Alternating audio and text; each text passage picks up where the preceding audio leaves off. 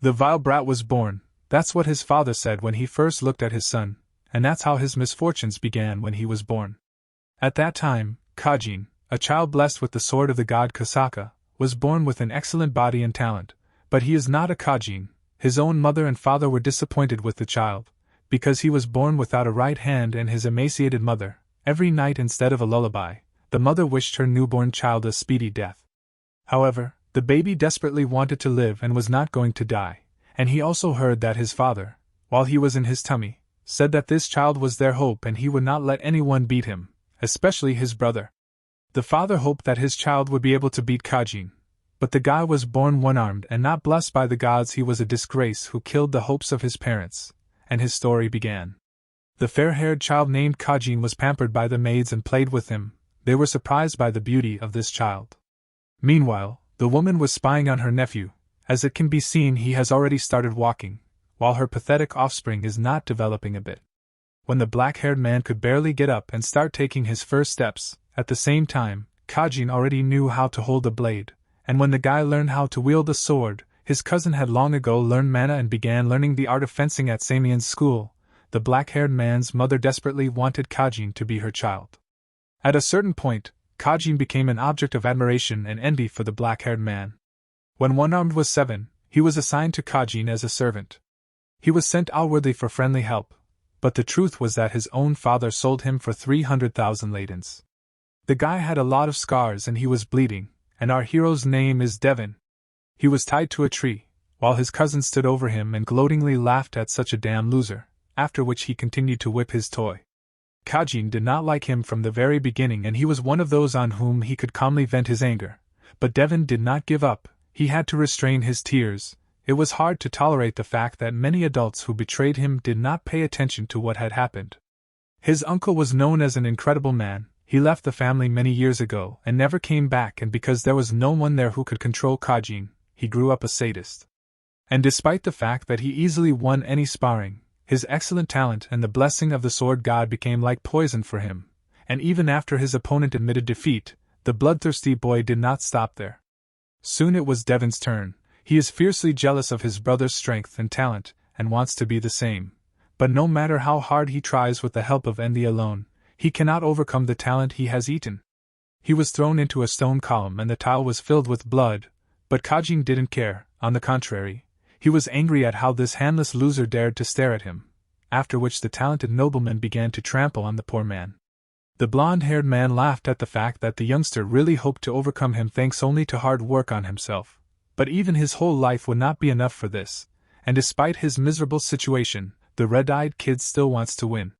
Although his dreams were unattainable just by hard work, unlike his brother, he is not going to become lazy like Kajin. The blonde brother began to indulge in alcohol, girls and drugs, but despite this, the black-haired one still could not beat him. However, the Berserker is going to surpass his Lemite and defeat his brother. The Colosseum is the arena of life and death. The two brothers fought once again. Kajin throws the kid away, but he is not the same as he was before. Daven uses his skill and cuts the arena in half. Because of the dust that had risen, the blonde-haired man was put in a difficult position. No matter how hard he tried, he could not see his one-armed partner, but Daven was not in the smoke at all, but from above. Kajin managed to react to this attack and block it with his sword, after which a huge explosion was heard in the arena. Those present were amazed. The one-armed Daven defeated the assault sword of Kajin. Up to this point, the official score of the warrior was to win 1 duel and 21 defeats, and now, when he turned 29 years old, he was able to defeat the one he envied the most in the world. In unofficial duels, he lost countless times, and many people told him to give up every time he lost. They made a mockery of him when they themselves were talented idiots wasting their time, but despite everyone he won. And now the Trubins were raising the name of a new hero. Daven is interested in his talented brother. How long did he think that he would always be the strongest? However, the defeated Kajin could not accept defeat from some loser. It kills his self-esteem. The black-haired fighter, who was standing, recalled the words of his own parents. They wanted him to be the same as his cousin, but if he really had such a talent, he would not have thrown him out into the air, as Kajin did. At this moment, the blonde boy could not stand the moralizing from the loser and his eyes were filled with anger. The warrior continued to chastise the loser. because he would not have led such a dissolute life and was not a pathetic coward. After he finally won, he turned around and walked away from the arena, because that was the end. With the end of his life, the cowardly Kaijin pierced the guy from behind. The audience was shocked, because the famous Kaijin was so low that he attacked from behind, but Daven was not very surprised. His brother remained vile until the very end. But despite this, the red-eyed guy did not regret his fate for a moment, although it hurt, but still he was happy that he finally defeated Kaijin, and it looks like he should not have lived.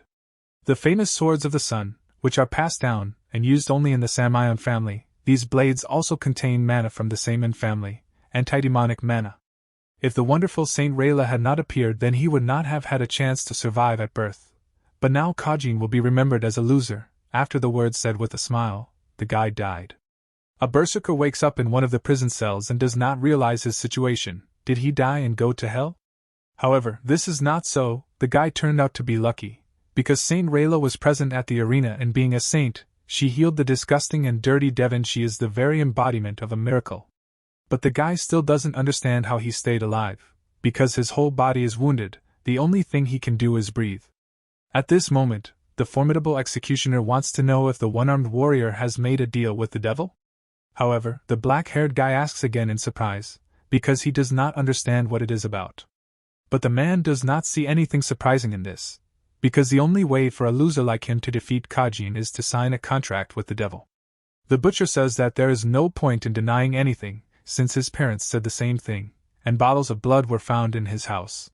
And it became clear to everyone that he was a demon who sacrificed 300 innocent children in order to become stronger. After that, the masked bully declares that the young Mr. Kaijin cried after he had to stab his beloved cousin and friend in order to preserve the honor of the family and protect the city from the demon. After hearing the nonsense, the guy just laughed. Even though he defeated Kaijin, he could not overcome the Samion family, and as one could understand, they chose a blonde talent instead of him.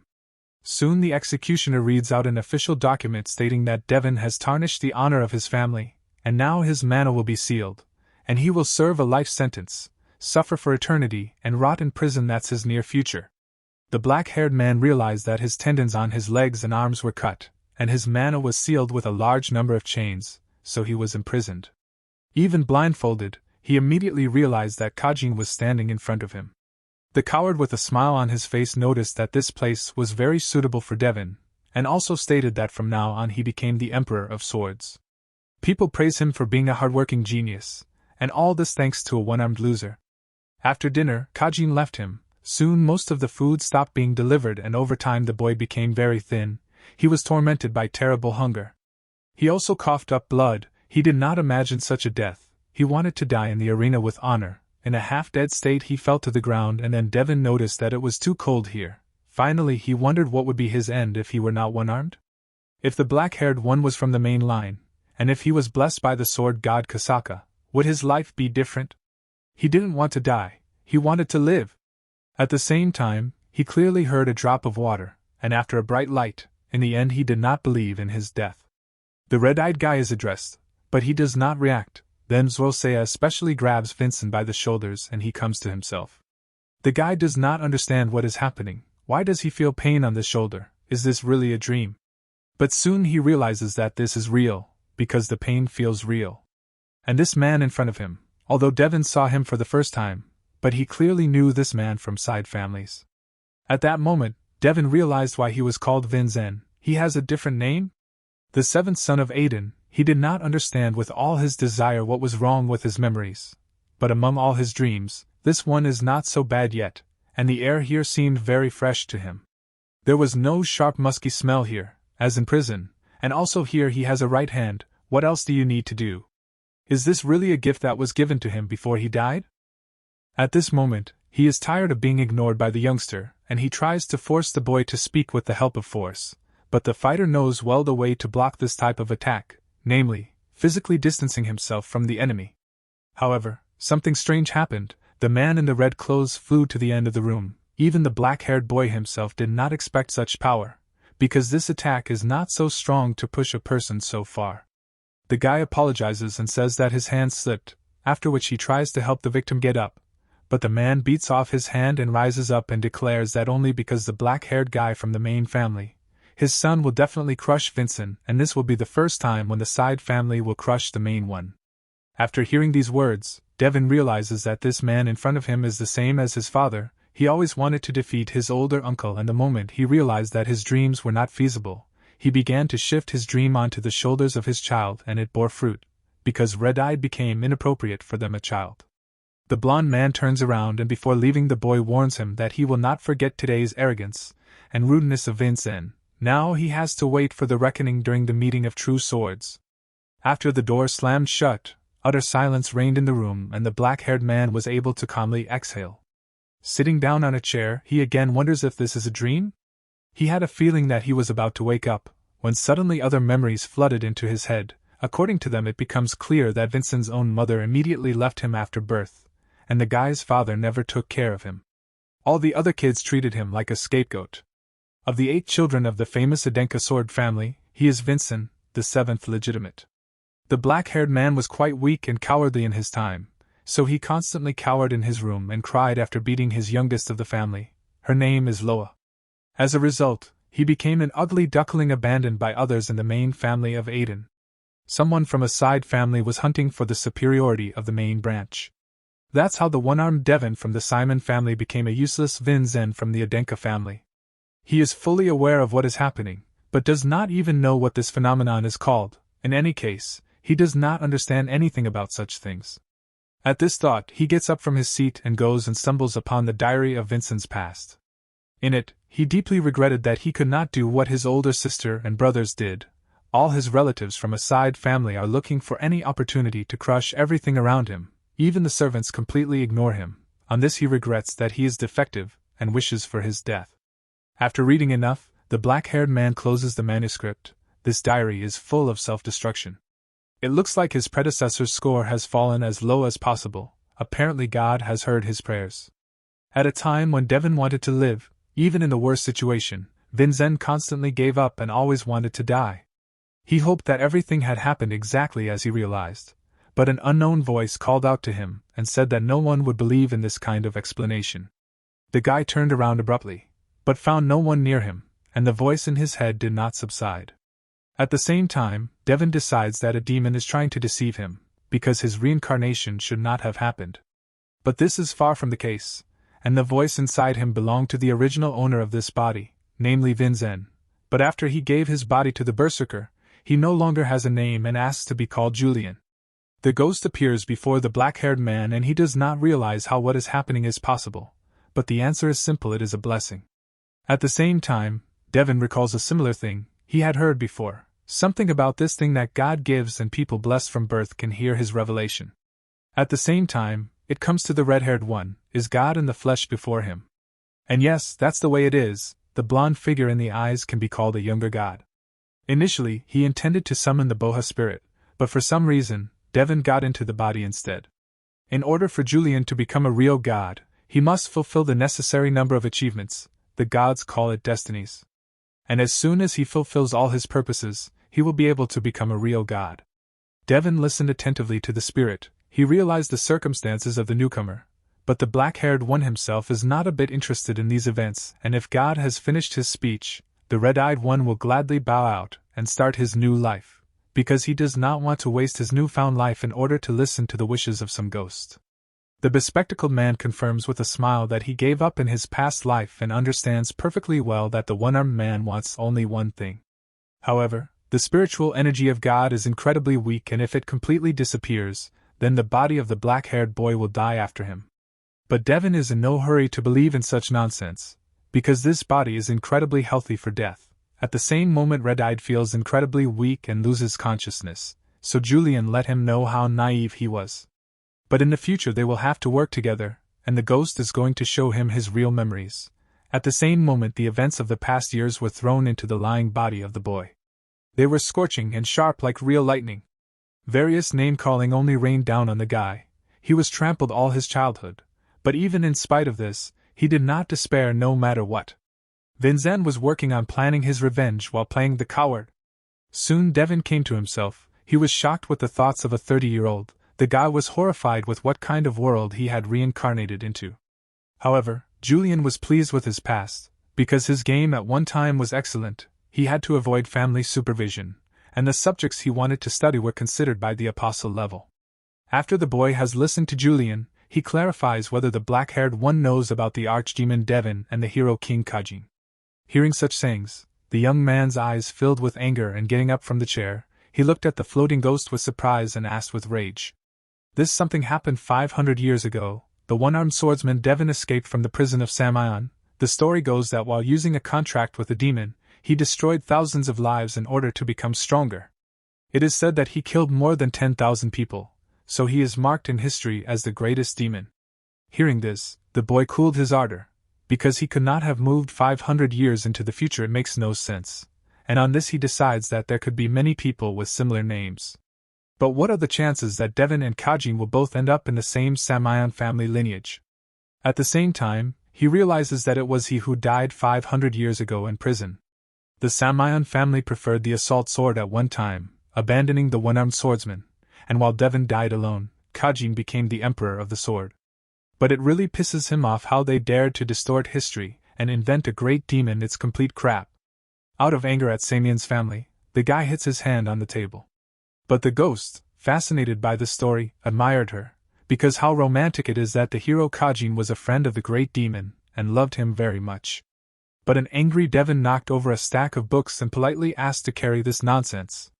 However, Yulion did not understand why the youngster was angry, and the black-haired man in a fit of feeling announced that the whole story was a lie.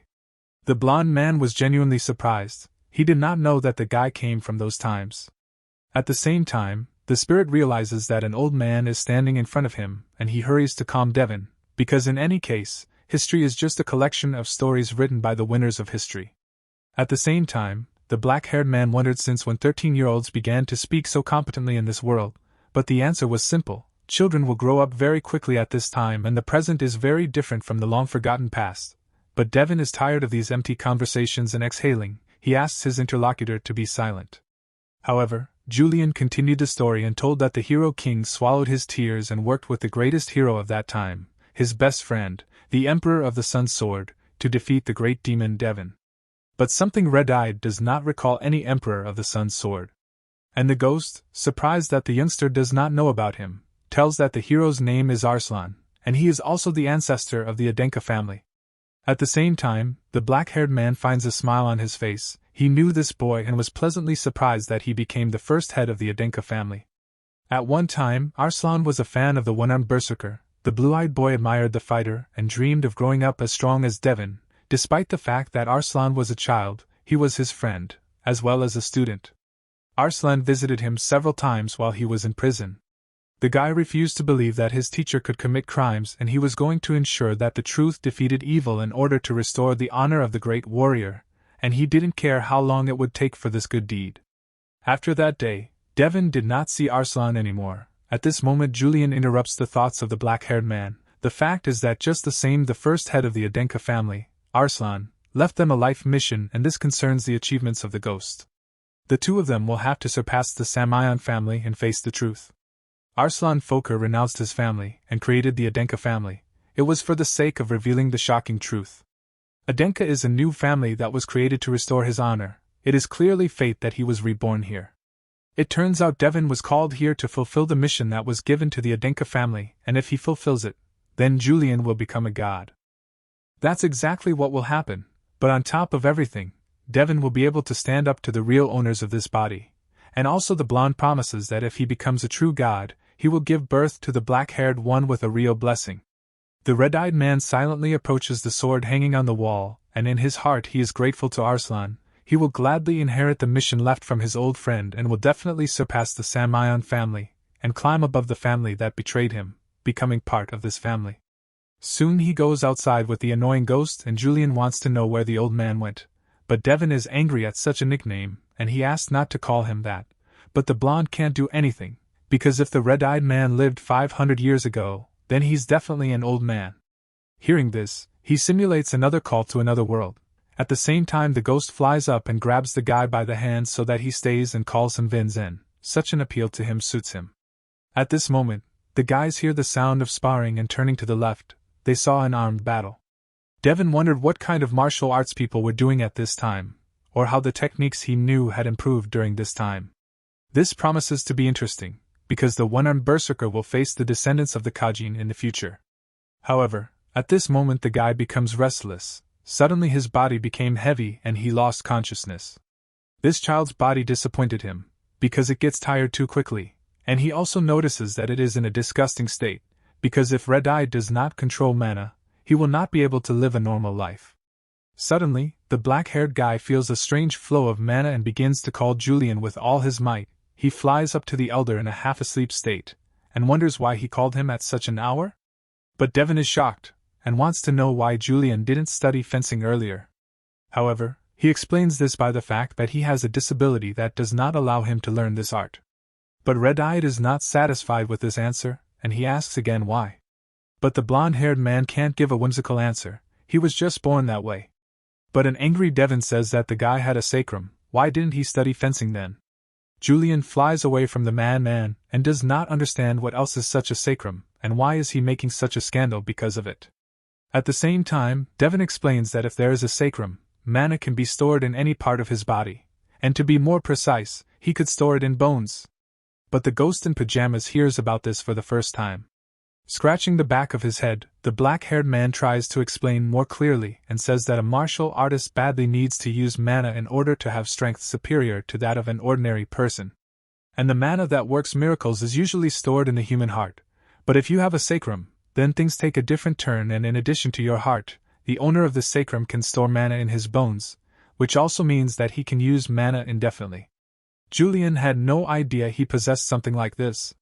But Daven is afraid that his ghostly friend did not understand the importance of the sacrum, because the well-known bastard Kajin, whom everyone calls the Hero King, also had a sacrum.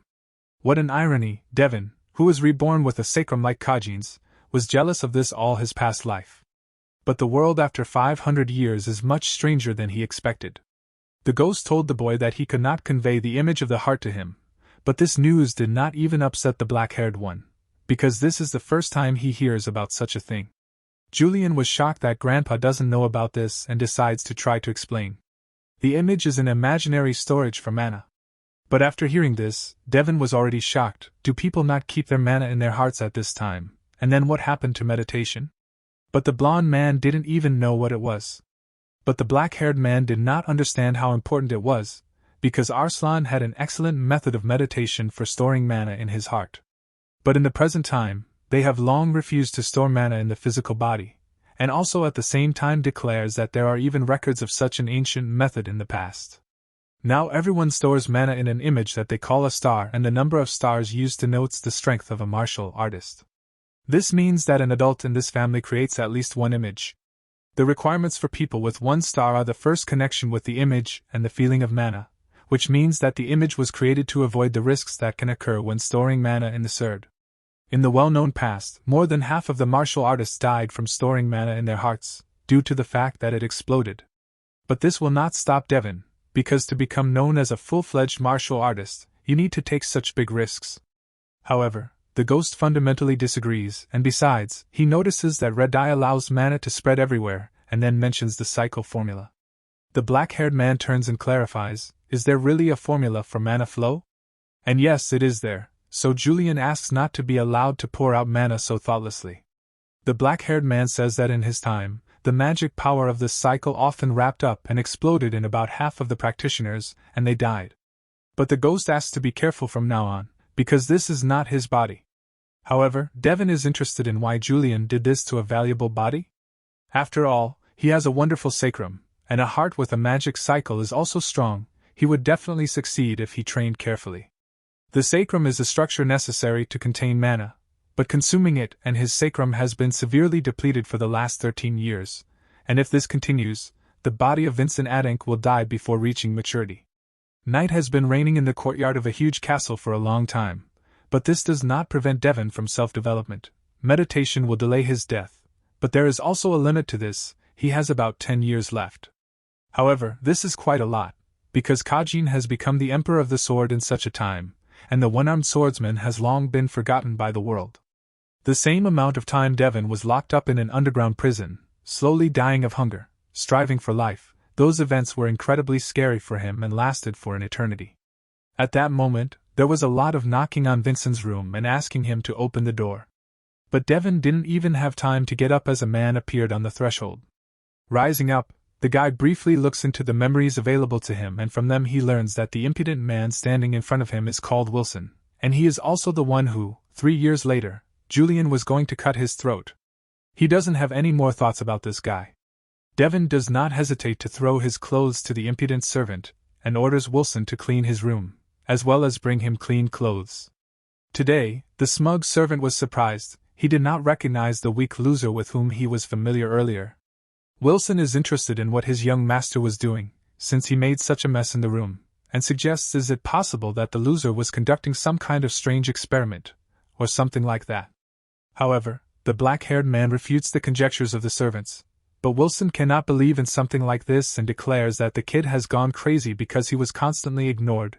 The youngster must have studied dark magic or something worse, and he is going to report this to the general manager, and also the head of the family. But Daven listens to these threats only with a smile on his face, because it is rare to see a gentleman who will be so polite to such an impertinent servant. It is quite amusing for the black-haired descendant of Aiden to observe that Wilson continues to insist that his master has refuted him, and also he dares not to listen to the orders that he gave personally. Although he gave more tasks than usual, but the work of the servants is unconditionally to fulfill the requirements of his master.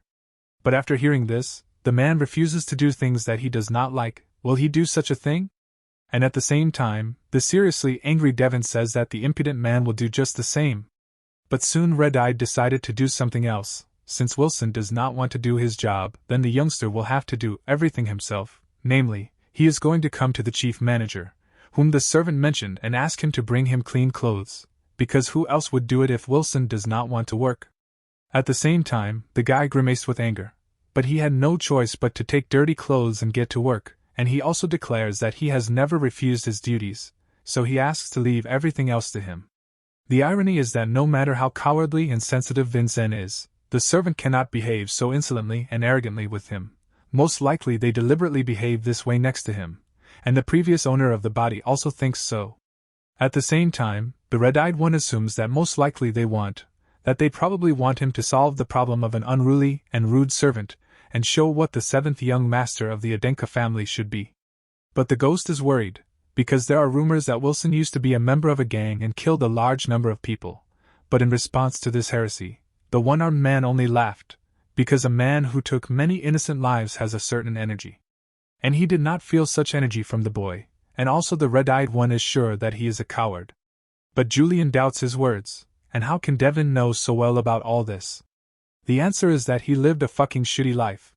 Hearing such words, the ghost was horrified. Did he really summon someone scarier than the spirit of the king? Soon Wilson came into the room. He was carrying clean clothes for his master, and he also wondered if he liked his cleaning, and also asked not to turn the room into a battlefield anymore. And David promises to do just that, and he also thanks the guy for cleaning. Wilson notices that the loser becomes more obedient. But at the same moment the red-eyed man asks the servant to bring him a wooden sword about 1 meter long, and it should also weigh about 500 grams and consist of ebony. But the arrogant Wilson asks what will happen if he refuses to do it? But there's nothing to be done. Apparently Daven will have to go himself again, and the guard who asks why the gentleman came in person, to say that his personal servant refused his duties. Wilson should know like no one else that the guards of the storerooms are outstanding martial artists, and they are also very loyal to the direct descendants of the family. The confused guy asks why the youngster is behaving like this again and grabs him by the shoulder, but at the same second he finds himself lying on the ground. Daven apologizes for this. He has bad memories of being attacked from behind, so he reflexively knocked over the boy and asks him to remember this lesson well. But in fact, even though his words are loud and cool, but his whole body screams in pain because of such an unusual load for him. But he tries very hard to keep his bold image and not show it. Meanwhile, Wilson curses his master with all his heart behind his back. But Daven notices this and asks the servants if he wants to say something. But at the same second the boy shrinks and becomes an obedient dog who asks the parameters of the desired sword. Soon a guy with a wooden sword in his hands goes to the young master's room. He promises himself that next time he will not lose to the youngster, and show him all his greatness. The guy imperiously shows the right thing to his master, but does not hurry to give it away. Then the red-eyed decides to tell him a short story, namely, He says that among his acquaintances there was a man without a right hand and it was very difficult for him to live without it, and in the end he met a very terrifying end. The servant took the hint, and immediately stood up in a venerable stance and hurried to hand the weapon to Daven, but in his heart he cursed himself for bending under the loser, after which he bowed out and left the chambers of the seventh descendant. Now the black-haired man was left alone with a wooden sword, and this is a great time for his little training. A blow is struck at the target. The red-eyed one went to the training ground to practice. Parent knew that this body was incredibly weak, but he did not expect that he would be so tired after a few swings of the wooden sword. He is aware that he has a long way to go, but he likes this feeling. Daven was born to become a martial artist. At this moment, the target falls apart in front of the guy. The blonde scoundrel apologizes for this, and says that he did not notice because of such weak mana that someone is training here, and the name of this blonde scoundrel is Reven. At this moment, Julion's voice rushes through his head, telling him that this kid is his very distant relative, and he is also one of the candidates who has every chance to win at the next meeting of True Swords, and he also reminds Daven that he has already met his father. Finally, a ghostly voice warns the boy that he should be careful, because Reven is a rising star among the heirs of offshoot families. He is the best among the children of the 13-year-old age in the Adenka family. The kid in the red robe finds out that he has to fight at the meeting of True Swords. Then he will have to fight with Vin Zen, and here he is to measure his strength, as well as to train. And again, Red Eye hears about the meeting of True Swords. This is a competition where children from families associated with the Adenka family and practitioners of martial arts gather to fight with real swords. While there is no age limit, but usually people participate in it from the age of 14, the winner of this competition is given a chance to come together in battle with the direct heir of the Adenka family, and most likely the heir who will fight against the winner of the meeting of True Swords will be Vincent, because he is useless, and the weakest among the direct heirs.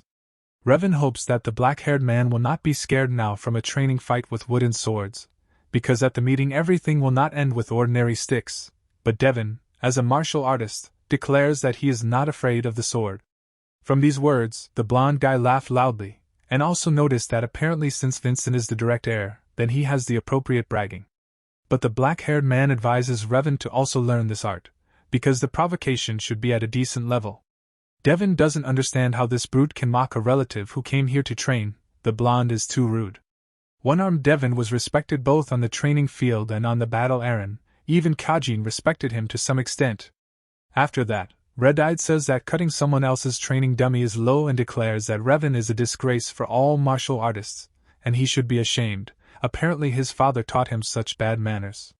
The blonde man successfully fell for such a simple provocation and emotionally put a sword to Daven's neck, after which he declared that he decided not to forgive the black-haired man after the moment when he dared to insult his father.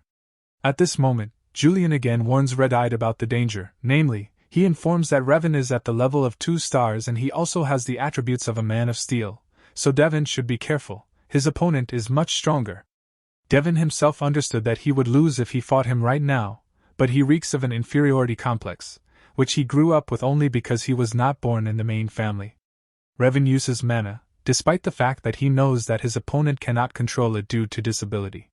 His father does not behave like an adult, and his son is not familiar with the etiquette of martial artists.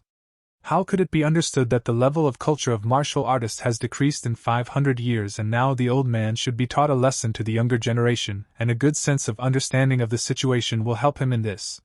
Daven put a sword to his opponent's face and said that in his time, such an impudent man in a red robe would have been beaten by the older families.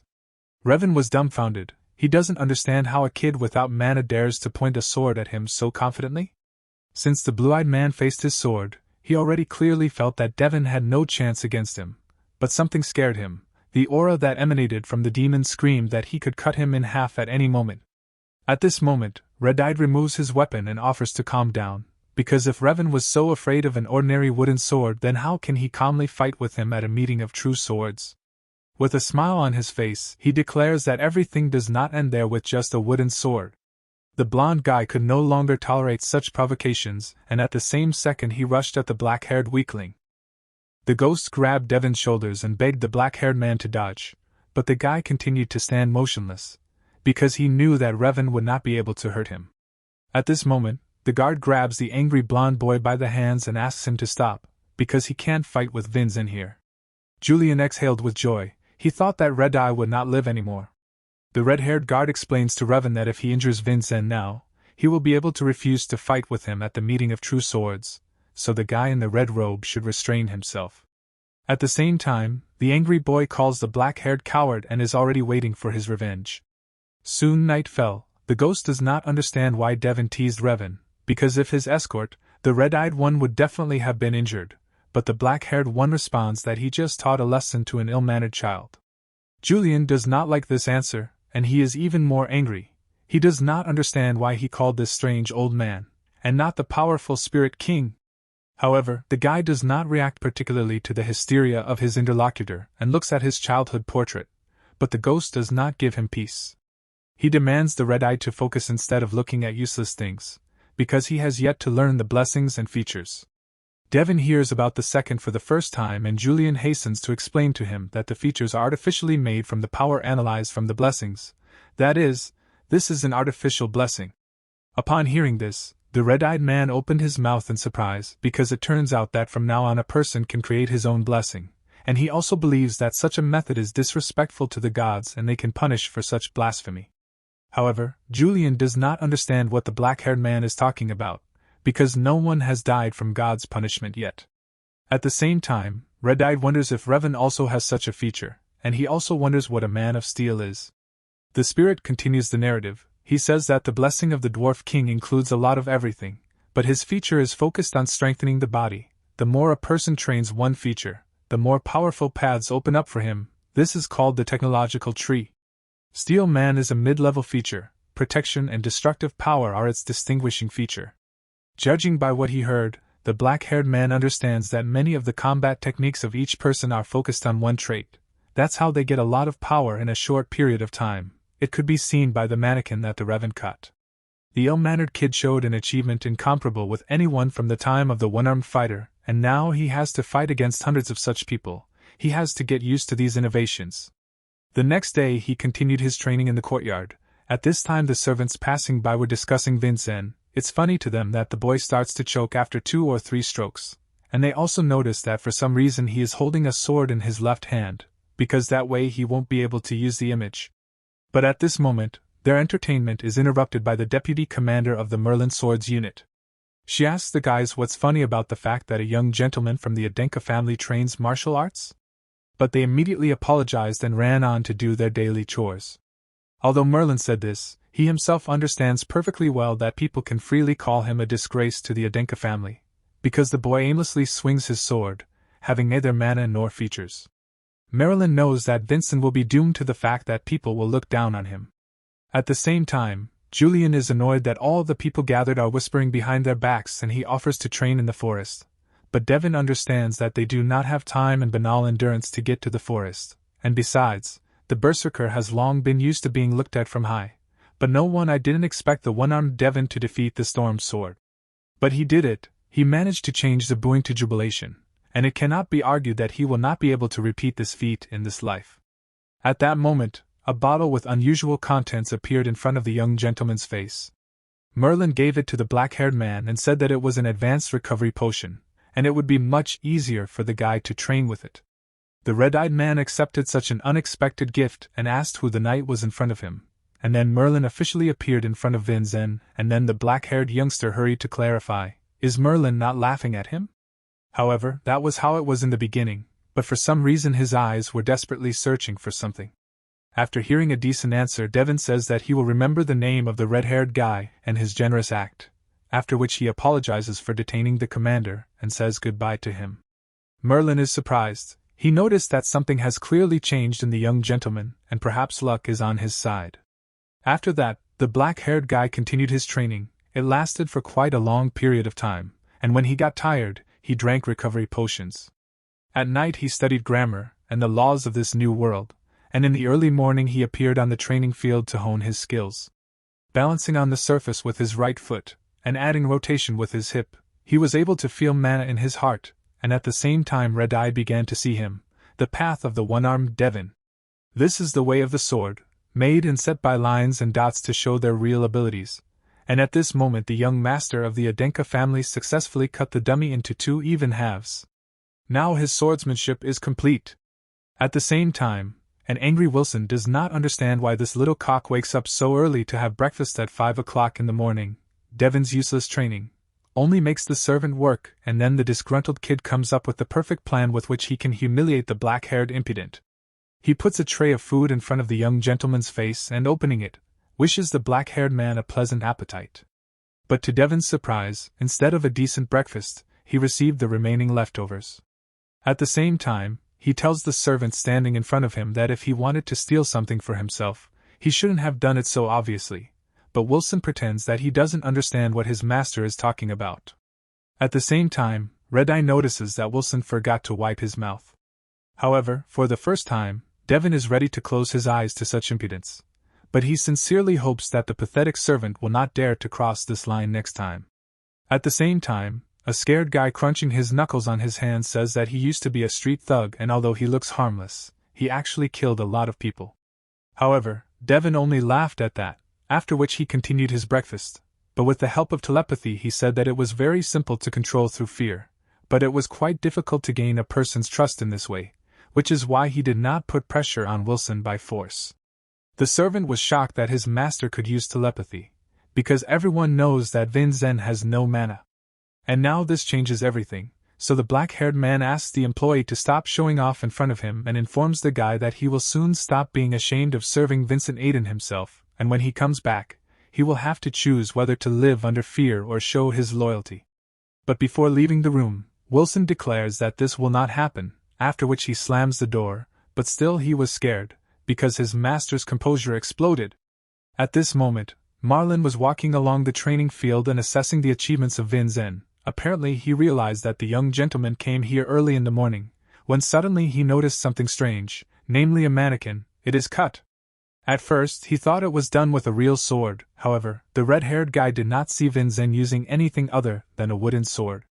After feeling the surface of the slice, he was greatly amazed, because such progress is impossible in just a few days.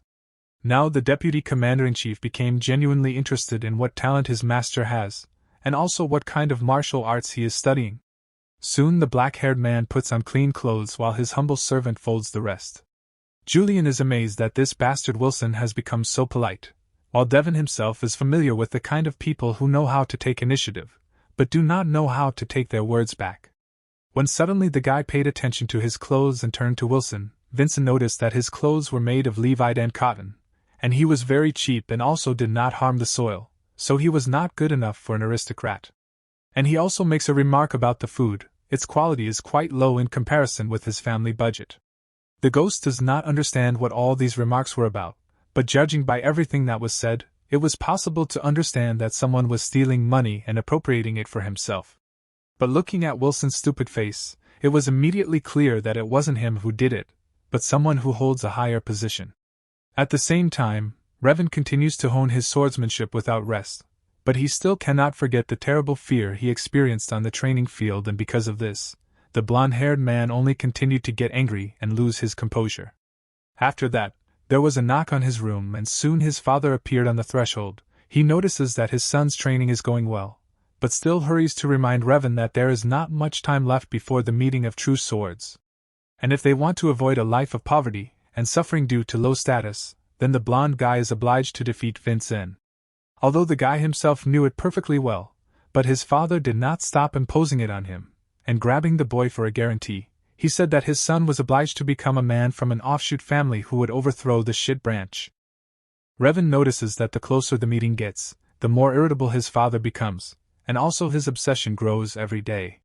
The guy understands perfectly well that if he can defeat this old bastard, then he and his family will be able to return to the old days. Soon Yulion brings Daven a strange book and informs him that it contains all the information about the participants of the meeting of true swords. The red-eyed man hurried to scroll through the book, and yes, he was convinced that it was not just their personal information, but also the techniques they use, as well as their habits. From such a guy went goosebumps, and he filled up the ghost with a fasting maniac, but he considered it a kind of compliment. Soon Daven clarifies about Julion's plan, namely, earlier he wanted to make a bright debut at the meeting of true swords by taking the power of the Spirit King. The ghost confirmed that everything was exactly as it should have been. Then he would have been able to get the miraculous stone, this stone, the crystallized mana bestowed on the champion. If you absorb it, then the body and mana will become stronger in an instant, which is why it is called miraculous. Judging by the passion of the story, we can say that the ghost desperately wants to win, but Daven cannot afford to lose, because then he will be disgraced as a martial artist if he loses with all the advantages that he has in this life. And then getting up from the table, he promises that even though he is not the spirit of the king that Yulion wanted to summon, he will definitely give him a much more significant victory that the spirit of the king could never provide. After that, the young gentleman rings the silver bell and immediately a breathless Wilson runs to him and asks what his master wants. At the same time, the black-haired man announces that he wants the guy to do something for him. Soon Wilson opens the door and asks permission to come in. The head chamberlain of Rails was sitting in the office. Looking at the careless servant, she asked what business he came to her. But Wilson could not utter a word. He was pierced with fear from head to toe, which was expected from a 7-star martial arts master. She is frightening. Soon he came to his senses and conveyed the words of his master, namely, his young master Vincent asked the head of the family to attend the meeting of True Swords in person and said that he was going to prove his worth as a member of the main 7 of Aiden. But the girl did not tolerate such insolence, and said that the head of the family had never attended the meeting of the True Swords, because he had neither the time nor the reason for this. At the same time, Wilson, as his owner said, replied that for this service, embezzlement of funds from the family budget would be forgiven. And the servant asked to make possible what is impossible. The girl asks again what the guy in front of her said, but Wilson was confused and quickly justified himself, because these are the words that the young gentleman asked to convey. After listening to all this, the woman said that was enough and asked the man to leave, after which she thought, because the guy could have come himself. But no, it would be even more effective if he personally started threatening her. Apparently he deliberately sent Wilson to show his authority. And apparently he fully realized her intentions. A gray-haired man was sitting in one of the rooms. Great strength was flowing out of him, when suddenly he stopped his training and turned to the woman behind him. Railsa arrived at Vincent's father, and announced to him that the young master had invited his father to a meeting of True Swords. But the old man does not understand why Railsa acts so stupidly and assumes that age affects her, after which she asks to stop such senseless behavior. However, the woman does not give in and says that Vincent promised to prove his worth as a member of the main family of Aiden. But these words confuse the man, and he asks Railsa herself if she thinks that the youngster is experienced enough to talk about the value of his pedigree. At the same time, the girl bows humbly and says that she does not think so, but that is why the young gentleman promised to show his value. After that, she continues to ask her master to come to this event and promises to be his notary. And she also understands the price of her actions, and if the young master cannot prove himself, then she will gladly give her head to be cut off. But the man sincerely does not understand why she does this. At the same time, Railsa announces that young Mr. Vincent took advantage of her weakness. The father wonders if he really took advantage of the fact that the girl was stealing money from the budget. These words shocked her, because since when did her master know about this? At the same time, the man said that he knew about it. She had been doing this for a long time for the benefit of Vincent, because she intended to use this money for his future. She apologizes for this brazen act, but the man says that he has no reason to interfere, because to tell the truth, she is not his servant, but that woman. Nevertheless, such a method is really in her style, expressing her intentions to her father without losing part of his dignity. It can be seen that he really is Sarvana's son.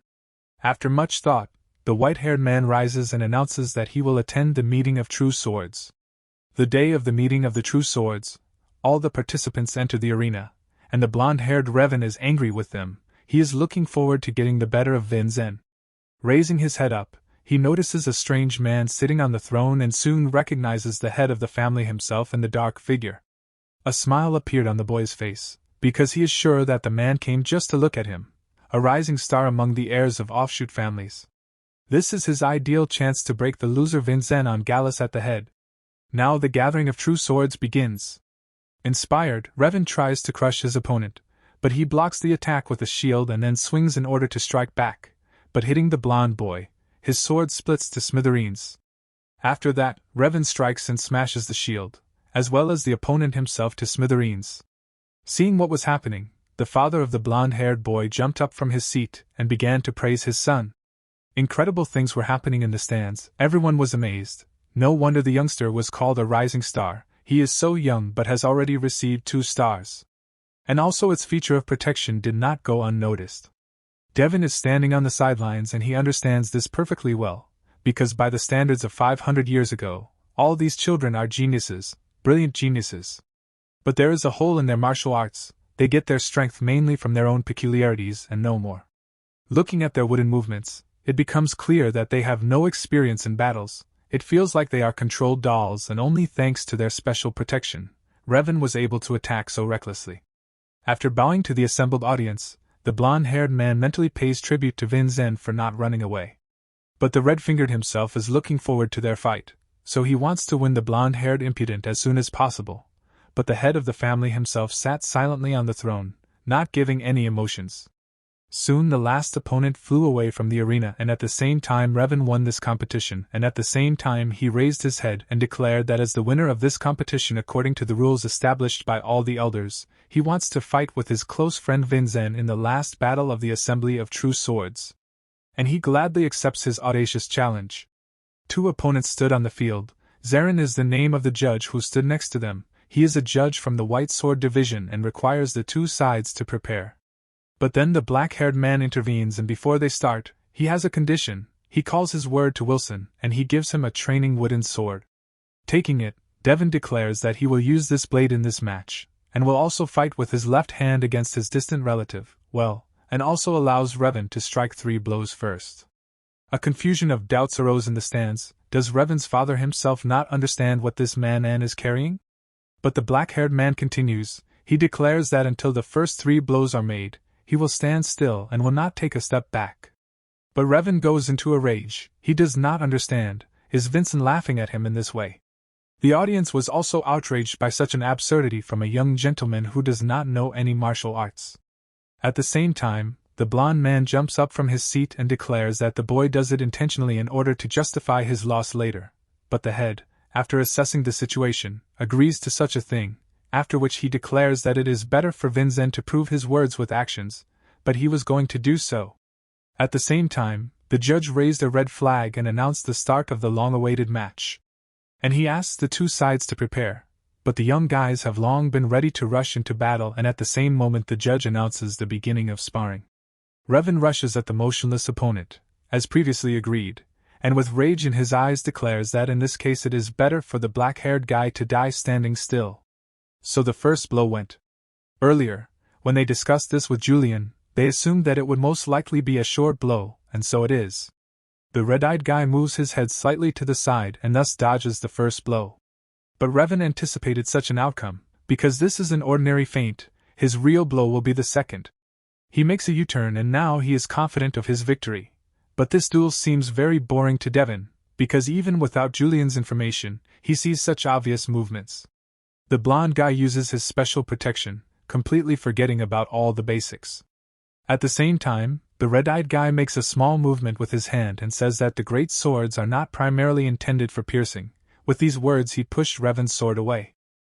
The blonde-haired boy could not believe his galluses, because Vincent reflected his sword with his bare hand, and to see the direction of his sword you need to be several levels stronger than him. Now the black-haired man recalls that 2 attacks were committed, only the 3rd remained. And the guy in armor, having lost his composure, thoughtlessly strikes the next blow, but Daven grabs the ill-mannered youngster by the hand and makes a small cut, after which he knocks over the insolent man. This was the 3rd blow of Revan. Now Daven is going to keep his promise to Yulion, as well as the promise he made to his father. Now it's his turn to attack. All those present were shocked by the sight they saw.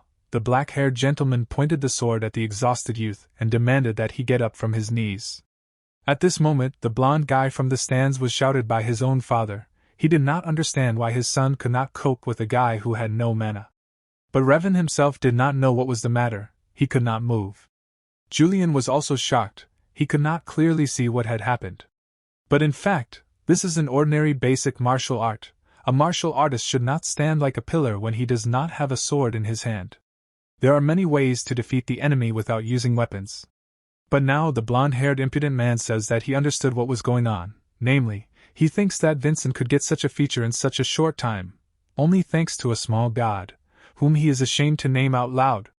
Yulion took these insults badly, but Daven remained calm, because if Revan is so calmer from this thought, then let him think so.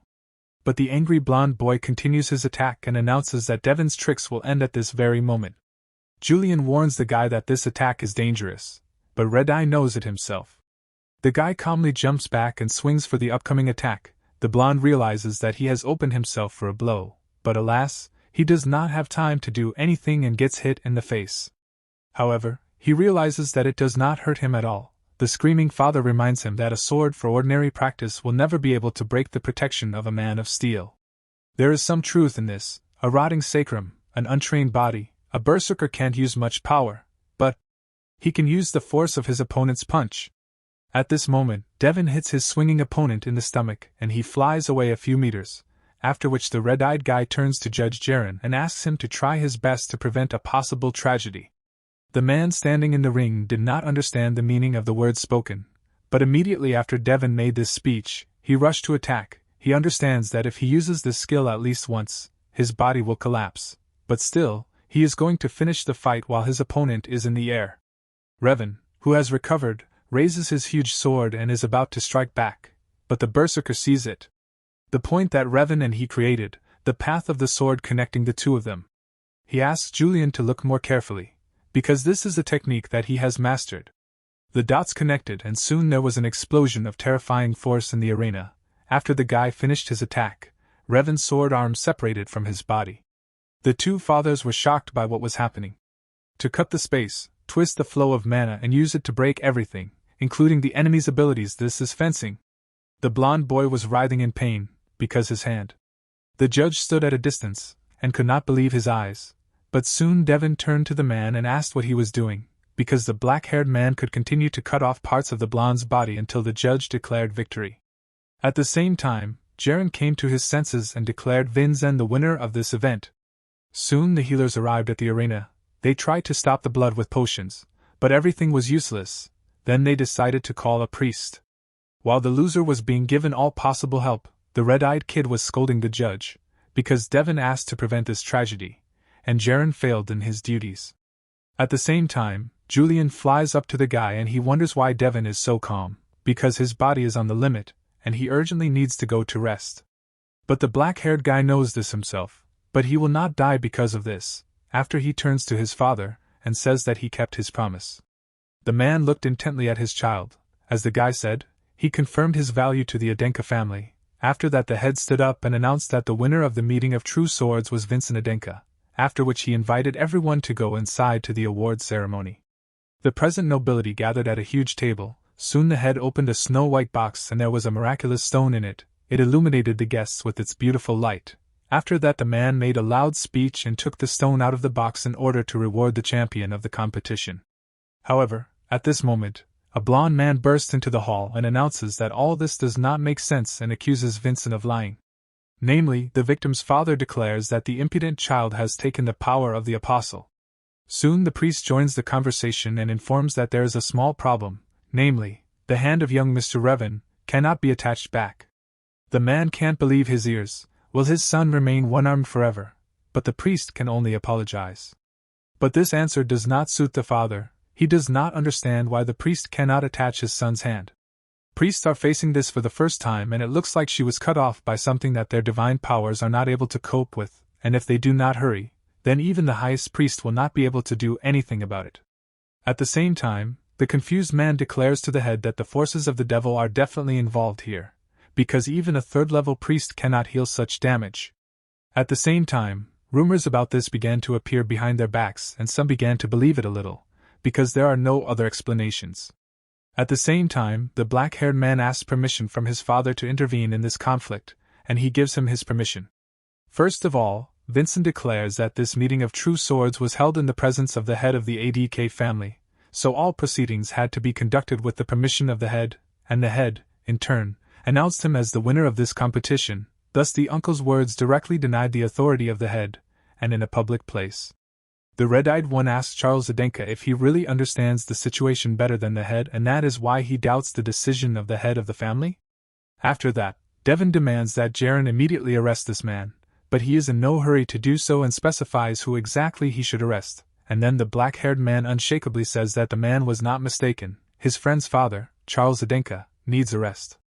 But when Charles heard such nonsense, he was outraged, because even if the boy is the direct heir, but how dare he do that? The red-eyed man gave a firm answer, namely, "Is it not enough that the blond man doubted the authority of the head? Is it not enough?" After that, Jaren agrees to carry out his order and immediately binds the criminal. But the man fundamentally disagrees with what is happening. Then the head himself addresses him. The gray-haired man asks that Charles really does not realize he is in great debt to Vinzen, because in the family of Adenka to punish a person twice for one crime, and if the black-haired man would not have tied up the man, then he would have to face the punishment of the family, and it is much more serious. Therefore, the head of how the father recommends Charles not to open his mouth anymore, and he humbly accepts this parting word. After that, the father praises Vinzen for a wise act. Yulion was pleasantly surprised, because the head very rarely praises someone. At this time, the blonde-haired boy continued to suffer from unbearable pain. The priest tried to do everything possible, but it was not enough, and says that at this rate the Revan will remain a cripple forever. At this moment, a ghost flies up to Vinzen and offers him something. After listening to his idea, he asks again, but Yulion is sure that this act will definitely turn in their favor, so Daven agrees to do as his flying friend advised him. The guy turns to the priest and asks if he can return the boy's hand if he uses a miraculous stone? But the man didn't even know what to answer, because this is a precious treasure that was a reward for the competition, and now the kid asks to use it? Judging by the reaction of the priest, the red-eyed one guesses that it is possible to return the hand with the help of this object. Turning to the head, the black-haired man announces that it was he who cut off the boy's hand, so he should put an end to this situation. The head leaves everything to his son. But before helping, the guy approaches Charles and explains the situation, namely, tells the man that Revan Adenka mocked him and made fun of him on the training field. After hearing this, the man does not hesitate to apologize for his son's behavior, and blames himself for everything that happened, because it was he who taught his son badly. But Daven is not satisfied with this state of affairs, because all words must be proved by actions. He takes the sword from the scabbard of the guard present, and immediately frees the man. The guy demands that Charles show remorse worthy of a martial artist. At the same time he gave the miraculous stone for the treatment of Revan. But the man does not understand what exactly the boy wants, and then the red-eyed demon declares that an eye for an eye, a tooth for a tooth, and for the sake of the right hand, he also needs someone's right hand. The red-eyed man looked at the victim and realized what a loser he was, because although the kid was in wild pain, he was fully conscious, and even so he is silent about this situation. Apparently he has no conscience at all. At that moment, the father of the insolent man resigned himself, and decided to sacrifice his hand. It was scary. It was obvious from the man that he loved his son. For his sake he was ready to cut off his hand for him. At the same time, the desperate man swung and screamed fiercely. But Daven had previously told Zarin to prevent any accidents, and Charles's sword shattered into small pieces without touching his right hand. The terrified man breathed a sigh of relief, just like Zarin. Daven himself asked Charles to use his courage for the best case next time, after which the red-eyed man sits down on one knee in front of his father and reports that the problem has been resolved. At the same time, the gray-haired head praised his son again, and soon the black-haired one handed the miraculous stone to the priest, and also asked him to hurry, because every second counted. A guy in a white robe took an unusual artifact in his teeth and began to pray to the goddess of healing Guy to show mercy to the injured Revan, and after finishing the prayer, he cracked the stone and a miracle happened. The hand of the blonde youth returned to its place. Seeing the successful treatment, the worried father sobbed from the account. The guys certainly felt sorry for the miracle stone spent, but it was worth it. But Yulion can't stop regretting it, because this item could help even with mental problems. At that moment, Wilson was standing outside the gate. He overheard everything that was happening and then realized how cool his master was. Remembering the black-haired man's previous warning that sooner or later Wilson would have to make a choice, the servant chose loyalty, because it's much cooler. By evening, an enthusiastic Wilson came into Daven's room. He warned his young master that he would soon start cooking dinner. The ghost was surprised by such actions, but the Berserker reminds that Yulion himself wanted the guy to recognize him as a master. But exhaling the spirit, he said that he wanted much more than that. There was a sudden knock on the door, and Yulion was surprised that the servant had prepared dinner so quickly. But it was not Wilson who came into the room, but the priest. The man in the white cape introduces himself as Daven, a priest of the goddess Gaia. Daven is intensely interested in why the priest visited him. But he just wanted to express his gratitude for the help, and then the blond-haired bespectacled man opened his mouth in amazement, because the priest held out a miraculous stone in his hand. The red-eyed man does not understand why the man is ready to give him such a valuable object, but the priest's answer is simple: this is a reward for such a noble act towards the young Mr. Revan. The man became a priest to help the sick go through all the hardships and return to his normal life, but today he could not help the young Mr. Revan. The priest doubted and compared the value of the miraculous stone in human life, and then, as if laughing, Vincent held out his miraculous stone. Therefore, the minister of the church is sincerely grateful to the black-haired guy, because with his help he was able to rethink his life. The red-eyed man declares that he did not do anything like that, and the priest realized everything on his own, but accepting the stone is a suitable way to pay tribute. The man thanks the young gentleman again and soon takes out something else, namely the temple tablet. With her help, he will be able to ask for help from the church, although the man hid the fact, but he became a priest of the second class. Hearing this, Yulion was even more amazed, but the black-haired man did not realize all the greatness of this achievement. At the same time, the ghost hurried to explain how awesome it was, because the second-class tablet allows almost everything, free use of the temple, as well as endless treatment. Soon the man in the white robe bowed and thanked the guy again, because he had learned a lot thanks to him, after which Daven said goodbye to the minister of the church.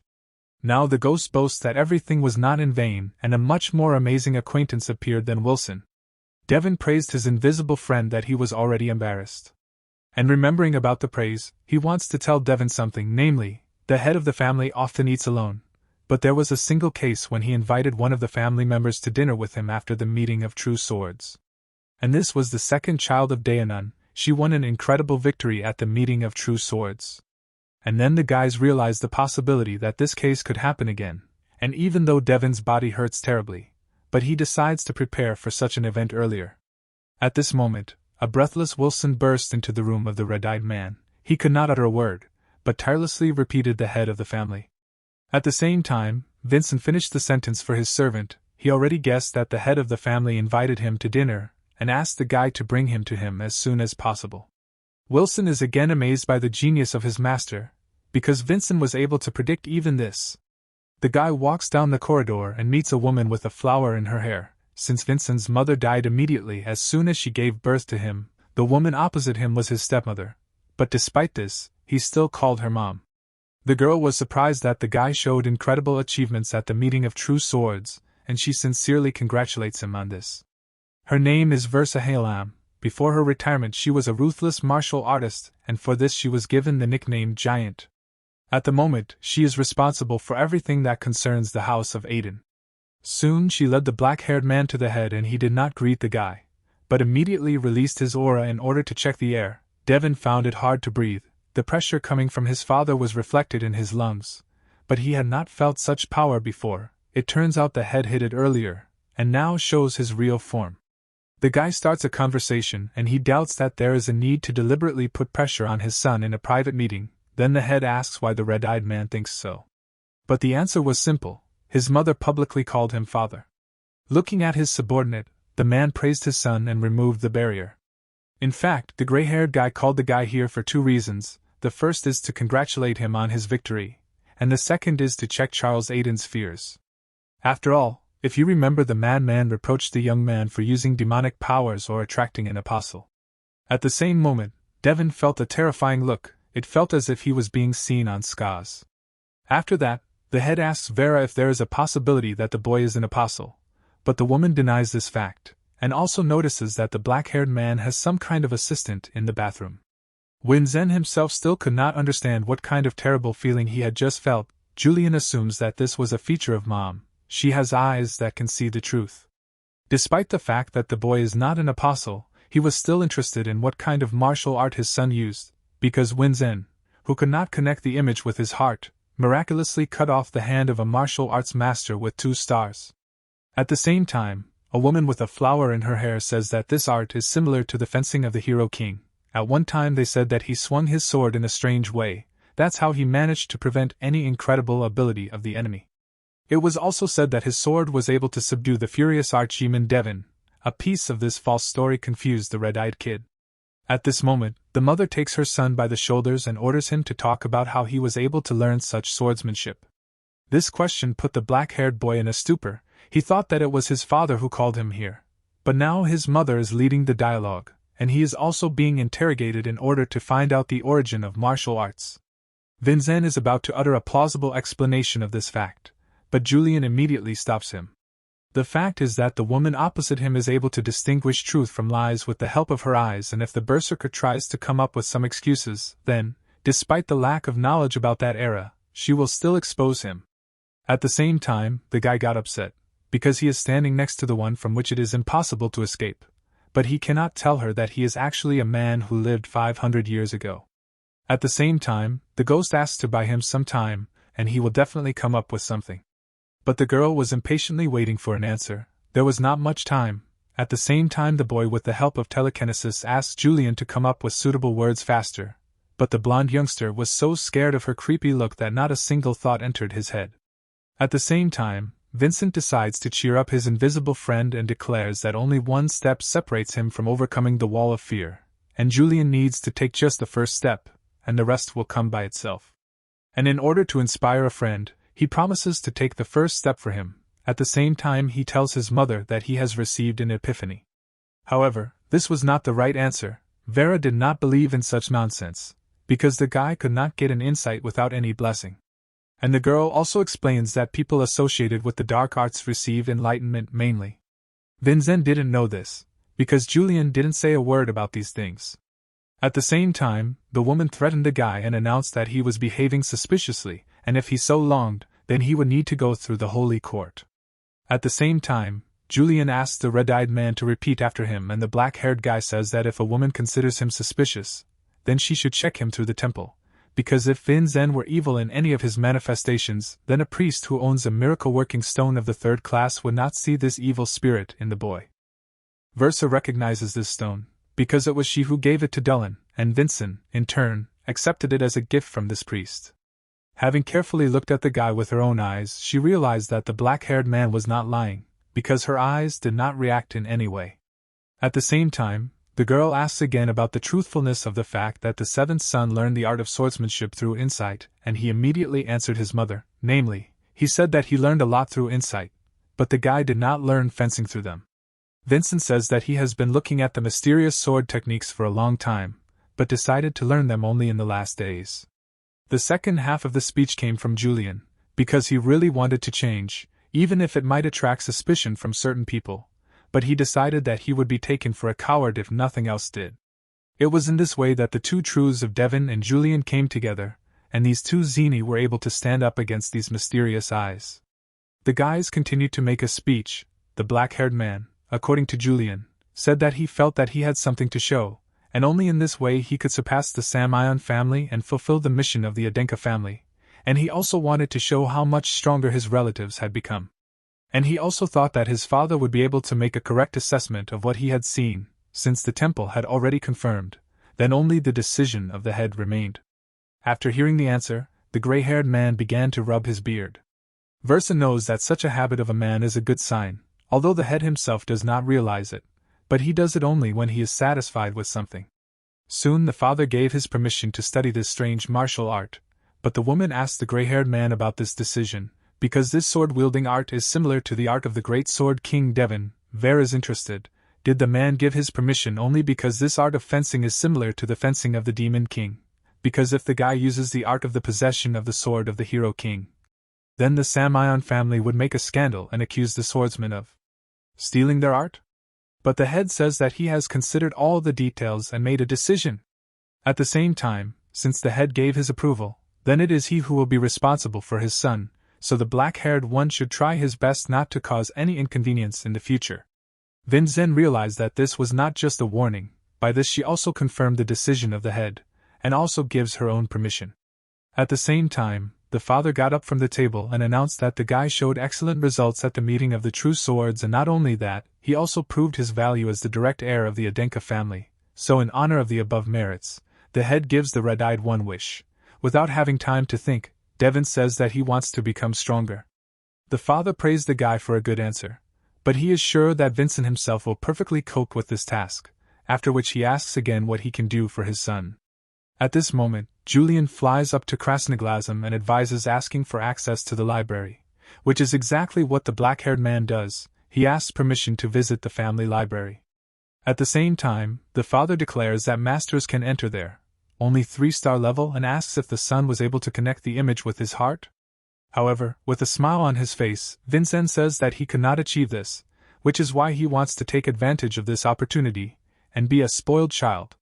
At the same time, the father grinned and allowed the guy to enter the library, which only 3-star martial arts maters can visit, and after that he asks his mistress to squeeze the Crimson Lotus and says that this is a reward for keeping a promise at the tournament.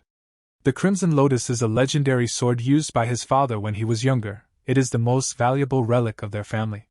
The guy himself notices that this is an incredible sword, because even though he is a lot of years old, but he still stands sharpest. After that Daven turns to Yulion, but he was in heaven with happiness. However, the black-haired man announces that only this success will not end. At first, the younger god was disappointed because he failed to summon the Spirit King, but now everything is different.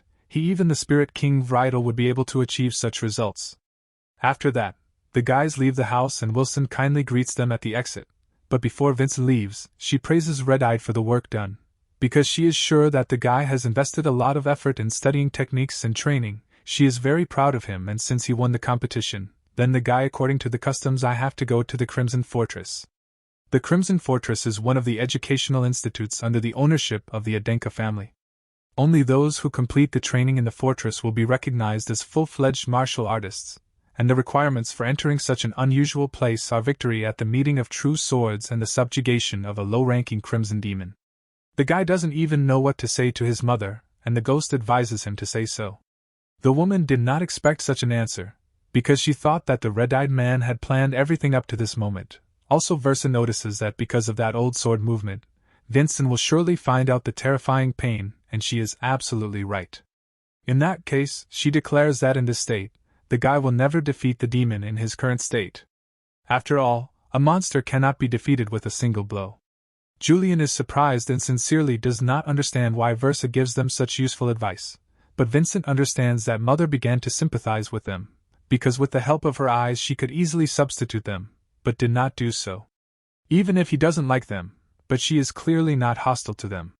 The girl wanted to continue the narration about the abilities of the Crimson Demon, but the guy interrupted her and thanked her from the bottom of his heart for the advice, after which he promised not to let down his mother's expectations and said goodbye. The girl was surprised by this act, because she wanted to warn about the peculiarity of the monster, but he just left without asking about it. Versa saw in him an amazing martial artist without a shred of fear. Her heart trembles from the upcoming results of this talent, and she also hopes that her friend Savannah, somewhere in the sky he watches his son, because today he made a big step as a martial artist. Wilson got up early in the morning and humming a melody hung up the young master's things. He was going to support his master today with all his strength. However, suddenly a powerful blow of the gods hits him on the head. The guy rubbed his head and did not understand what he did wrong this time. Sari appeared before him. She accused Wilson that he wanted to harm the young gentleman again, but the guy justifies himself, because as the girl could see, Wilson obediently performs his duties. Looking around, she really saw that the guy was working at everything. And the thing is that Wilson saw how much his young master had changed, so he, as his most loyal servant, also decided to change. But it's not that important. The maid is more interested in how is her young master? She never heard the rumors about the achievements of Red Eye. At this time, Winston and Yulion were able to get into the family library, but how many books they did not look at, they could not find a suitable one, and the black-haired man was furious because he did not find a single book with a record of the events that happened 500 years ago. And Yulion notices it too, because it is the books of this prescription that are missing from the library, and even if they found something, it would probably be only fairy tales about the Emperor of the Sword and the Great Demon. Although the ghost had predicted such an outcome, but it seems that someone deliberately erased the records of that time. After a little thought, Vincent decides to continue raising the level of his swordsmanship to defeat the Crimson Demon, and later he will be able to free his valiant name from the stigma of family shame. And since he can't achieve the image yet, then he needs a training technique. But at this time, the blonde-haired ghost was in stormy thoughts, because who is the person he called, the person who called Arslan a child, and also using the meth of the sword of the Hero King? Yulion directly asks the black-haired man who is he? The Berserker thought about it, because if he tells Yulion directly that he is a great demon from fairy tales, then obviously the blonde guy will be shocked. But after thinking a little more, Red-Eyed decides that it will be disrespectful to his friend Yulion, as well as the previous owner of the body sharing the same fate with him, and exhaling, he decides to reveal his identity. The ghost himself has already caught fire with curiosity. But as soon as the guy said that his name, at the moment of pronouncing these words, Yulion experienced severe pain and could not hear the identity, after which, covering one ear, the ghost asked to repeat again what Vincent said. And this time, a terribly loud sound rang in the younger god's head, as if someone was preventing him from learning the truth. The black-haired man jumped up and knocked over a stack of lying books. He was worried about his flying friend, but he said that everything was fine and now he asks not to repeat this speech anymore. He no longer has the desire to know who the black-haired one is. At this moment, Red-Eyed stumbles upon a strange book in a stack. It was called First Love at the Watermill. But it's strange why such a book was among the books on mana training? This is a family-run library and the chance that an ordinary love novel will get here is zero. After opening the book, the guys were pleasantly surprised. Someone kept a secret historical record in a hidden form. This is the truth of the past. But after scrolling a little more, the faces of both guys turned red.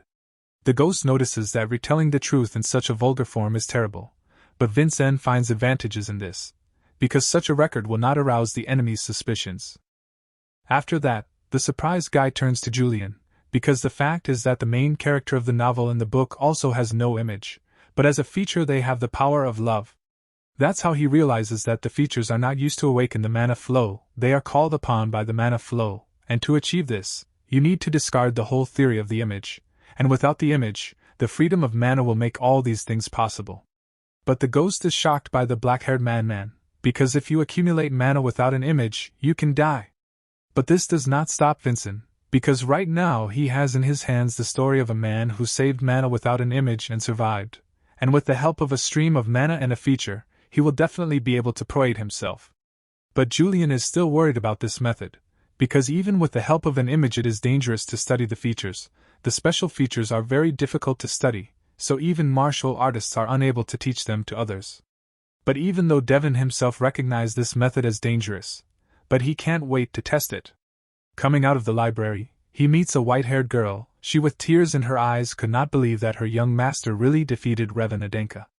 But despite such a wide spectrum from the girl standing opposite, Daven saw her for the first time, and then Yulion hurried to tell him that before him was a maid named Sari. She was leaving for a short time because of an urgent situation that had occurred in her family. At the same time, Red-Eyed was visited by fragments of memories. He remembered that there was a person in this rotten world who was blindly attached to the loser Vincent. At the same time, he confirmed the rumors that reached the girl and she began to wipe away the protruding tears with a smile on her face. She thought that after the competition, her master would be mocked even more. The worried Berserker did not know how to calm the woman in front of him and asked for help from his flying friend. But this hopeless one declares that there was no such art in spiritual or magical teachings. At the same time, Daven decides to improvise and apologizes to the girl for keeping what happened a secret, and also tells her that he is working hard to become a person that Sari will not be ashamed of. At this moment, a guy in a red uniform appears in the yard. Turning around, the girl recognizes Mr. Revan in the boy. The guy came here to say a few words to Vincent. After a few moments, the guys settled in the room and an awkward silence arose in the room. At the same time, the maid, to dilute the tense atmosphere, offers the audience a sandwich, but Revan suddenly gets up and grabs his sword. Yulion and the black-haired guy tensed up, and then the angry Revan declared that he had come here to pay back for the events at the meeting of True Swords. Vincent immediately jumped up and grabbed his sword. He did not expect that Revan would decide to attack like this. But now he knows about his fencing skill and the same method will not work. Realizing the whole essence of the problem, the black-haired man ordered Sari to leave immediately. However, the girl could not do that, and then the blonde scoundrel declared that he was in infinite debt to Vincent, because he was able to forgive Revan's rudeness, and also gave him a miraculous stone. And the blonde man, in turn, tried to restore his hand, at the cost of his father's hand, but in the end everything was resolved without bloodshed. Revan got everything, but in the end he couldn't give anything in return. At the same time, the blue-eyed guy admits his cowardice, and now he wants to change. And after thinking about it, he decided that the most valuable thing he could provide was his loyalty. With these words, the kid bowed his head in front of his new master. Sari was stunned, because Revan himself knelt in front of her master. The black-haired man smiled at this event, but Yulion was in no hurry to rejoice, because he could not so easily believe Revan. But Vincent does not doubt the guy's loyalty, because he put his sword in front of him, and this is an act of giving his life to another person and means that the kid in front of them is serious. At the same time, the ghost really remembers something similar in the books according to the custom of martial arts. But even so, he is in no hurry to trust the blonde, but he was visited by a good idea. The black-haired man himself took out his crimson sword from its scabbard and put it on the guy's shoulder. Thereby he accepted the oath of Revan and also promised to stand by the side of the blonde youngster, as long as he was faithful to him. Revan himself was amazed, he doubted, but the sword in the hands of Vincent really turned out to be a crimson lotus, which means that he really was awarded by the head of the family. Realizing this, the blue-eyed man decides that he will not regret swearing his allegiance to such an unusual person. Sari still couldn't believe her eyes, because her master had really changed, and now those times when Vincent was called a loser seemed like a terrible dream to her. At this moment, Yulion interrupts his red-eyed friend and offers him to get the blessing of the Dwarf King from Revan. At the same time, a woman with a flower in her hair notifies the head that a promising black-haired young man plans to enter the Crimson Crevice next year. At the same time, the gray-haired father is interested in what about the conquest of the Crimson Demon. In response, Versa tells the chapter that the boy did not refuse her help and did not listen to the features of the Crimson Demon, and she also notices that the guy looked pretty confident. The Crimson Demon can be attacked with 3 stars or more, since these creatures have no physical form. The reason why his conquest is a rite of passage. This is an observation of how a person will cope with a demon, and the opportunity to prove the presence of 3 stars or more. And the most interesting thing is that they noticed how Revan Adenka started staying with the kid for the last couple of days. At this time, Blue-Eyed taught the guy to create a feature. Revan says to Red-Eye to create a loop once again. This is a very tense moment. Earlier, Vincent gave a vulgar book to his new friend and stated that he wanted to receive the blessing of the Dwarf King, through the methods described in this book. Although Revan hardly believed in the reliability of this manuscript, but he agreed to help the crazy guy. But for this, the blue-eyed one will have to direct the flow, and Vincent will have to meditate near him. In fact, the black-haired one must entrust his life to the impudent, but the Berserker does not see any problems in this, because Revan swore allegiance to him. Now that they began to actively practice this technique, Blue-Eyed wondered if he could also entrust his life? But he knew for sure that he could not, and realizing this, the blonde was surprised, because Vincent again made him a loser, but for him it's not so bad. He feels lost so joyfully for the first time. However, Mana without an image, no one would have imagined that the direct heir of the family would use such a crazy way. At this time, Yulion asks the guy to be slower and more careful, but the red-eyed is unhappy that the ghost is scolding him again, because he himself offered to use the help from Revan to acquire his features. But Yulion is not going to retreat so easily, because he cannot allow the black-haired man to do whatever he wants with his body. Because right now he is just jumping off the roof in front of his eyes. Soon Revan tells Vincent that the guy is too sharp and he should be slower. Prixrak was glad that besides him there are adequate people in the room. However, Daven lived his past life like this. He could not achieve anything without risking his life, and sometimes for results you need to take risks and move on. With these words, he decided to finish the chain, but Yulion begged the guy to stop, because at this rate he could just die. At the same moment, the matter would be resolved after a few seconds. He needs quite a bit, and then the flow will be completed. He just needs to connect it. The frightened Revan tried to stop the man, because it's too early for this stage. But the guy didn't listen to anyone and successfully connected the chain. Then the sweaty Daven was glad that he finally managed to do it. However, the chain suddenly broke and a terrible explosion occurred in the building. Revan received a strong blow, but his fall was relieved by the bed. At this time, the head was checking with Versa. He was interested in when the next set would be before joining the Crimson Fortress. The same one announces that there are about 6 months left. At the same time, the gray-haired man declares that the guy has already defeated a martial artist with 2 stars, so it should be easier for him. Vincent himself rose from the dead at this time. Revan began to scold his partner, because he clearly overdid it with speed. For the blue-eyed guy, this process took 6 months, although the black-haired one is insanely fast. But Revan assumes that the red-eyed one will need at least 2 months to achieve this goal. At the same time, the head said that 1 month, that's what he asks to tell the guy that he has to defeat the monster in 1 month. Daven, littered with books, already thought he was reincarnated again. Railsa hurried down the corridor. She had to pass a message from the head of the house to the young Mr. Vinzen. It also says that the guy must complete the initiation ceremony in 1 month, and the woman, realizing that Vinzen does not have much time left, sincerely hopes for the success of this guy. The girl opens the door and a terrifying sight appears before her eyes.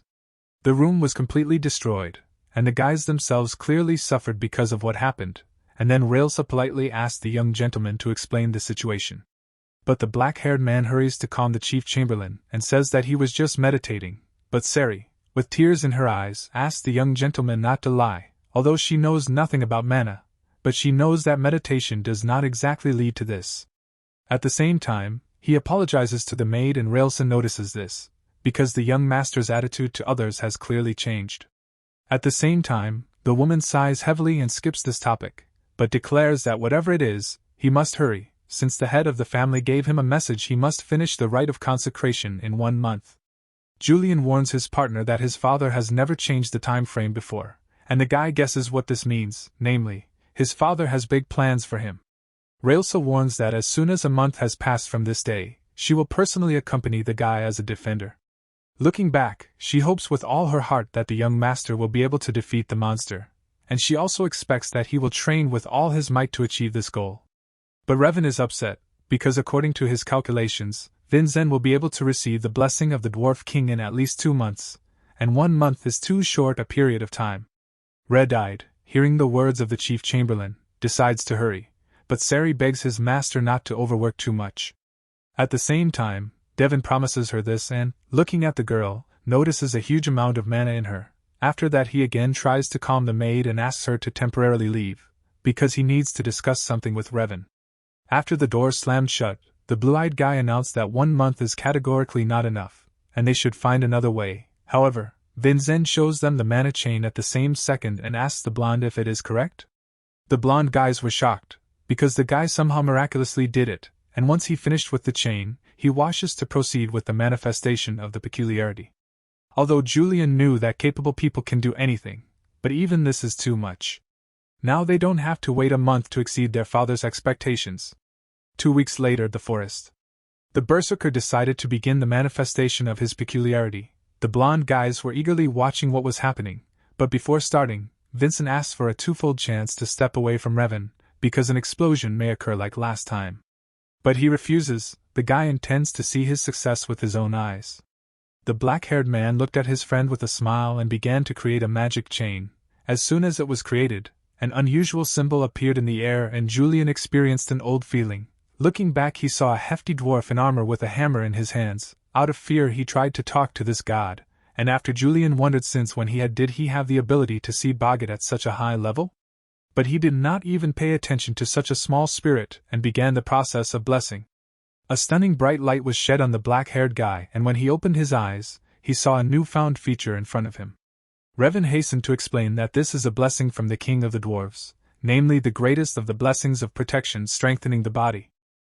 Although this is a step lower than a man of steel than a blonde, but this is a big breakthrough, especially if we assume that it really didn't take him even a month to do it, then it's really frightening. Soon the king of the dwarves disappeared into thin air. Now with the strength he received, he will be able to surpass the servants in the mastery of the sword, because he founded the foundation for the conquest of the Crimson Demon. Vincent thanks the blonde for his help, but he has one more request to Revan. 2 days later, now the red-eyed Berserker is ready to go to the lair of the Crimson Demon. The black-haired man apologizes to Railsa for such an unexpected request, but he is determined to exceed his father's expectations. The woman is worried, because the guy did not even take advantage of the full term of the chapter, and 2 weeks earlier than it should be. She is not sure if he will succeed.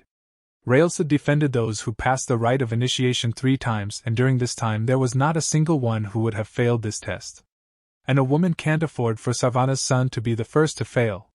Therefore, she asks the guy to be extremely careful during the test, but the guy calms her down and declares that the chief chamberlain has nothing to worry about, because he will definitely be able to defeat the Crimson Demon without any problems.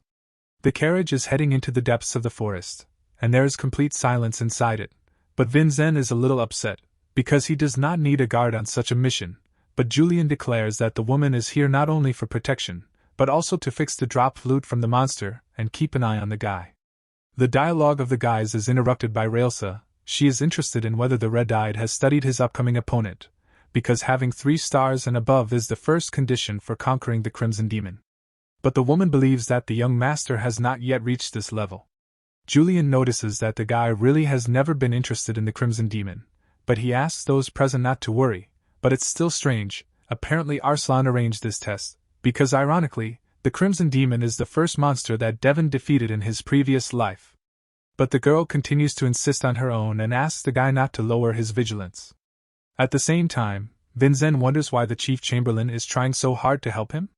To which the woman gives a very simple answer, because it's all because she is a guard and an observer on this test. However, Red-Eye does not pay attention to these words and tries to get to the truth. He can't stop thinking about stealing money. The woman, in turn, says that she simply did not have enough funds, but Vincent assumes that she deliberately showed him this weakness, which he was able to take advantage of. After hearing this, the girl looked intently at the youngster. But he wants to stop this conversation, because if a woman does not want to talk about it, then he is not going to force her. Soon the horse stopped, which meant that they had arrived at the place. After getting out of the cart, the guys carefully looked around. This place is the lair of the Crimson Demon, although he does not have a specific name, but people call these ruins an old temple. The guy does not realize that there is a temple here, but then Rail hurries to tell that this is the memorial of the first head of the Arslan family. It was erected after he destroyed one of the followers of Archdemon Daven. And again Arslan, an old friend and a Crimson Demon, the guy realizes that this cannot be an ordinary coincidence. Taking out her sword, the Chief Chamberlain announced that she was ready to begin the test. At the same second she put up a barrier. The guys were surprised, because it was an amazing mana barrier. It is configured in such a way that only one monster is able to pass through it. At the same moment, a monster with a scythe appeared in front of the young gentleman. At the same time the guy asked to watch Railsa more carefully so that later he would not miss more than one detail during the report. With these words he was going to prove his value to the Adenka family. After the words were said, a crazed demon rushed at the black-haired guy and swinging his scythe, he was preparing to strike the first blow. Yulion warns his partner that he should avoid this attack, and then use the path of the sword, but Vincent does not agree with this advice, because creating a distance will be beneficial for the owner with a longer weapon, such as a scythe. And then the guy decides to get closer. The monster did not expect such actions and he has to hold the defense instead of the planned attack. The Berserker was counting on this. He's not going to let the demon swing the scythe. At the same time, he makes a series of rapid strikes, but they were all successfully blocked. In the fight against an enemy with a large weapon, the best solution would be to come close, and the red-eyed man knew this very well. But in his first real fight at the age of 14, few people could use this tactic so perfectly, and Railsa was impressed by this, because the guy looked like a man who had already conquered the Crimson Demon many times. At the same time, Vincent was impressed by the acquired feature of the Dwarf King, because with the help of it, his endurance greatly increased, and if you consider that his body is untrained, then this is a huge plus. But all this is just the beginning of his search for the path of the sword. At this moment, the guy jumps away from the scythe and jumps away for a long distance. He picked the perfect time to increase the distance. The Crimson Demon is very aggressive, but he must have been very tired due to the support of constant defense, and Red-Eye understands that, apparently, the next attack of the monster must be significant, and also have a lot of gaps. At this moment, closing points appear in front of the guys, which connect the path of his sword. Vincent is going to get rid of the recoil of his sword's skill with the help of his special feature, and uses the sword's skill, as well as body strengthening. After that, he cuts the crimson monster into pieces, and only a red core remains of it. The core fell to the ground, and turning to Railsa, he asks her if she saw everything? But the woman was excited, because judging by the guy's reaction, he really does not know that the Crimson Demon cannot be defeated with one blow, because he has 2 lives.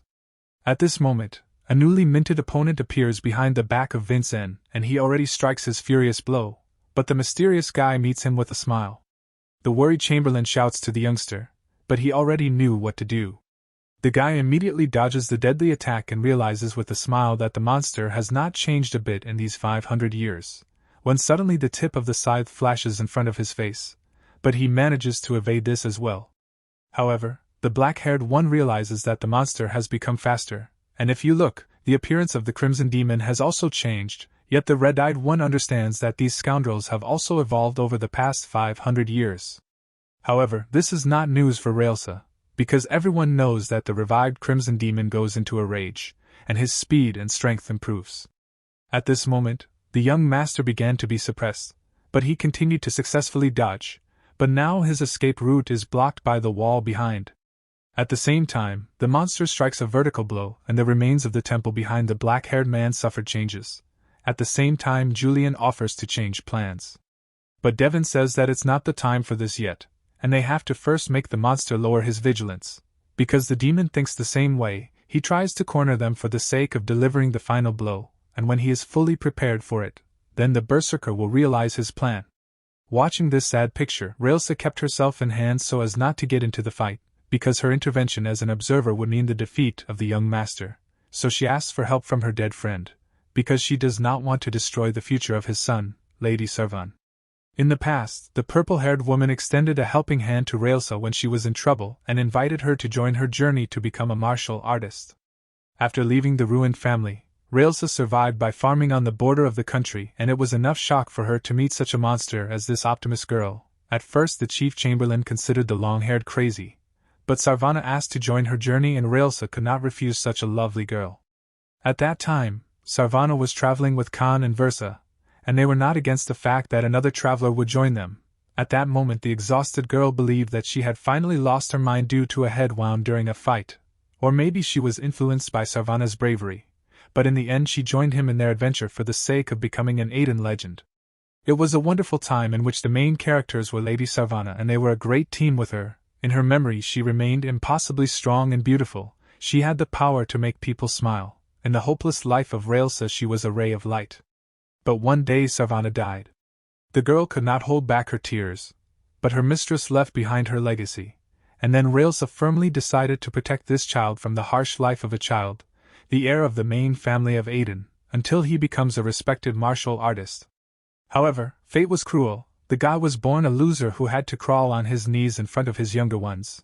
Railsa saw it all. For 14 years, she counted hundreds of similar cases of bullying.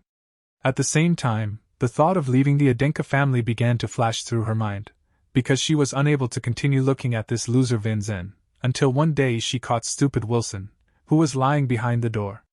The frightened guy hurried to explain himself, and announced that he had acted like a servant of young Mr. Vinzen. And then the girl heard from the impudent man those words that she did not expect to hear in this life, namely, the young gentleman was recognized by the head of the family. Then she finally saw a ray of hope again, and therefore she sincerely believes in her young master. After all, he can't stop at this stage.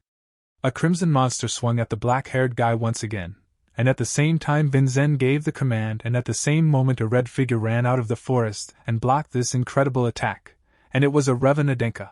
The blonde-haired man barely blocked the Crimson Demon's attack. Railsa was shocked by what was happening. She did not understand where the Revan Adenka came from. Did he really plan to help the young Gosopton in this difficult battle even earlier? Vincent himself gives the baton to his friend and said that he is counting on him. The same one asks the black-haired man to hurry up before he drops his sword.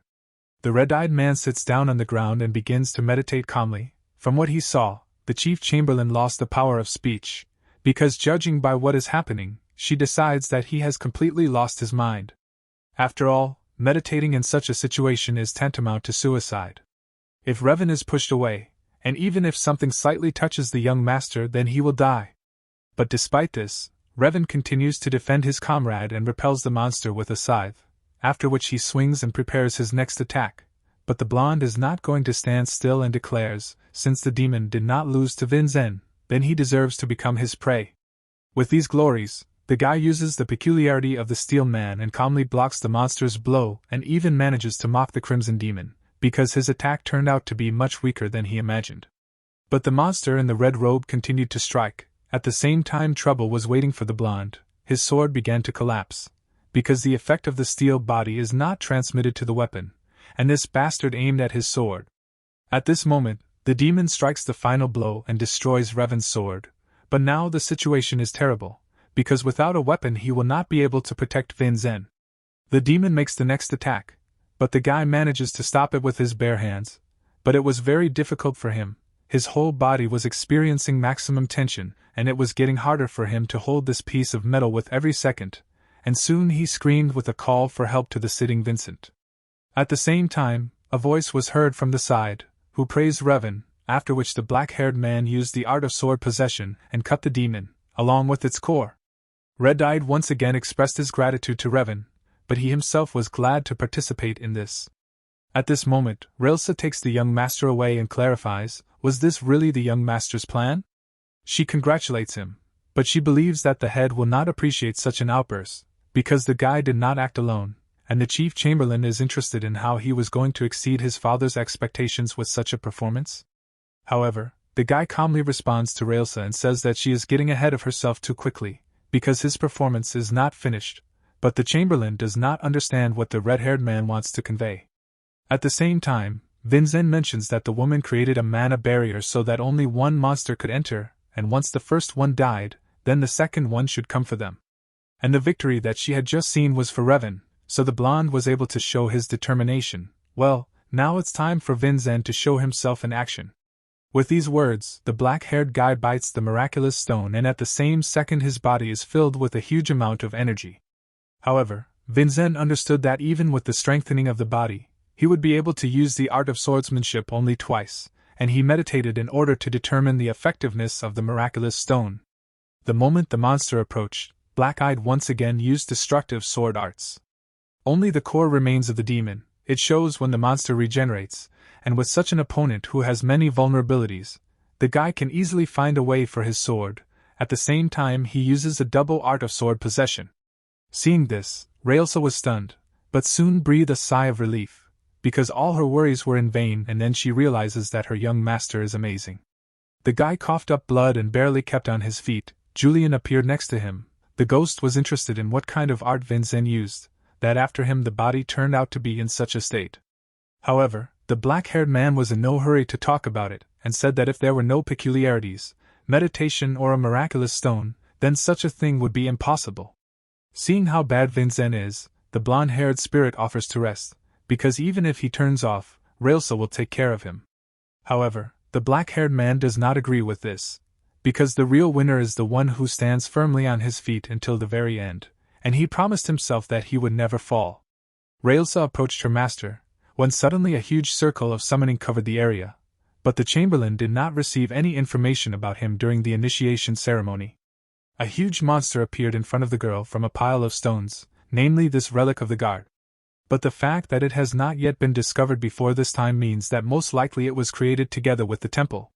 The woman officially introduces herself and says that she is a servant of the current Adenka family. After that she demands that the guard tell about his mission to a member of the main Adenka family, and show due respect. But the stone monster did not pay attention to the words and began his attack. Railsa's appeal was useless. She realized that the relic was functioning improperly, most likely because of its ancient age.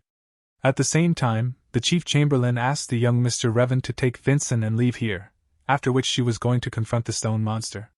Railsa, entering cold-blooded mode, used the art of wielding the Beladian sword, the 7th chapter. At that moment, a huge explosion occurred from the back of the guys. They turned around and saw a terrifying sight. Railsa was swallowed up by a stone monster, but a moment later the snake was covered with ice, and after the impact it crumbled before their eyes. This was the level of 7 stars. However, the exhausted Vincent says that's not all, but the blonde does not understand what the guy is talking about. At the same time, the black-haired man pointed to the place and struck a blow that flew near Railsa, after which the young gentleman lost consciousness. Looking at this, the girl could not understand what was the matter and why the boy sent his sword into the void. Turning around, she noticed the tiny beetle. This was the real form of the guard. Without having time to look back, the beetle headed for the children. At the same time, the chief chamberlain did not have time to think and, sitting down, she used her blessed feature of the Milky Way Wanderer. At the same second, the figure of a girl appeared near the guys and an attack flew in front of Revan's face, cutting the guard. Then she clarified the condition of the two. But still she could not feel the presence of the true form of the guard. She assumes that most likely this is due to the fact that the building is very old. However, her young master noticed him and Dade warned her in such a state, but she couldn't figure out how. At the same time, Vincent distracts the chief chamberlain from these thoughts, and says that most likely this is what the guard was protecting, An ancient chest stood in front of their face. Railsa opens the old treasury and takes out the guard's bone, saying that this relic was most likely left by the first head of Arslan. Yulion also did not stand aside and told the red-eyed that the dragon bone is an incredibly rare magical relic. It is a priceless treasure. Vincent himself suggested that this is the reason that Arslan created the rite of initiation. Soon, Railsa got down on one knee and offered to take the relic to her young master, because a large number of swordsmen from the Adenka family passed this ceremony, but it was Vincent who managed to find it, so it should belong to him. But the guy is in no hurry to accept such a valuable gift, because such a trophy should be given to the family through the church, and the girl can get into trouble if someone finds out about this trick. But the woman declares that she will cope with this issue. At the same time, Red-Eyed offers to act a little differently. He takes out a sword and cuts the trophy into pieces. From now on he will be an accomplice to this crime. He wouldn't have been able to get this treasure if it wasn't for Railsa, which is why he asks to take her half. The grave of the heads of the Adenka family, the cemetery of swords.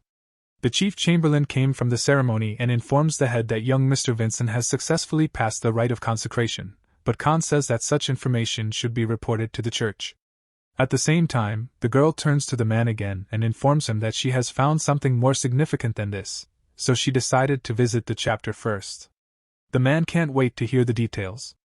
At the same time, Railsa says that Ravana Adenka was influenced by a young gentleman, and the blonde youngster even risked his life to resist the attack of the Crimson Demon. In addition, she reports that young Mr. Vincent successfully coped with the conquest of the monster. But the head is not satisfied with such news, because judging by what he heard, it was possible to understand that the task was too difficult for Vincent, and that is why he had to use such tricks. But the woman says that this is not all. After that, the black-haired guy alone defeated another Crimson Demon, and he also found a dragon bone left by the first head Arslan. The woman claims that now she has only half in her hands, which the young gentleman shared with her. However, the head was surprised. He repeated the word shared, and clarified, did Vincent do it himself? The girl confirms the words of the head as if nothing had happened and repeats that young Mr. Vincent cut the bone with his sword. At the same time, the head declares that the rail misses some detail, but the girl does not understand what is the matter. At the same time, Khan orders her to break this dragon bone. Confused, she puts the object on the ground and strikes a normal blow, but nothing happened. Seeing this, Railsa apologizes to the respected ancestors of the Adenka family and asks them to forgive her for this impudence. With these words she uses her most powerful ability, the North Wind.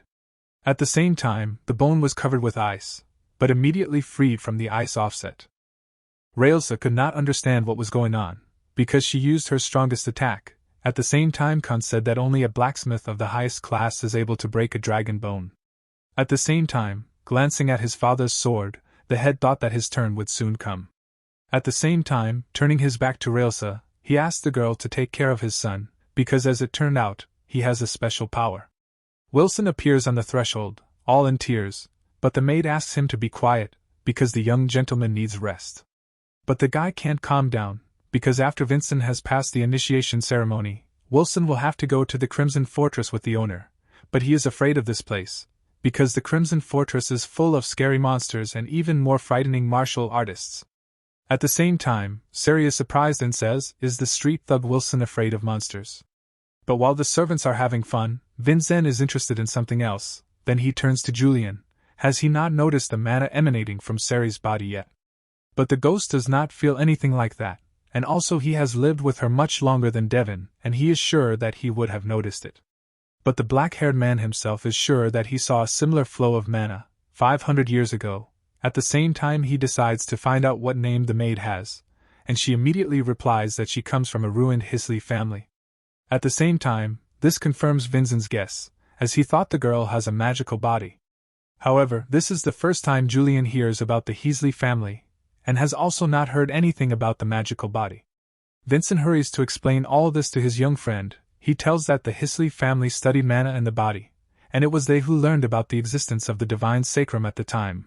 And also this family has an ability, and it is called a magical body. Like the divine sacrum, it allows you to fill the owner's body with mana. Yulion was surprised, because if this is the case, then a magical body can prevent death from a rotting sacrum. At the same time, the black-haired man asks if the girl knows anything about the Hisley family. For example, is there a head? Sari clamped down, and then Wilson intervened in the conversation, who asked if the young gentleman knew the reason why Sari came to the Adenka family. At the same time, the maid lowered her eyes and began her story. Her grandmother died and she was the only relative Sari knew.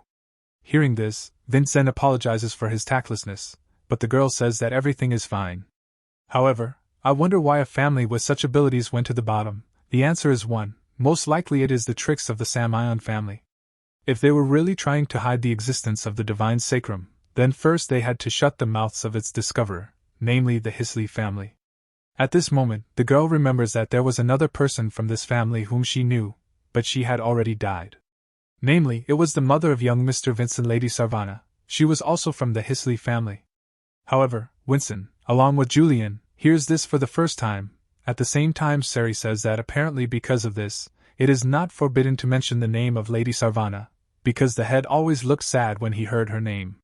The black-haired man's mother has always hired people without discrimination, even from broken families, and these servants in front of the young master are also here thanks to Lady Sarvana. Especially the head chamberlain. She was at rock bottom until Lady Sarvana personally brought her to the Adenka family. Hearing this, Julian notices that his mother was an amazing person. Vincent also realizes that this is most likely why Railsa is looking out for him. At this moment, the chief chamberlain knocks on the young gentleman's room and opens the door. She informs Vincent that Mr. Revan is leaving. Daven comes to say goodbye to his friend. The blonde-haired one can't stay here forever. Besides, he has already helped kill the Crimson Demon. But Vincent declares that he has one more request, and Revan, hearing this, immediately became animated. Vincent asks him to look into the history of the Hisley family 500 years ago. Then the guy with a grin remembers that vulgar book on which Vincent studied and says he will gladly fulfill this assignment, after which the guys say goodbye and Revan leaves the estate. At the same time, the black-haired man turns to Rails and declares that he has learned something new about his mother, and wants to know if the woman's kindness to him is true, a way to repay his late mother? Railsa says that everything is true. At the same time, the black-haired man asks the girl for a favor. He asks her not as Sarvani Adenka, but as Vincent Adenka, namely, he wants the chief chamberlain to train him until he goes to the Crimson Fortress. He insistently asks for it as a martial artist. At the same time, Railsa closed her eyes and mentally turned to her late mistress. She did not know if she could shine her loyalty to young Mr. Vincent, but she knew that she would never hear the answer of Mrs. Sarvana. At the same time, she apologizes to her for her weak determination and declares to Vincent that the training will be cruel, but Red-Eyed was counting on it. The training ground of the Adenka family. The chief chamberlain explains to the guy that the guy can get a feature without having an image, but for this he must link the chain with mana and with the feature. After that, Railsa says since the guy asked her to train as a martial artist, she will not tell him everything just like that. The girl took the sword, but Vincent is surprised that she did not take her sword, which she used at the initiation ceremony. The girl says that her sword's name is Black Moon, and he will be able to meet him when he becomes worthy of it. Now the black-haired man has 5 months before leaving for the Crimson Fortress, and if he manages to wound her at least once with his strange way of the sword, then she promises to give him her peculiarity. After these words she smiled maliciously, and wished him good luck. However, the black-haired one is worried. Didn't she see what he did to Revan? At the same moment, Railsa appeared in front of him and asked the young man, is she really so similar to the young Mr. Revan? At a loss, he strikes, but the girl easily dodges such a thing. The woman with glasses claims that she is also familiar with the power of the sword path, so she is not going to give him a chance to use it. Daven realized how dangerous this seemingly harmless woman was, because just a second ago she was aiming at his head. It was very dangerous. Soon, Railsa says that she has heard that the young gentleman has become friends with the priest Dylan, so she offers to ask him for help if she needs it. At the same time, Winston notices that she is too cruel. In response, Railsa smiled, because she had warned that she would not make allowances. A week later, Vincent continued to train desperately with the chief chamberlain. He was about to strike another blow, but Railsa was already behind him, after which she delivered her crushing blow. The guy was driven into the ground. The woman offered to stop there for today, because 2 attacks of his sword technique in a row is the limit of Vincent, and if they continue, it will only bring new injuries. But still, Railsa notices that the guy has become much better, because a little more and her blade will break again. During these trainings, she has changed a huge number of swords, so she decides to complain to the blacksmith. Railsa appeared behind the dwarf's back and stated that the title of master is not the only thing that the blacksmith has lost since their last meeting, and also notes that it would be sad if such a blacksmith under the name Hansen supplied garbage to the arsenal of the Adenka family. The man did not immediately recognize the girl and assumed that she was really a follower of Sarvana, and he did not understand why she had come to bother him in the middle of the night. At the same time, Railsa invites him to take a look at it, and looks out a bunch of broken blades and explains that she has used these swords for the last week, and used them only in sparring. She can't continue to let the blacksmith supply them with such fragile swords. But the dwarf is surprised. He understands the girl's puzzlement, but still notices this strange. At the same time, after a short thought, Hansen asks the woman if she really fought against a monster with shark teeth. However, the answer was negative. Then the dwarf asked another suggestion: maybe she managed to fight a martial artist with 9 stars and above. However, this is by. Then he assumes that it was a magician who has more than 7 runes. But Railsa decided to ask him directly: does he really consider her immortal? At the same time, unable to endure these questions, he says that Vidal Hansen will take this person for a great sword. But she fought against the Crimson Lotus, which is in the hands of young Mr. Vinzen. Hearing this nonsense, the man flared up. He did not understand why such a loser had a Crimson Lotus at his disposal. Soon Railsa let the boy. He did not understand why he came to them at such a late hour. At the same time, the girl apologized for such a late meeting, but she could not do anything about it because the gentleman in front of him wanted to see the Crimson Lotus very much. However, Hansen chuckled and said as if there was a reason why he couldn't see his creation. The sleepy guys were shocked by what they heard, and Yulion realized in his pajamas that the dwarf in front of them was the great smith Hansen. He is the person who, if desired, can even summon the Khan, that is, the head of the clan. The ghost explains to Vinzen that the dwarf is a long-time friend of his father and a former master associated with the Adenka family. But the black-haired one does not understand why the dwarf is a former master and is interested in what happened. Yulion reports that a few decades ago he stopped making great swords and focused on producing a large number of ordinary swords. Other blacksmiths looked down on him because of his obsession with money, as a result of which the dwarf lost his honor and place in the Adenka family. After hearing this, Winston says that this blacksmith is incredible, but Yulion does not understand why. At the same time, the black-haired man explains that many people were able to survive thanks to this man. He prioritized the survival of other people and not his honor. At the same time, Vinzen respectfully bowed and introduced himself to Master Hansen, as manners suggest. However, hearing that he was called a master made the blacksmith laugh a lot, and he noticed that the guy knows how to suck up to others. However, Vincent said that he did not belittle the blacksmith, because the master chose the right path. After hearing this phrase, the dwarf remembered a long time ago, because once the current head of the Adenka family told him exactly the same words. Khan knew that his friend would be criticized because of such a decision, but he is sure that this is the right way. Khan noticed that apparently they have it in the family. At the same time, the blacksmith says that he previously considered the 7th son ugly, but he suspects that these were false rumors. Vincent decided to take such dubious words as a compliment. The next day, Vincent came to the blacksmith to visit the great master and show his unusual technique. Seeing her, the dwarf was surprised, because this strange style of swordsmanship is similar to the technique of the hero king and the great demon from legends. And this is very good. Now it became clear to the blacksmith, the boy was given the Crimson Lotus for a reason. After demonstrating his abilities, the black-haired man asks if what is shown is enough. The dwarf declares that this is quite enough, almost enough for him to make a sword for the young master, but he lacks one detail for this. Hansen has long looked at the project of one sword, but for him he needs a rare ingredient. After hearing this, the boy declares that he will buy it. However, not everything is so simple. The dwarf says that this thing is too valuable and rare, which is why it cannot be bought for any amount of money, namely he needs a mastodon horn. The guys looked at each other in surprise, and soon a rare object appeared in front of the great blacksmith. Seeing the horn, the man could not restrain himself and almost shouted, but Vincent stopped the blacksmith at the time, telling him that this was secret information and only his father and Railson knew about it. Having calmed down, Hansen assumes that they were destined to meet and agrees to make a sword for Vincent, but the black-haired man is interested in something a little different. He asks if it is possible to add a horn to the Crimson Lotus instead of creating a new sword. After all, this sword symbolizes the beginning of his father's career, and he also likes the Crimson Lotus very much. At the same time, the dwarf grabs a sword and promises to insert the horn into the crimson lotus, after which he tells the young master to return in 3 weeks. 3 weeks later.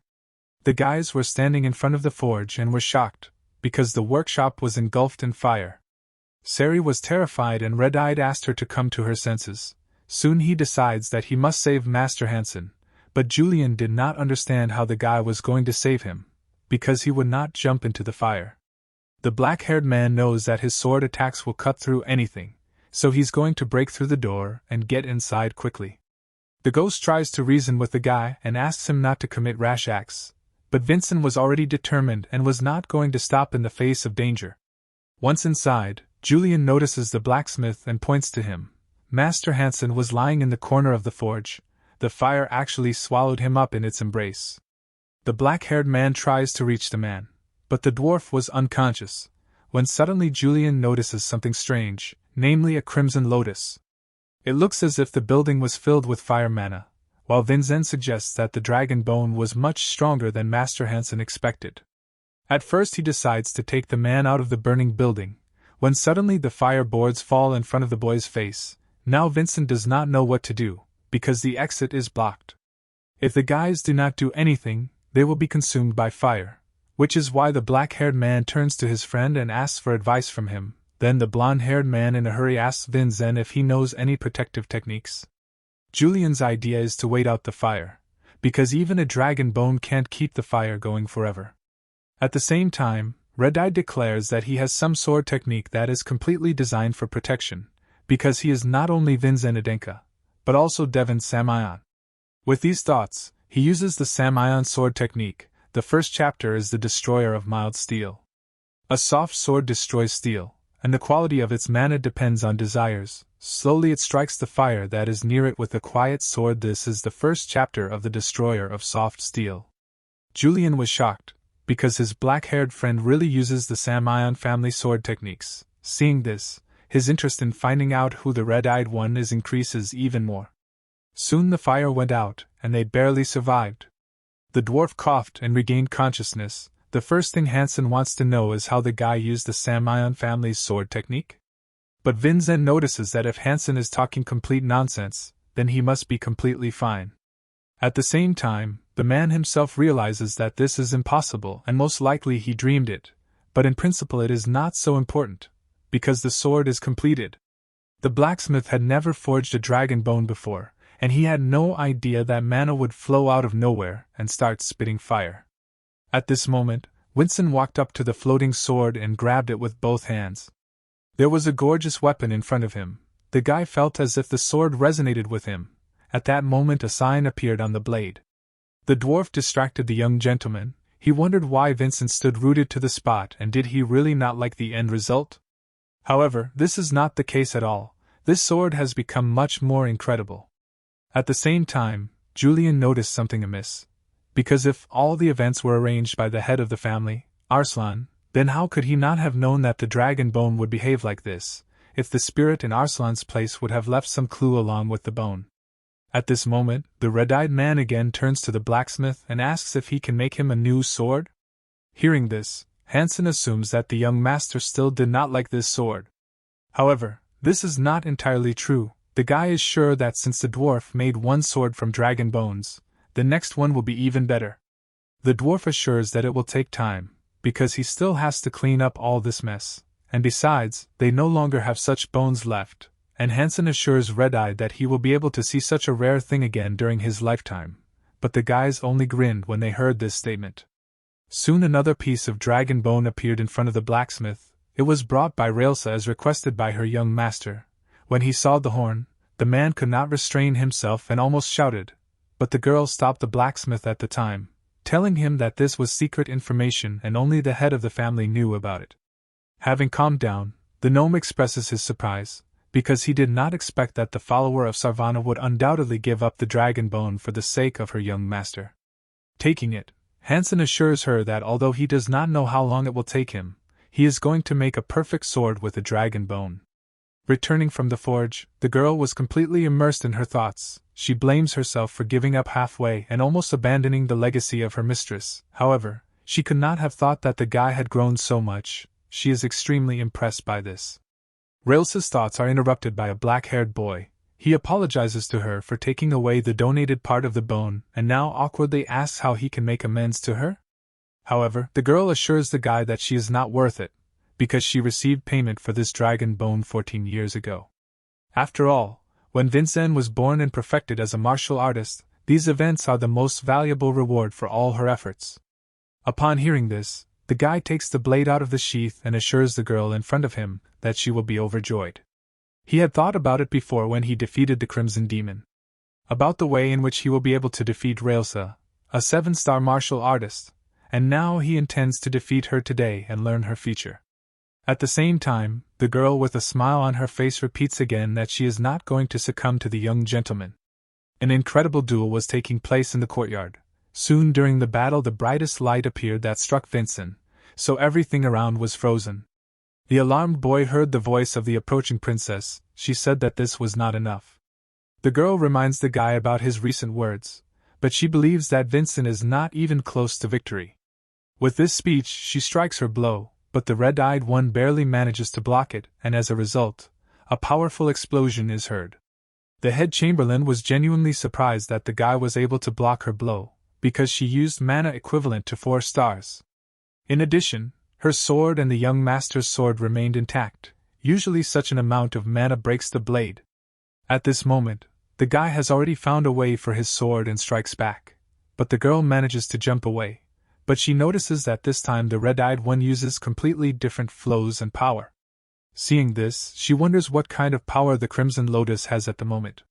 Soon she notices the mark on the sword and realizes that this sword will not break, because thanks to the peculiarity of the Dwarf King, the Crimson Lotus absorbs all vibrations and blows. Now the sword can absorb the characteristics of its owner. This is the new power of the Crimson Lotus. Railsa tells the guy that the sword has clearly become stronger, which is why she will try to be even tougher. At that moment, the girl disappeared from the Berserker's field of view. As a friend, he felt her presence behind him, but he understands that he cannot let her speed fool him, so he decides to just feel the mana she uses. Soon he opens his eyes and strikes, but swinging his blade, the girl declares that the guy did not guess. But the guy with a smile on his face grabs her sword with his bare hands. He knew that Railsa would aim at his back. The white-haired girl was surprised by this. Besides, she is surprised that the guy will learn to track her movements after 1 month. At this moment, Vincent uses a variation and strikes a double blow with the sword. Chapter 1. The King of the Dwarves. There was a terrible explosion in the arena. The girl was not injured. Besides, the guy spent 2 of his blows, but to her surprise she lost her sword. Soon Vincent throws the sword and asks Railsa to take it, because he does not want to win an easy victory against a man who has lost his sword. The girl looked at the young gentleman strangely, and soon declared that Vincent had behaved rather arrogantly. She also reminds the guy that not all monsters and martial artists will be as gentle with him as she is. After all, opponents who will be stronger than him will ignore his condition and will not show a drop of sympathy. That's what she is going to remind her young master by releasing her strength. Seeing this, the red-eyed man said that he understood what she wanted to convey to him, and Winzen also praised her impressive aura. Railsa kindly asked the guy to try to resist this force, after which she was going to sharply shorten the distance. But her ability did not work and she flew down. Winzen caught the surprised girl, after which he gave her a click. Now he was able to injure the chief chamberlain, and he had about 4 months left before moving to the Crimson Fortress. Railsa asked in surprise how did he do it.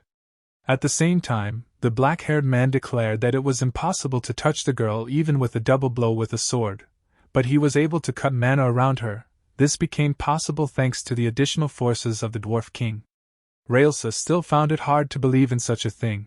Did Winzen cut mana to block her feature? The girl is not even sure if such a thing is possible.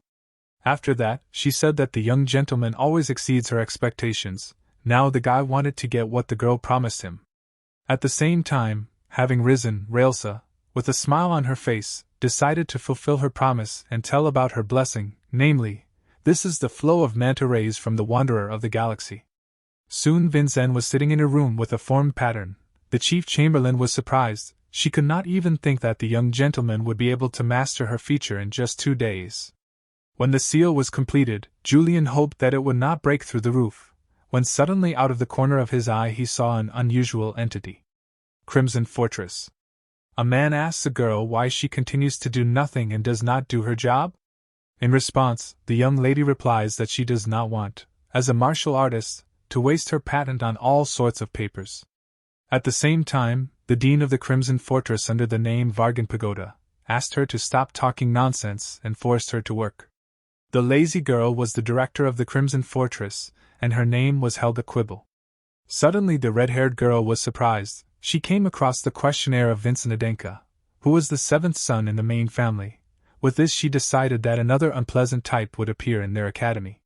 However, Vargan had a slightly different opinion. He had heard about a guy who is a loser, and if the rumors turn out to be true, the dean is afraid that Vincent will tarnish the name of the Crimson Fortress. So he decides to get rid of the problem in the bud before he comes here.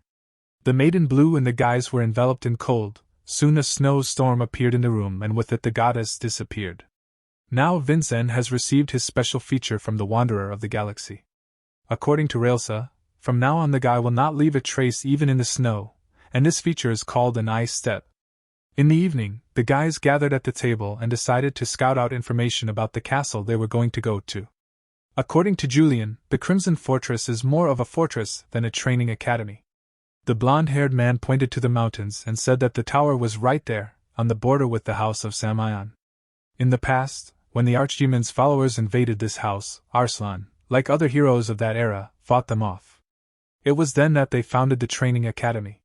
Having heard this entertaining information from his ghostly friend, the black-haired man hopes to find a will from Arslan there. It may well be that it will be another dragon bone. However, Julian does not agree with Vincent, because there is another legend there, which says that there is not a dragon bone hidden in the fortress, but another treasure. Namely, the divine fruit. It is said that it is more effective than any medicine in the world, and there are also rumors that the fruit is able to resurrect the dead. The legend tells that there is a tree in the academy on which these fruits grow. On this occasion, there is even a separate rumor in which it says that the fortress was built for the sake of this divine tree. In the past, Julian would not have believed in such childish legends, but now everything is different. The blonde-haired man notices that with the help of this incredible tool, they will be able to heal the decaying sacrum and avoid death, because when they are accepted to the academy, they will have only 9 years left. However, Vincent claims that this is not the case, because after they overextended this body, they have even less time left. But Julian is not upset. He intends to reveal the secrets of the divine fruit and get his hands on it. Immediately, the red-eyed man reading the book is distracted and is interested in the blonde. The fact is that he found information that says that in the Crimson Fortress he will have to survive without the financial support of his family. At the same time, Julian hastened to explain that this rule was introduced in order to prevent any lawlessness that can be achieved with the help of money, because the heirs of other families and their offshoots will also study in the fortress. At the same time, Vincent faced another question: where can he find the money? But the pompous Julian told the black-haired man that it was not worth worrying. He had previously invested in a place called the Sixth Magic Tower.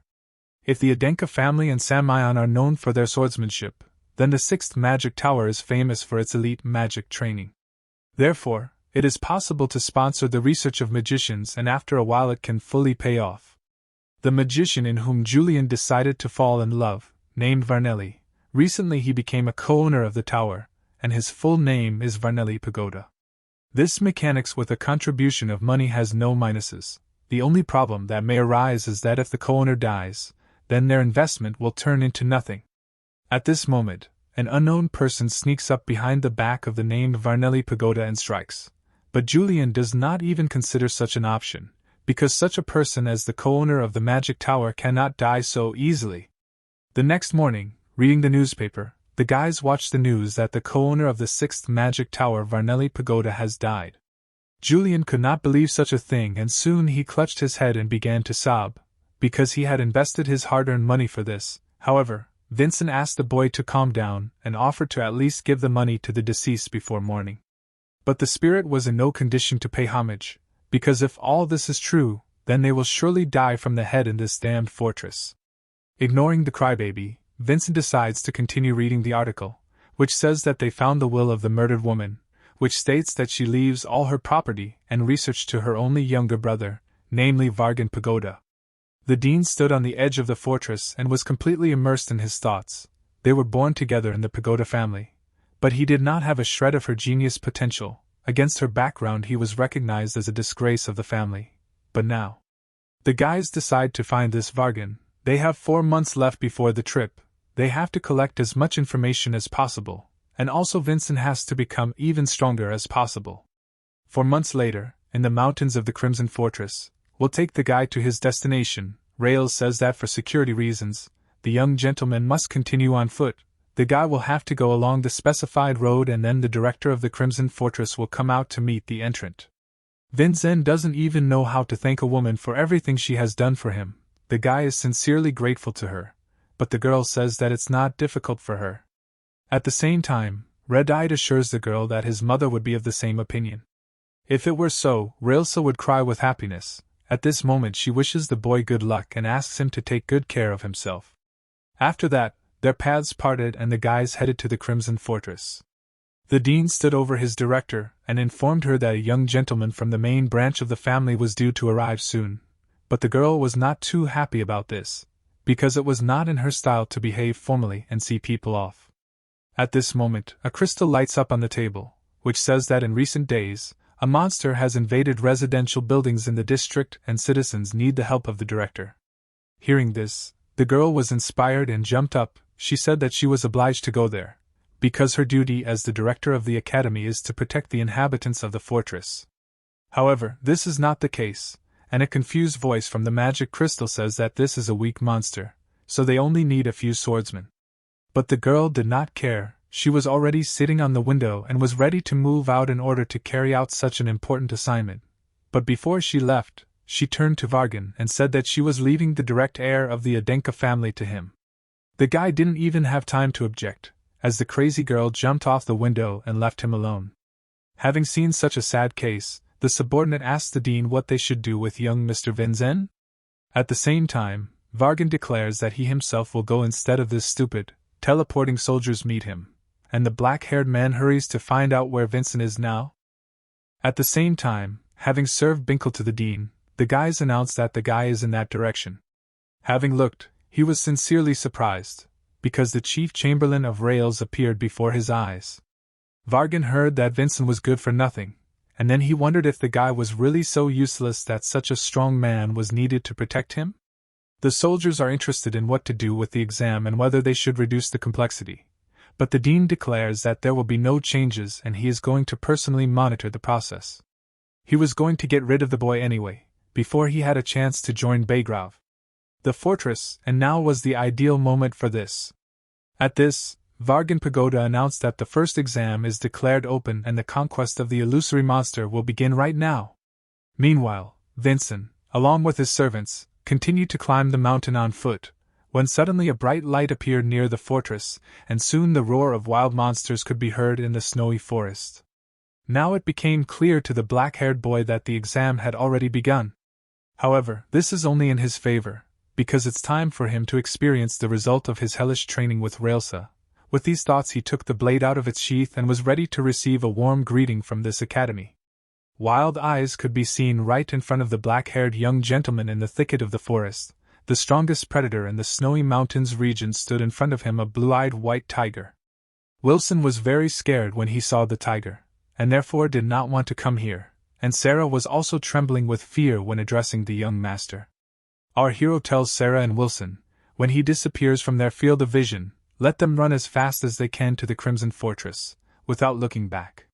The girl did not immediately understand the young master's order, but before she could really ask again, he ran away from them and distracting the tiger's attention to himself. If this is the blue-eyed white tiger he knows about, then the animal will chase the fastest target. After that, the tiger turned all his attention to the guy and chased after him with a roar, which Vincent was pleased with because he was able to capture the tiger's attention. But almost immediately he notices that something seems wrong to him, even though it is a blue-eyed white tiger, but it does not look like him. He had a feeling that this beast was not alive.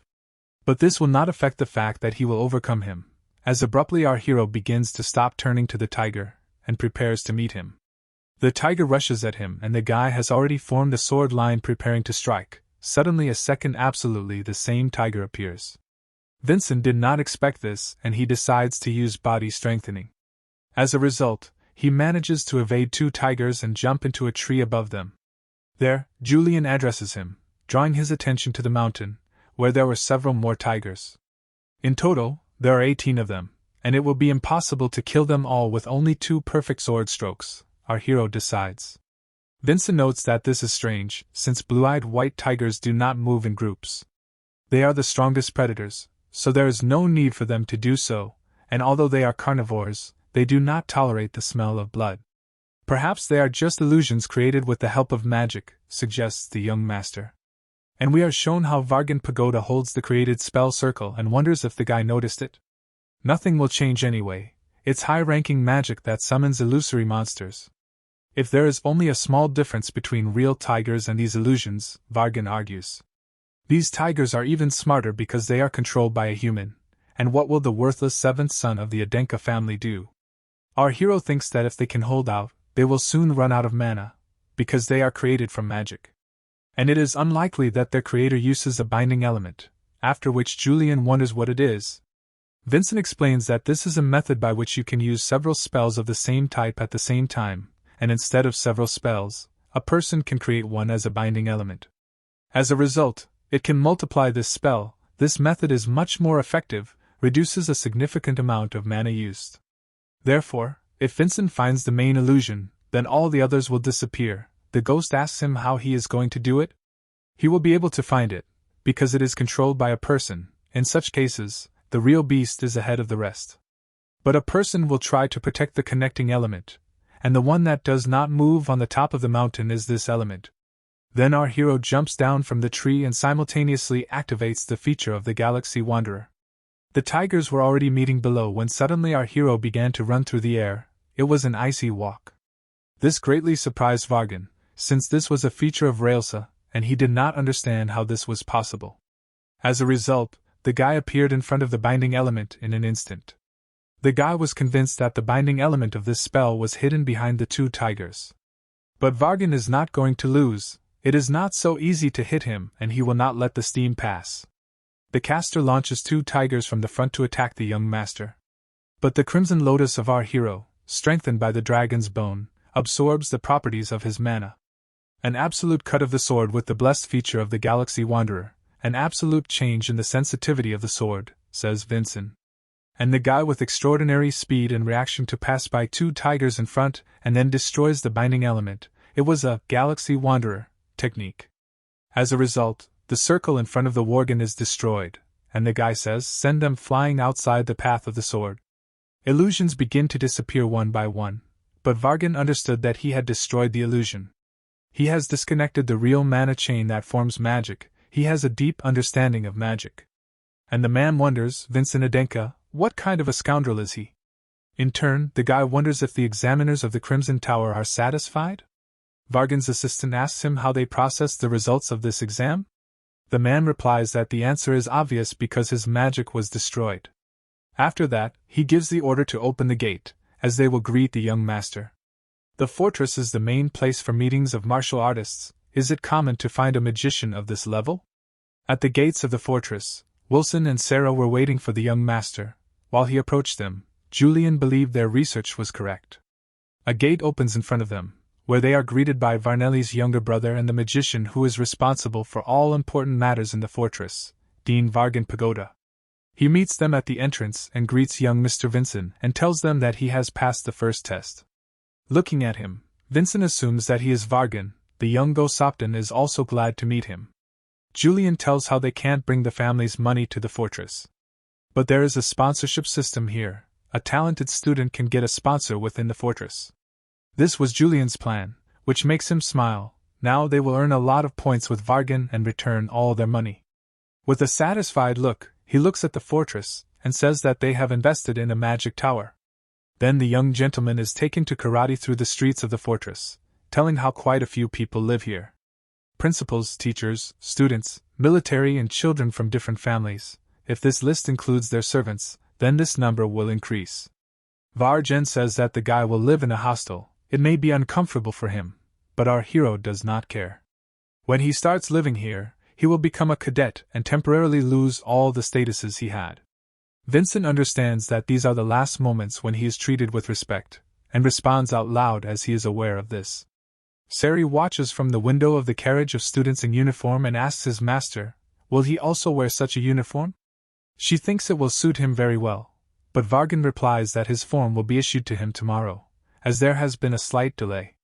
Then our hero asks what rank he has now, to which he is answered, all cadets start with the 9th rank and move further due to semi-annual exams. Ranks from 9 to 1, but if he manages to pass the exam after reaching the 1st rank, then he will become a full-fledged martial artist. As a result, he will graduate from the fortress with the confirmation of a real martial artist. In his mind, Vincent admitted that he needed to spend at least 4.5 years here to graduate. Before that he needed to find the divine fruit so as not to die. Vargan asked if he could ask something? It was a question about the binding element. Was the guy aiming at the blue-eyed white tiger that was the center of his spell? The young gentleman confirms this, and the examiner was glad to be right. But how does he know so much about magic if Vincent lived in a family of swordsmen? Vargan is interested. Yulion tells in his mind how in the past he was just terrible at martial arts, so he tried himself in absolutely everything. But Vargan answers that knowledge is power, he sees no point in spreading such information. A man looks at him and thinks, this confidence, it is based on his talent and insight, and how could such a child be called worthless in general? He definitely arouses interest, as evidenced by the interested look of Vargan. Then the young gentleman remembers what he wanted to know and asks how he can get the divine fruit. This surprised the examiner, and after he was a little disappointed, because despite everything, he is still a child, and to think that he believes in this legend. Vargan says that the divine fruit chooses its owner by itself. Probably the young master will be able to stumble upon it by chance if he devotes himself to his search. Yulion thinks the dean thinks it's a legend, too, and Vincent understands how difficult it will be to get information. After that, the carriage arrives at the place of the 9th rank dormitory. Vincent's servants will live on the ground floor, and he will stay on the 3rd floor, in room number 5. Vargan issues a sun badge indicating that the young gentleman is a cadet of the 9th rank. After which the dean says, a humble respect for absolute glory, this is a greeting in the Crimson Fortress, and the young Gasopodan repeats the greeting to the dean. After a couple of minutes, Vincent comes to room number 5, and opening the door he is met by other cadets who stood still and said nothing. They were scared and tense. Because of this our hero did not understand what was going on. Maybe he did something? Yulion wasn't sure about it. Suddenly someone turns to the guy with the words, just look who it is. Yulion recognized the voice. It was a cadet of the 9th rank, a representative of the main Adenka family, the 6th son of Malone Adenka, who called the guy a worthless younger brother. Vincent asked Yulion who this stupid big guy is and why he feels bad. This is their older brother, Malone, the 6th son. He bullied Yulion the most and even forced him to eat leftovers. Hearing this, our hero suddenly feels bad. This is a memory, after all, it was not a figment of Vincent's imagination. My brother mocked the weak every day at the expense of his strength, and it seems that he continues to behave like this even now. Since he is defaming the honor of the Adenka family, does Yulion mind if Vincent scolds him a little? Yulion is furious when he sees his older brother, and of course gives permission to destroy him. He takes his older brother by the hands and tells him how long they have not seen each other, and the younger one did not think that he would meet him here, and how glad he is about it. The older one is a little puzzled, says the same thing, but doubts that they are close enough to talk like that. After that, the younger one says how he cannot even imagine that it has been so much time since the day the elder left home, and he is still the 9th rank. Saying this, he has a smile on his face showing how pathetic his older brother is. The elder was very annoyed by this, and he calls Saizen to him, who quickly approached him. After that, he slaps him on the cheek with all his might and asks how he watches the newcomers. Is he allowed to behave like this next to a representative of the main family? And the next time his junior tries to climb up, Saizen will answer. Scared and beaten, Saizen agrees with this while trying to hold back tears. Vincent, watching this, understands how terrible his brother is and to think that this man is a descendant of Arslan. Suddenly, our hero became clear, as if he saw Kajin in front of him. Yulion noticed how Vincent began to approach his older brother and tried to call him, but he did not answer. The guy takes him by the shoulder, and the older one asks what he needs and does he really have something to say? Without letting him finish, the younger brother punches him with all his might, which plunged Saizen and the others into a big shock. The older brother, who was already in a big rage, asks if little Vincent really missed his brother's whip so much. The elder is preparing to strike back with all his might, but our hero has learned something in this era. He calmly dodges the blow and grabs Malone by the clothes, since in this era, a penchant for martial arts is not considered the most important. Grabbing him by the clothes, he throws the elder through himself with all his strength and throws him to the floor. Then he asks the other cadets to listen to him, and tells them that the only fear they are allowed to feel as a martial artist is respect. That's why he urges them to overcome their fears. This is the only way they can go as martial artists. At this moment, Malone turns to our hero in an even greater rage and asks how he dared to challenge him in this hostel. He swings his sword at Vincent and attacks, but he dodges. After that, Yulion says if they are lucky, this situation will turn into a new opportunity for them, which is what they need. Meanwhile, in the village near the fortress, we are shown a mountain of dead lizards. The village headman thanks the woman who coped with them and called her the director. Thanks to her, they will now be able to sleep peacefully. It didn't cause any problems for her, and then the old man asks, since she's here, would she like to stay and have a drink? The red-haired woman answers him that she is not allowed to drink during the working day, but it would be rude of her to refuse, so she wants to agree. Suddenly, without letting her finish, Vargo takes his word, who also asks him to pour. He needs to get drunk because his boss keeps making him suffer from stress, and the director was shocked to see him. After that, in the tavern, they discuss the direct heir of Vincent Aiden, and the director asks that he has just permanently struck down the binding element. Vargan asks to answer honestly. She has no idea what he is talking about.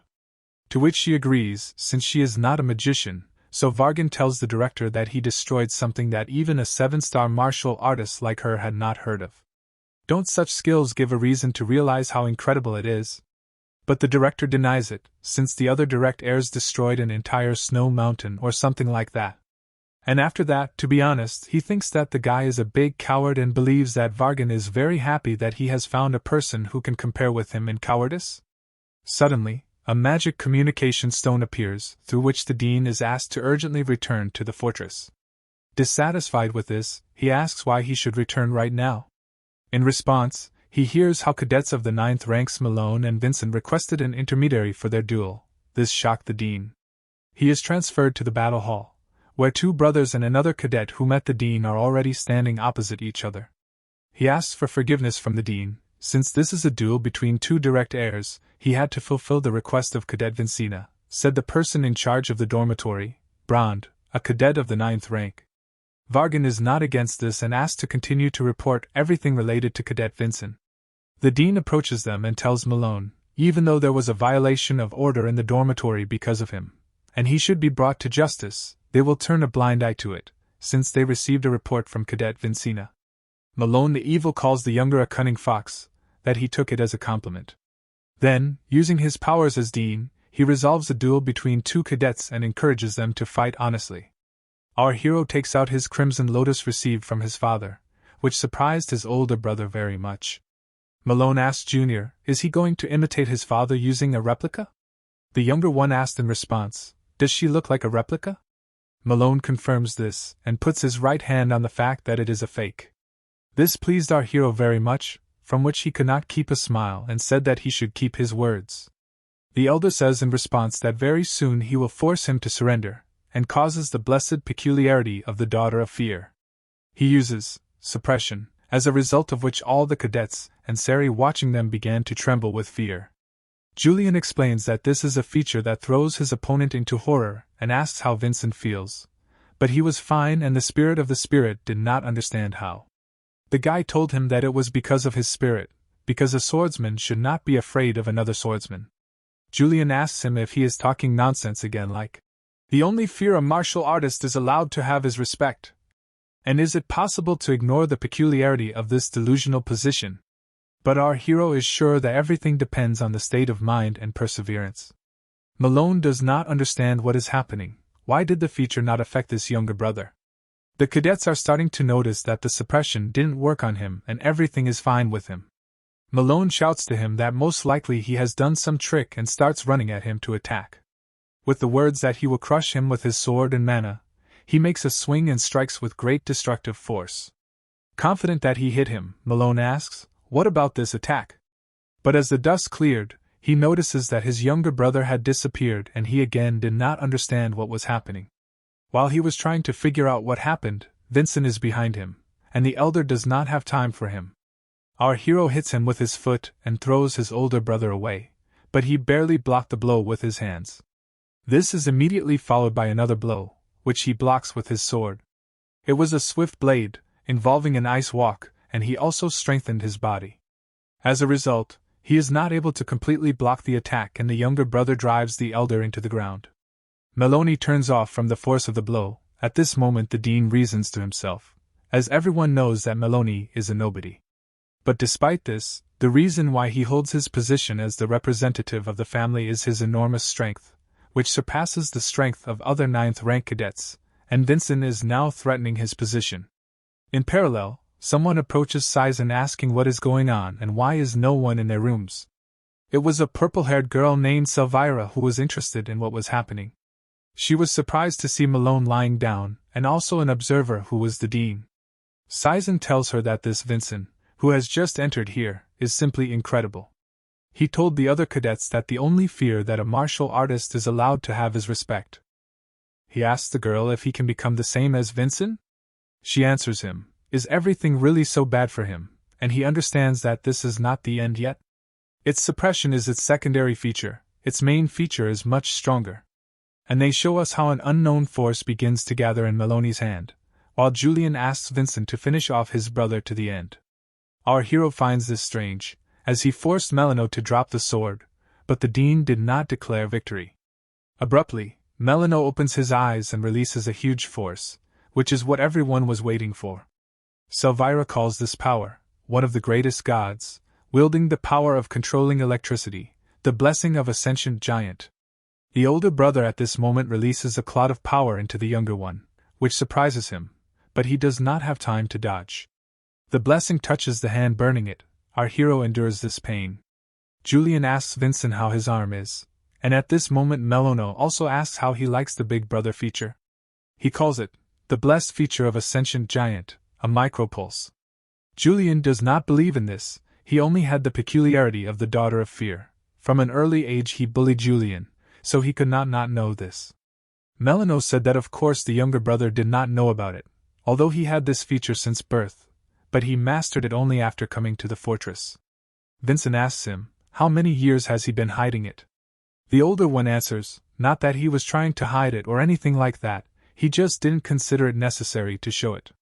This surprised our hero very much, and Melano told on, even with his feature of suppression, children of his age could not get the better of him. Therefore, he felt that he did not need to go through painful and hard training.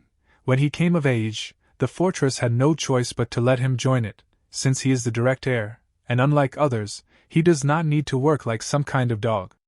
At that moment, everyone listened in silence, and no one could object to him, and the dean himself remained silent. After these words, Vincent breaks down on his older brother with the words that he should stop talking nonsense. His talent allows him to achieve in a couple of years what others devote their whole lives to. He ignores not only the responsibility that comes with this power, but also the efforts of others. Vincent, in a complete rage at the words of his older brother, asks him what he was thinking at all. Is the reputation of the Adenka family holding up?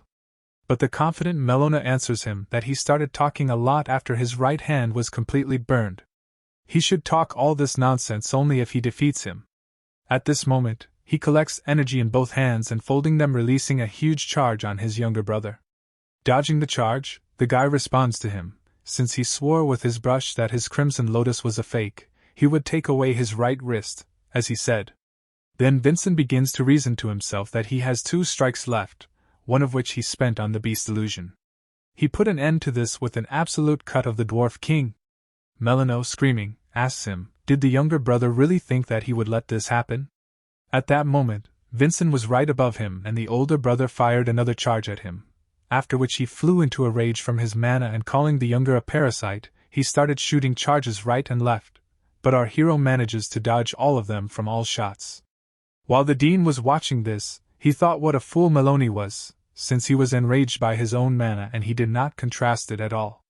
One of the charges hits the ceiling on Sari, and the collapse began directly on her. Vincent notices this by shouting to her, but he does not have time. A moment before they fell on her, she noticed that nothing had happened. It was the dean who had managed to stop the collapse before. He asks if the young maid is okay. She confirms this, and immediately the dean gives an order to Branda to evacuate all the cadets. He will obey without delay.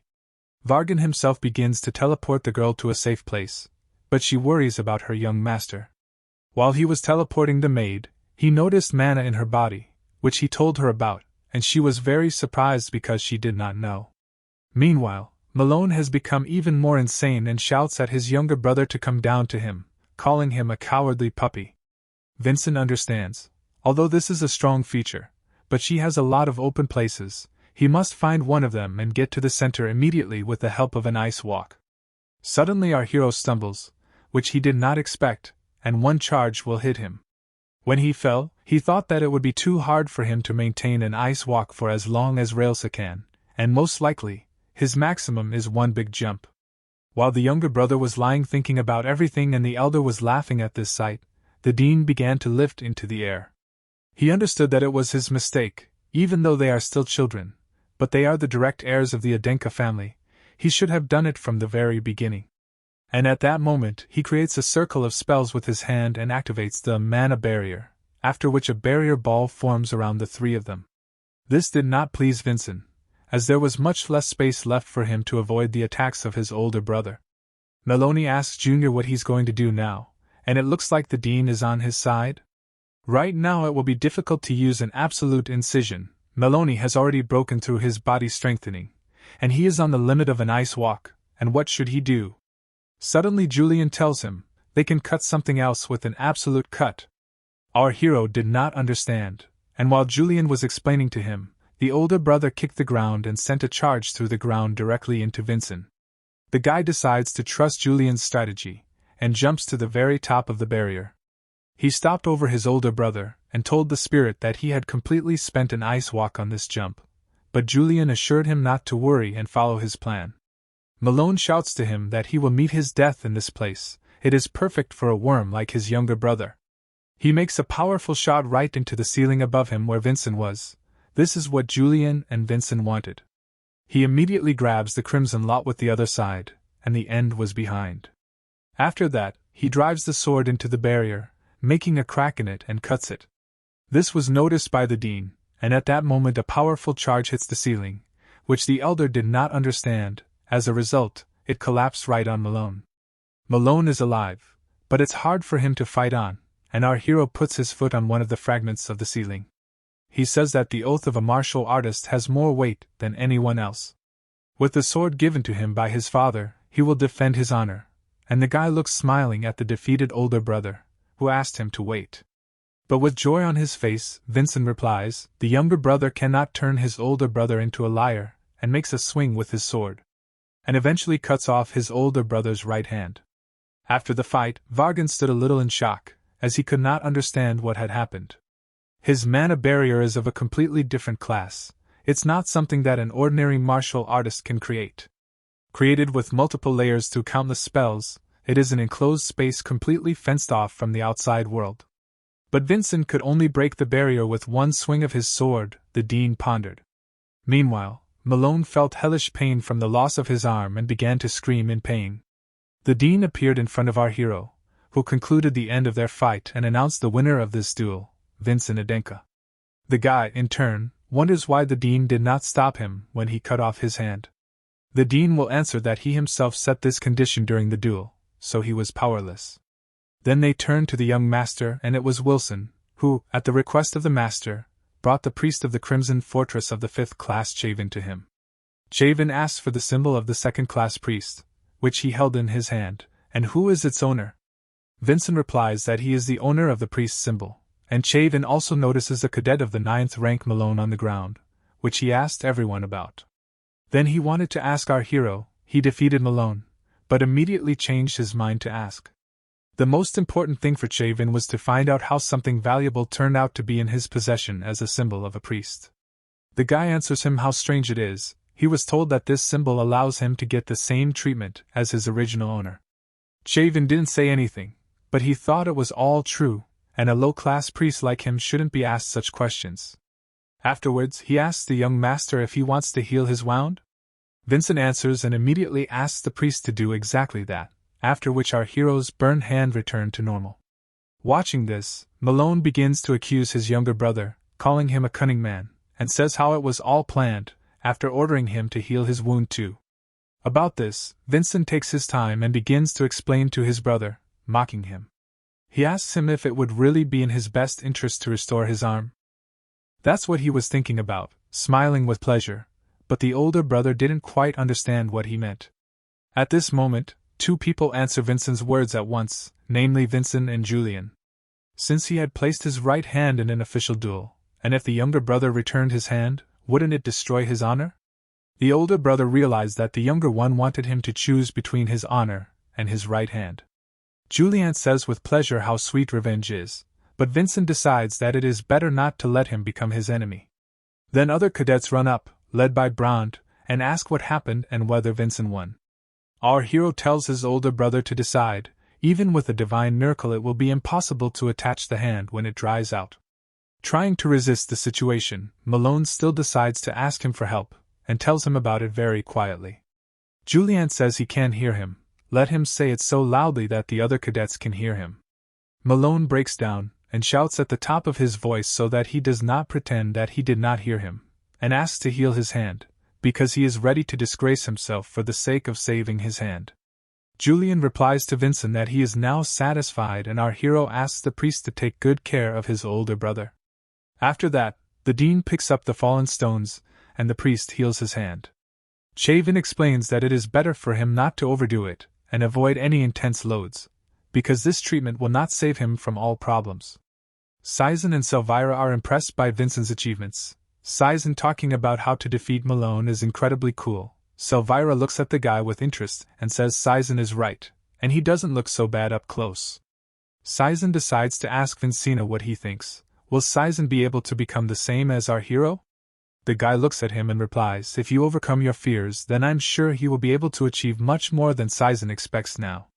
These words struck Saizen to the depths of his soul, who was barely holding back tears of happiness.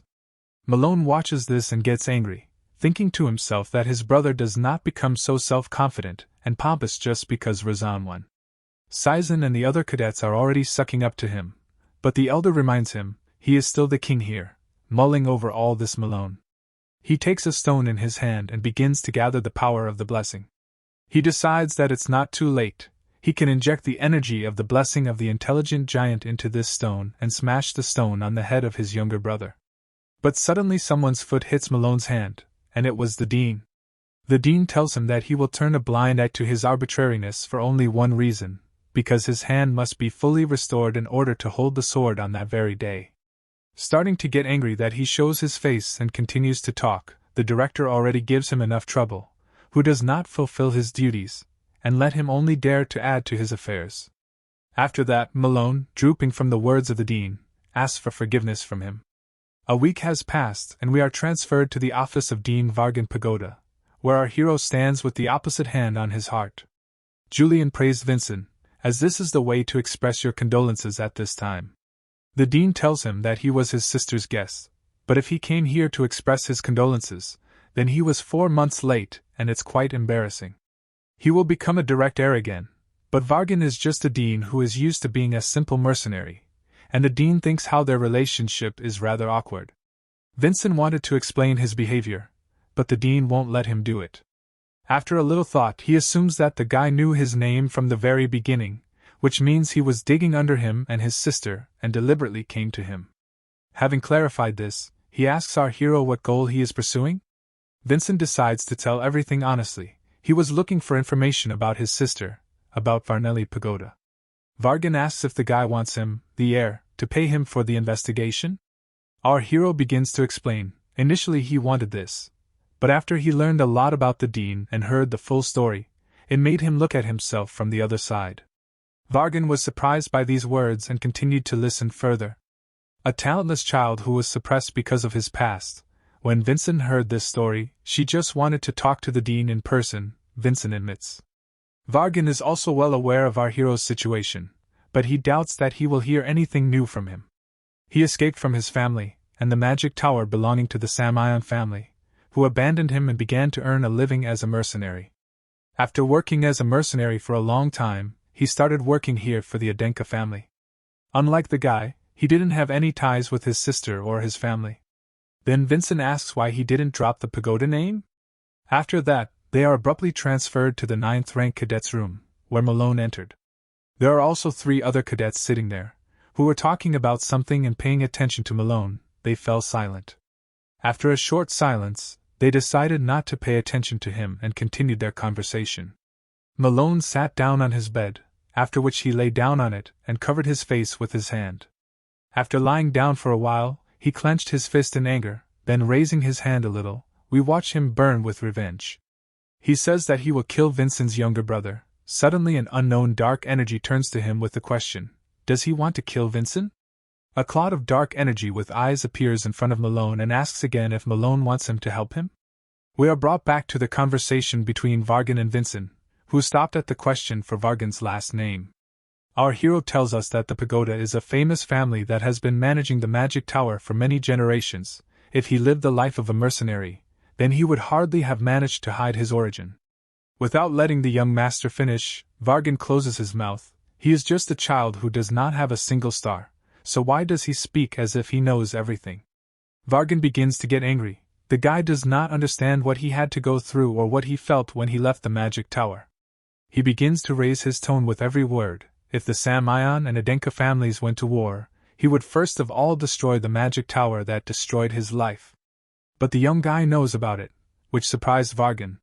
Vincent says he was the same, but what he wanted at the very end was not revenge, but understanding and love. Addressing the dean, the guy tells him he hasn't gotten rid of the pagoda name because he still feels affection for his family. The dean couldn't answer anything out of surprise and just fell into a chair thinking about it. His sister was talented and bright. It would not be an exaggeration to say that he suffered all the bullying out of pure respect and recognition for her. But at the same time, her radiance caused him even more suffering. He was followed by the words why he can't be like his sister, and why he can't do half of what she can. That's what haunted him wherever he would not go. He couldn't stand up to this pressure and ran away, leaving his family. Then he tells the young gentleman, he thought he saw through him, but it turned out quite the opposite. Vincent replies that he can be honest, because human emotions are not always so simple. This made the dean smile. He could not have thought that he would receive advice from the boy. He goes on to say that it was a great condolence, and even though his sister is dead, he could finally be honest with himself. After he was interested, since Vincent invested in the magic tower, the dean dares to assume that it was a lot of money. This means that he will become a sponsor of our hero, and he will no longer have to worry about living expenses in the fortress. This made Vincent and Yulion very happy, whose money began to return. After leaving the dean's office, Yulion says how Vincent really knows how to choose words. Revan, Railsa, Master Hansen, and now Dean Vargan, they all fell for his words. The guy does not understand why the spirit treats him like some kind of fraudster. Because his words were sincere, he spoke them from the bottom of his heart. Yulion does not argue with him, answering. His perception of 500 years ago is something. 2 cadets, Sizen and Selbyra, who met him in the corridor, turned to Vincent with admiration. They were surprised that the guy received sponsorship from the dean, since he never sponsored, because he is so demanding. Our hero, approaching them, recognized only Sizen, whom he met on the first day, and he did not know the girl.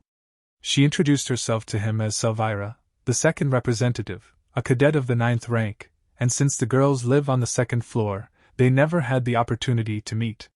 Vincent hears about the second representative for the first time. She answers him that his brother did not properly perform his duties, and she is responsible for the report to the teachers. Suddenly, our hero, after shaking hands with the girl, notices, although it does not compare in level, but it is the same feeling as from the peculiarity of his mother. The girl wanted to find out how he was able to defeat Malone. Her feature is insight. She can find out the strength and hidden potential of her opponent. So she was trying to figure out Vincent's strength, but unexpectedly for her, she didn't see anything, and this crimson color, it means that she can't appreciate his hidden potential. After that, he pulls out his hand and says he doesn't like her way of getting to know him with her features, for which she apologizes if she offended him. She is perplexed by this situation, since for the first time even the teachers could not feel her peculiarity. Then the guy asks them, what are they doing here? To which the girl replies that the cadet is forbidden to walk alone at night. But our hero doesn't quite understand why, and Saizen says it will be dangerous if he gets lost in such a cold. If they want to go out, they always go with someone. The girl adds that it is possible to fall into the hands of the evil ghost Daven, which scares Saizen very much. After hearing about Daven's ghost, our hero grabs Selbira and asks her to tell everything about him. Blushing a little from surprise, she tells him if he grabs her so unexpectedly, and before she can finish, Saizen begins to explain. First he asks the guy if he just knew an archdemon who lived 500 years ago. After the archdemon lost to the hero king, his spirit began to wander around the world. However, there are fragments of his soul that enter into contracts with martial artists and provide them with tremendous power. They give them enough strength so that they can achieve their goals. In return, the spirit takes their soul, Saizen said while the girl was walking away. After the story, Vincent realizes that this archdemon Daven really existed, so it wasn't a legend for the sake of turning him into a scapegoat. Having calmed down, the girl says that from time to time there are his victims, but to be honest, he does not believe in all this. And our hero seriously thought about this evil spirit that appeared 500 years ago. Meanwhile, the same evil spirit of archdemon Daven appears in front of Malone. He can't believe his eyes, because such a thing simply cannot exist. The spirit tells him to make a contract with him, and then he can help him achieve whatever he wants. At this moment, the guy realizes that this is Daven's evil spirit and means the legends are true. But the spirit says that this is not important now. What is important now is that it can help him achieve his goal. Isn't he the king here? The spirit asks. He must regain his throne. And at this moment, Malone's eyes fill with red, after which the guy begins to say something. After a while, Saizen and Vincent appear in the same room. They came after a conversation in the corridor. They notice how everyone is already asleep, since it's already late at night, and Vincent is also about to go to bed and thanks Saizen for seeing him off. Saizen answers him that he is on night watch tonight, so he will continue to be on duty. Before going to bed, our hero notices that Malone's bed is empty, and he himself is nowhere near. After a while, Saizen is standing on the street on patrol, holding a lantern in his hands. He thinks it's really scary and dark at night. He can't see anything beyond the light of the lantern. Suddenly he notices some aura and asks who is there, then raises his hand with a flashlight to examine. After that, his hand is abruptly cut off, which he did not immediately realize until he looked at it. A cloud of dark energy appears in front of him, which says how it aimed at his throat. In great horror of what is happening and what he saw, Saizen is in a panic from which he cannot even move. Malone appears in front of him, who already looked like a real demon, and he asks where his younger brother Vincent is now. Saizen asks Malone, because of his appearance, did he make a contract with an evil spirit? Malone sees how the guy dared to direct his sword against him, and concludes that he has become stronger, but all this was ridicule on his part. Saizen, shouting that he is no longer afraid of Malone, attacks him, but he easily takes him by the throat. The demon says that since he pointed the sword at the king, he will be executed. He swung his sword at the guy, and he had already closed his eyes because he couldn't do anything and was saved a second before the blow. It was the power of a sword cut at a distance, and Mentor Braun did it. Braun tells him that since Malone has signed a contract with an evil spirit, he has renounced his pride as a martial artist. But Malone is even more ecstatic about the situation, because seeing the mentor, Braun decides that killing him will bring even more pleasure than killing Saizen. The mentor understands that his blow did not leave a scratch on him, and immediately gives the order to Saizen to raise the alarm. At this time, in the room of cadets of the 9th rank, our hero was still awake. He was thinking about Malone, who is not there, and everyone will not care even if this bastard freezes to death. Suddenly an alarm sounds. It woke up all the cadets, and Vincent asks what was that sound? They answer him, it's an alarm, which means something happened during the night watch. The guy immediately starts thinking about Saizen, who was just on patrol that night, after they all run out into the corridor. Descending to the floor below, they meet girls led by Selvira. Vincent immediately tries to find out about what is happening with her, but she didn't know anything yet and ran out of the room immediately after the alarm. Suddenly our hero felt the smell of blood. He turns to Selvyra with a request to notify the dean about this with the help of her crystal. Let him tell him that this is an emergency. She didn't understand why to do it, especially at this hour, but Vincent explained to her that the situation was worse than it seemed and they needed to call someone strong. After the guy gives everyone an order to follow him outside, while they were all moving towards the exit from the hostel, the alarm stopped. Vincent suggested that due to the cessation of the alarm and the flow of mana, could this mean that the fight has already ended? Selvyra urges everyone to hurry up, and at this moment Vincent addresses her through a spiritual connection. He tells her not to react, but just listen, then asks her a question: can they put some kind of protective seal? She did not understand what he was asking, and the guy explains that the first fight is over. Since they were not contacted, it means that the opponent won. After that, she comes up with one seal, one of the 7 basic seals of Aiden, a trihedral protective seal. But at the top of the triangle there must be a master with 5 stars or more. Without fulfilling this condition, the seal will lose its balance and collapse. If Vincent finds Bronze Mentor, then they will be able to show her, after which they open the doors and find themselves on the street. They see a lot of blood and the body of a man falls sharply in front of them. It was Mentor Brond. He was unconscious, covered in cuts and blood, and a large clot of dark energy turns to the cadet, telling them that he found it. Abruptly, this clot sticks out a sword and attacks Vincent, but he repels the blow. Vincent does not see the opponent's face and asks him who he is, after which Malone shows himself, telling everyone how they all gathered here, all those who opposed him. The younger brother looks at him and asks him what he has done. Selvyra recognizes this dark aura and does not believe that it is real, after which our hero is interested in her. He explains to him that she has the same properties as the masters possessed by the evil spirit of Daven. This information shocked the guy. He couldn't believe he was standing right there, fighting against himself. Malone gathers power in his hand and says that he will show who is the real king here. He uses suppression and all the cadets were plunged into fear. They trembled when they realized how much stronger he was. But suddenly Vincent tells them not to be afraid. They are martial artists. Let them stop being afraid and draw their swords. After these words, all the cadets gathered their courage and stood in a stance to fight against Malone. Malone is furious about this. Vincent frees them from his suppression. Our hero is considering the situation. Since Malone easily defeated the 5-star Master Brondit, will he be able to cope with Malone now? No, it would be too much for him, so they need the reinforcements that Selvyra requested, and until it arrives, he needs to buy time with the help of inexperienced 9th rank cadets.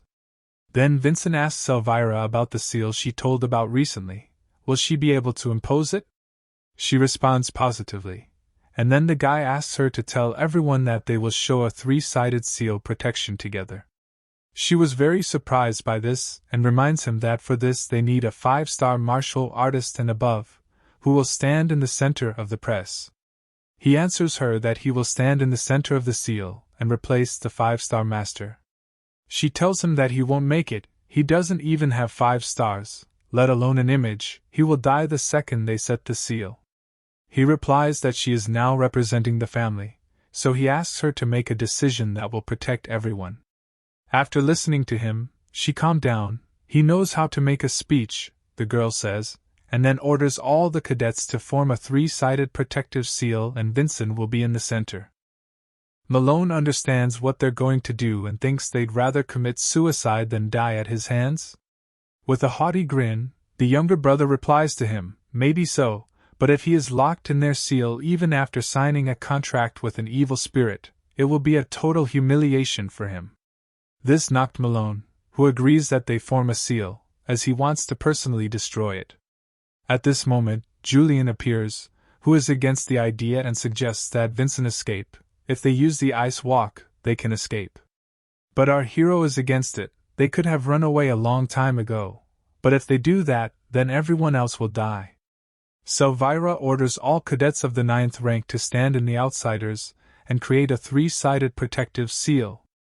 As a result, they were enveloped by a seal headed by Vincent. The guy suddenly felt an unbearable heaviness. He gets the feeling that his mana is exploding, but he needs to withstand it. They should not hesitate.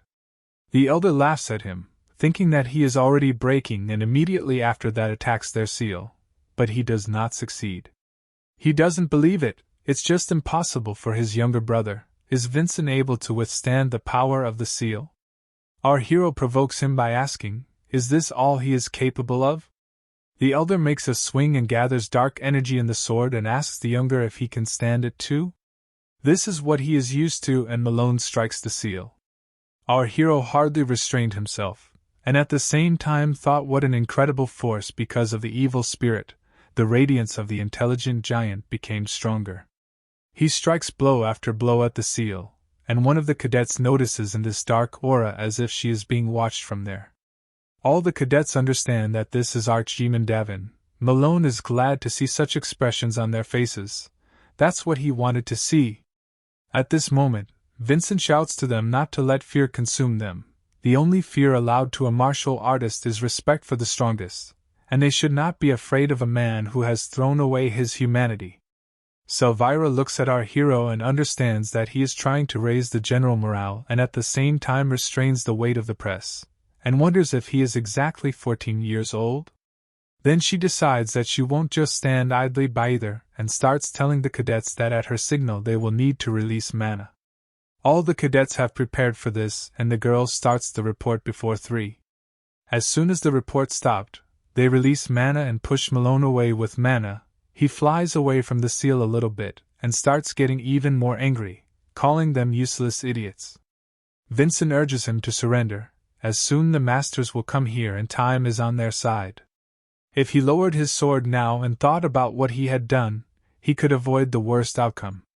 At this moment, Malone is approached by an evil spirit who reminds him that he wants to kill them all. Has he forgotten about it? Remembering this, Malone gets up and says how he wants to see them die, trembling with horror, and for this he is ready to give his life. Vincent notices how his mana has become heavier. He is preparing to make a major attack, and Malone gathers strength in his sword to attack. He launches a huge dark force into Nick, and the cadets barely contain it. From the force of the impact, the earth began to collapse and stones are flying at them. Selvyra warns everyone to watch out for stones that take off from the ground. One of the stones hits the cadet who was standing behind the girl, and the seal begins to weaken.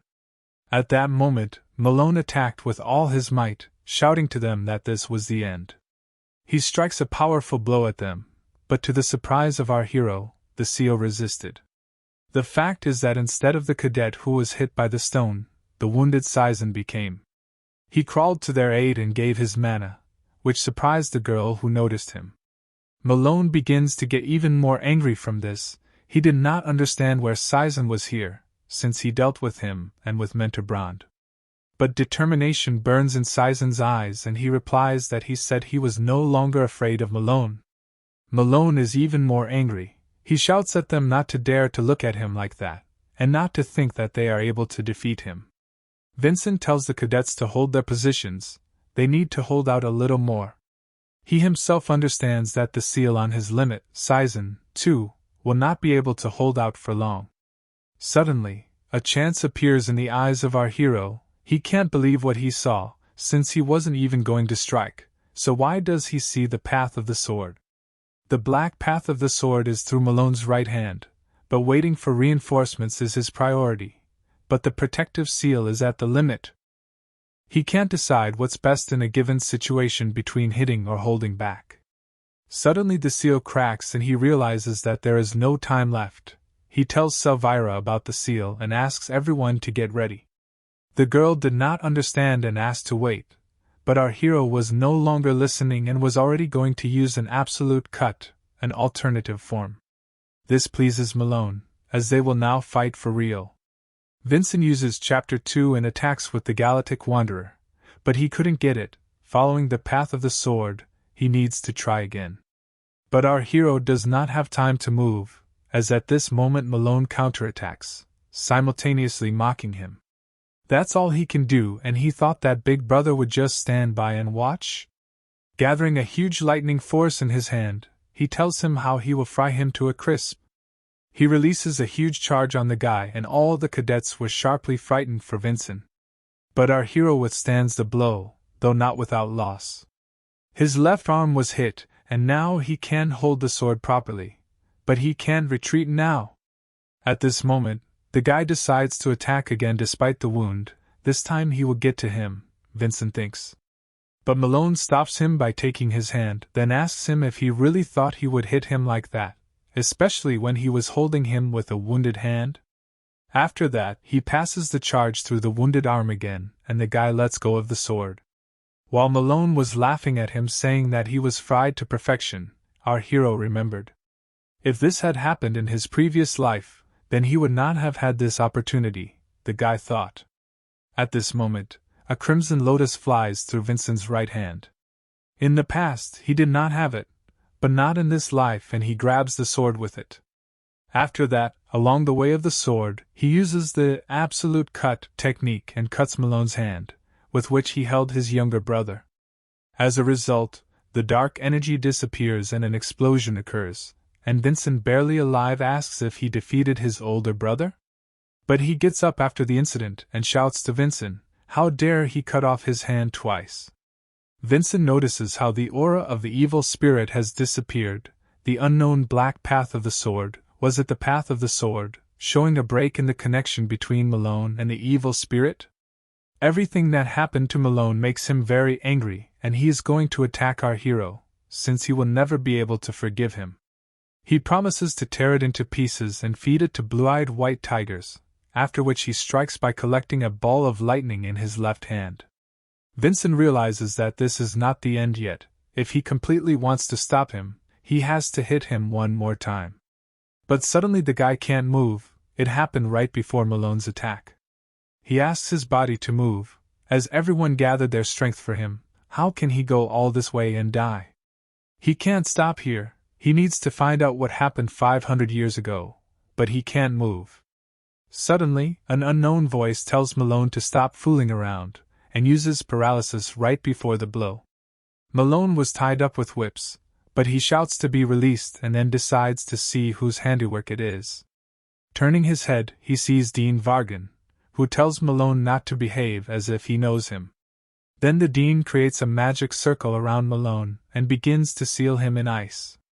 The older brother does not understand what is happening and asks to stop it. The director of the fortress takes his word, which calls on him to surrender. They manage to capture him, so he can no longer escape. They created a magical seal that completely connects him to his image, in other words, a crystal prison. Its only drawback is a long installation, but any martial artist with mana is unable to escape from it. Malone starts shouting to Vincent not to think that this is the end. As a result, Malone was sealed in ice, after which the director went to Vincent. She asks, is this him, the one Vargan has been talking about so much? The scoundrel that Sir Vargan praised so much, but he doesn't answer her. She understands that he is so badly injured that he can't even speak, and we are shown how our hero can hardly stand on his feet. After that, he falls to his knees without losing consciousness, and tries to hold on. The director likes such exceptional endurance, and today he saved a lot of people. She puts her hand on his head and says, Sir Vargan, and she will take care of everything now, so he can rest in peace. Then our hero passes out and the rest of the cadets run up to him, who were very worried about him. We are transported to an unknown place where there are a lot of mirrors and Vincent is standing in the middle of them. He does not understand where he is and Yulion turns to him.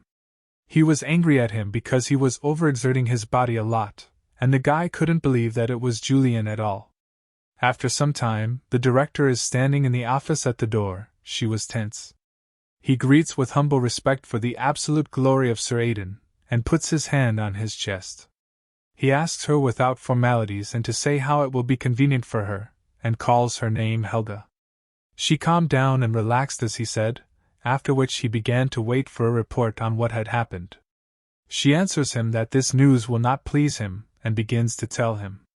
So among the cadets of the 9th rank, There are 15 wounded, although none of them died, but there are dead among the mentors. His name was Brand, he was a 5-star master, also Cadet Sizen managed to survive in a deadly fight against Malone, only thanks to Brand. The head of the family says that they will pay their deepest respect to the deceased mentor Branda and his family. They will do the same with all the wounded, they will generously repay them until they fully recover. Helga blames herself for all this, if she could have come there earlier, but the head denies it. There are always a lot of factors related to the contractors of evil spirits. Her decision to stop Malone with one blow after a long preparation was not wrong. Abruptly his look changed and he asks why Malone is still alive after becoming a contractor. As far as the head understands, contractors are given unimaginable power, in return neither their life, so when their power ends they die. Helga replies that the magicians of their fortress have analyzed this, but have not found a definite reason.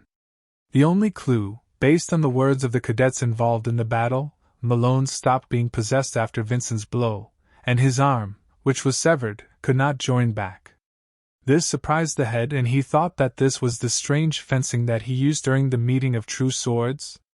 After that, the head decides to take disciplinary measures against Malone, since he violated all the rules by signing a contract with an evil spirit. He will be under house arrest for the rest of his days. Also, his image will be taken away, and the tendons in each of his limbs will be cut off so that he will never pick up a sword again. Then the head decides to reward Vincent and asks where he is now. Helga answers, after his treatment they moved him to the main house, but he still remains unconscious for several days. Meanwhile, in a world with a bunch of mirrors, Vincent and Yulion are trying to figure out what kind of place this is. He asked Yulion, but he didn't know, since he was also sent here immediately after his loss of consciousness.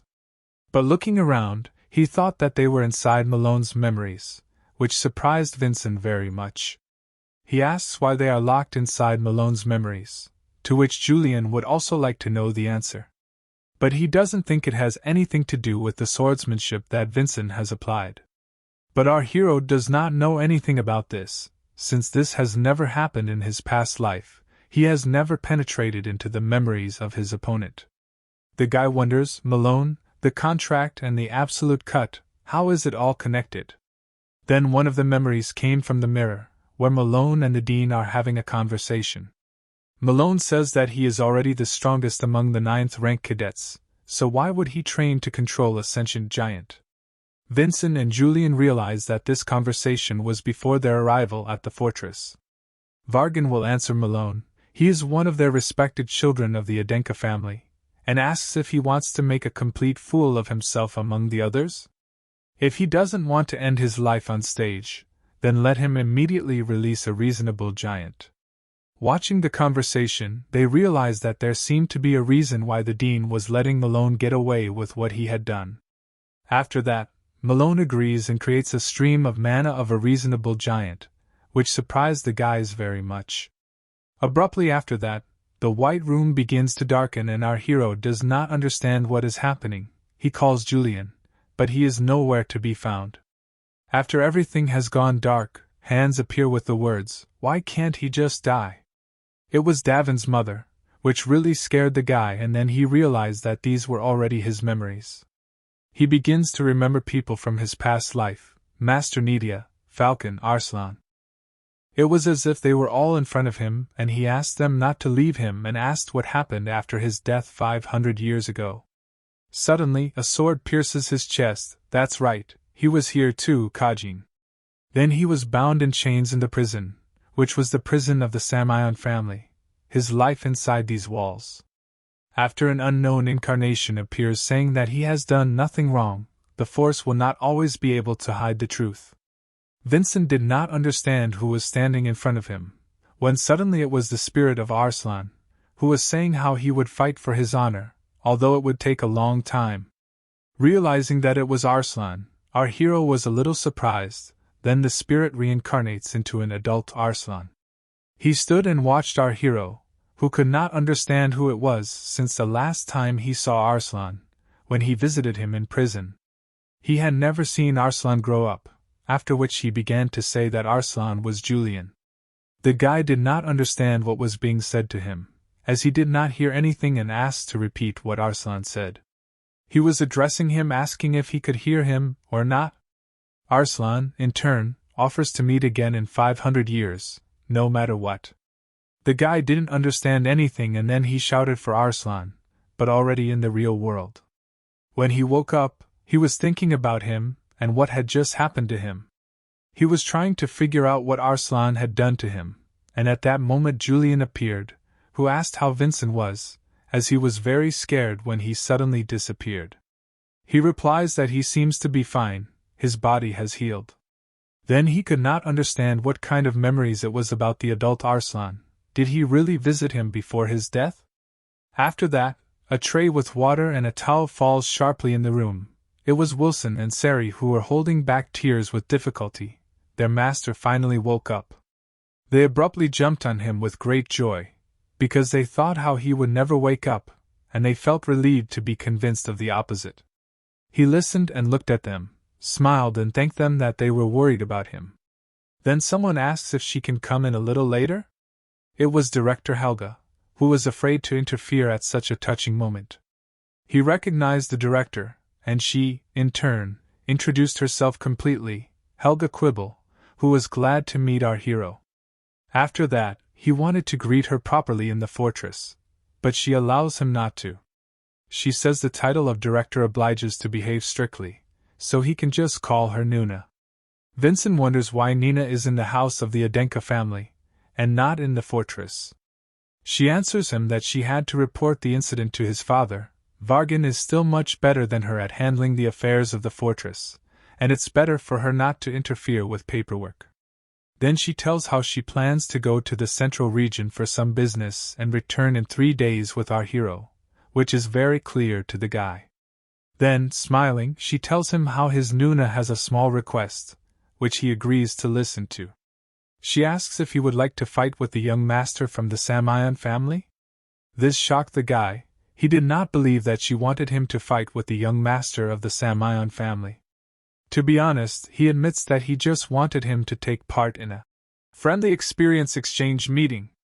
The guy did not immediately understand what he was talking about, and Nina explains to him, this is an event where members of the Samion and Adenka families, studying martial arts, compete with each other. This is a big event that will be attended by the heads of both families, and a friendly meeting this year will be held in the Crimson Fortress. This means that the young master and the head of the Samion family will come to the fortress. The guy immediately thought about the current head of the Samion family, which interested him. Then he asks why she's only talking about it now.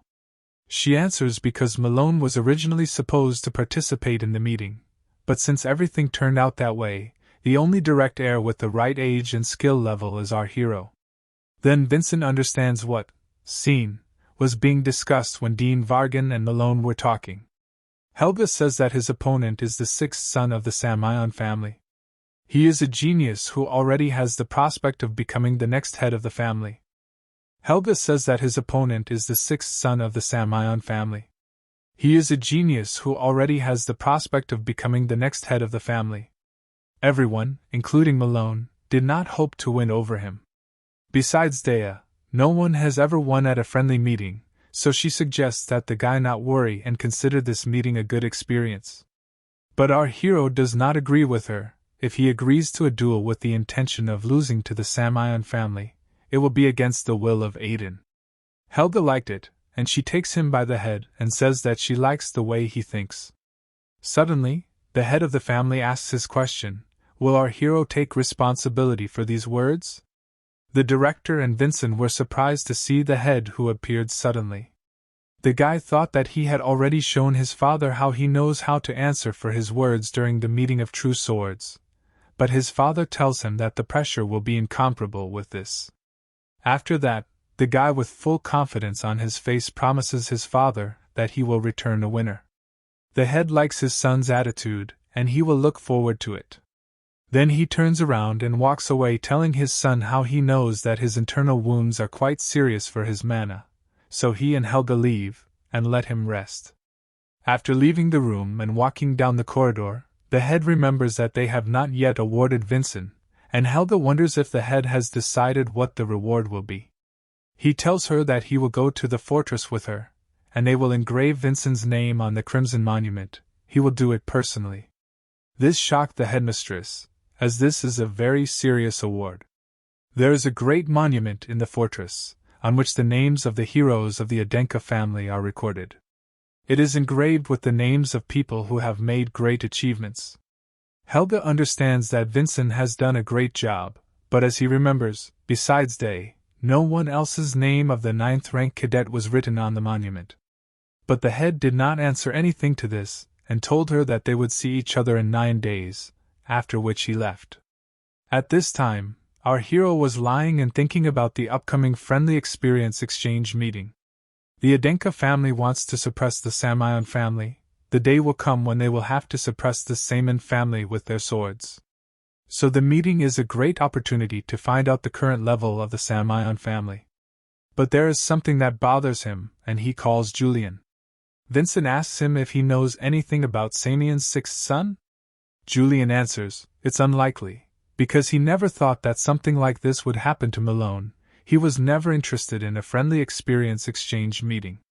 Then our hero asks what are his chances that he will defeat the 6th son of the Samion family, given that they are about the same level with him. Since they have an element of surprise in the form of an absolute cut, it will not be impossible, but still Yulion thinks that the probability is low. Without taking into account the theory of the image, at best he will reach 3 stars, but his opponent, who is trained according to the elite standards of the Samion family, will have at least 3 stars and more, Yulion believes. With the confidence that the difference in strength will be significant, our hero decides that this will not work and he needs to start training. Yulion is against it, because he was told that the guy's wounds are serious and he still needs to rest. But Vincent removes the bandage from his arm and shows how his wounds have already healed. He only needs to limit the use of mana. Yulion is furious because he is serious and asks the old man to use the body with caution. Our hero started training with a training sword, after which he had to decide on his feelings for the duel. Meeting with Samion's current family, his feelings towards this duel, his feelings towards his past life? Suddenly an old acquaintance turns to him, saying how this place reminds of the old days. It was here that they first encountered their swords. Vincent was a little surprised, since Revan himself was standing in front of him, who said how long it had been since they had seen each other. After that, they went to drink tea and talk, and Revan says that he heard that Vincent was seriously injured and he is glad to see him in good health. Vincent thanks him and admits that he was surprised to meet him so soon. Then Revan remembers about the very thing that he asked him, and he found out something. Our hero was pleasantly surprised and asked a friend, did he really find out what happened 500 years ago? But he eventually discovered something, but he doesn't know what it is. Vincent did not understand what he meant, and Revan began to explain. He was curious about his family. Apart from him, there was not a single person in his family who was particularly gifted in martial arts. The size of his house, finances and everything else is average compared to the rest of the families on the sidelines. Yes, they are so different that he was pushed away by a weak Vincent. Isn't it strange that Revan's father, who is not gifted in martial arts, and who is not particularly rich, has been an observer at the meeting of true swords all these years? After Revan persistently asked him, he finally answered him. Since his father understood that Revan would replace him sooner or later, he could tell something. He told him to follow him, after which they went to the bookcase. Revan did not understand where they were going at all. His father uses magic to open the passage behind the bookcase. He also says that even the head of the Adenka family cannot come here without his permission. It was hidden archives. The father began to explain the history of Adenka, unknown to the world, all the records of the first member of the Adenka family, as well as the light and dark parts of history are here. Their family has acquired a high status, keeping this archive for generations. Even if it is revealed now, 500 years later their family will suffer a loss, because they treated the preservation of the archive as a family affair. And during the explanation, Revan notices a book. It was the records of the Hisley family. This pleased Vincent, as there should be records proving his innocence. But Revan has to take his father's place before he can show him any of their records, and he will have to wait a long time. But this is enough for our hero. It was quite more than he expected, for which he thanks his friend. But is he allowed to talk about it? This is strictly classified information about his family's case. But Revan answers, he already owes Vincent his life, so it's nothing.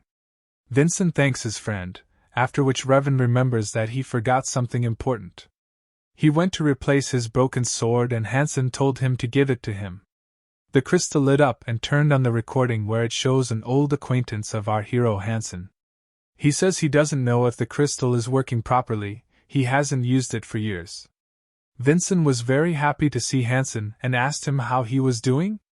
But Revan replies that this is a recorded message. Doesn't he know that communication crystals are incredibly expensive? But the guy replies that of course he knows, he was just kidding. Further on the recording, Hansen says that he leaves him a video message because he doubted their future meeting, and asks to keep this crystal, since it has a basic video recording function. After that, with a wide smile, he wants to tell our hero what he learned about the dragon bone. To be honest, it doesn't have anything of its own, but he learned that reforging a perfect dragon bone sword wouldn't work. This upset the guy, and he thought, why is everyone talking like this today? The blacksmith found out the cause of the fire. When he began to forge the crimson lotus after he transferred the bone into it, a fire ignited that could not be stored in it. As our hero already knows, the dragon bone absorbs the temperament of its owner's mana. He has the blessing of unshakable flame. The crimson lotus must have absorbed his power and caused an explosion. It's almost impossible to forge anything from this bone safely. Hansen doesn't think he can forge anything more powerful than the crimson lotus right now. The guy hearing this mentally resigned himself to failure, but Hansen did not finish. Unless he makes a hammer out of the dragon bone he gave him. After experimenting on a small piece of bone, he learned that the force absorbed by this bone does not affect other parts of the bone. But if that happened, they wouldn't have anything left as material for his sword. He tells Vincent so that he just knows, although this is extremely unlikely. After that, the message ends with Hansen's farewell and a request not to upset Sari. Our hero wondered if he had more dragon bones, he would be able to get the perfect dragon bone sword. Then Revan says that he will return to the workshop for his sword, and if Vincent wants to leave some message that he can convey, then let him speak. And Vincent asks him to tell the blacksmith to forge him a dragon bone sword. He will try to get even more bones to create a sword. Smiling, Revan answers, then our hero is full of nonsense, as if this is possible. After that, they say goodbye and Revan asks not to expose himself to such danger anymore, to which the guy promises to be careful. Returning down the corridor to his room, Yulion says how Revan and Hansen gave useless information. But Vincent replies that it's not that, all the possibilities are open to them, it remains only to become stronger and find a way. And above all, he will defeat the sixth son of the Samion family. After this decision, our hero turns to Yulion to come up with a way to defeat the sixth son of the Samion family. Yulion is not thrilled, since he is always up to something and expects him to finish it. The guy asks him if he will help or not. Yulion starts explaining, there's no way to beat him right now, they barely beat Malone, who wasn't possessed, how can he think they can beat someone even stronger? Vincent admits that Yulion is right, it was incredibly difficult to cope with Malone's peculiarity. A wide range of attacks and powerful strength was enough to break through his body strengthening. Yulion suggests that if they had the blessing of a sentient giant, then maybe they could win. Vincent admits it, but isn't that impossible? But Yulion is sure of the opposite, since they have already seen the flow of mana in Malone's memories. But it doesn't do anything, says Vincent, he knows that they can't just get a feature by just using memories. And Yulion replies if it were a person's memories, then no. But if it were a memory of God, doesn't our hero think that it would be possible? Delighted, Vincent asks again if Yulion really remembered the mana flow of the intelligent giant.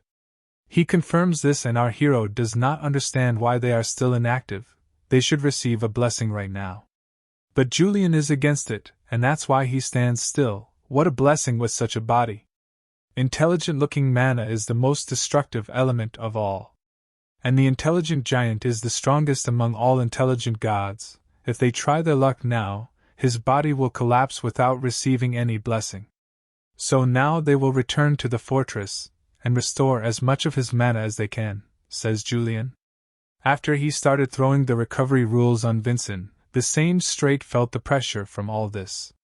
Meditation is no more than an hour a day, at least 9 hours of sleep every day, no training, no trips to the training ground, and without using other training methods from 500 years ago. If he breaks any of these rules, then Yulion will not teach him the mana flow of a sentient giant. After that, our hero, unable to stand it, replies that he will not do anything.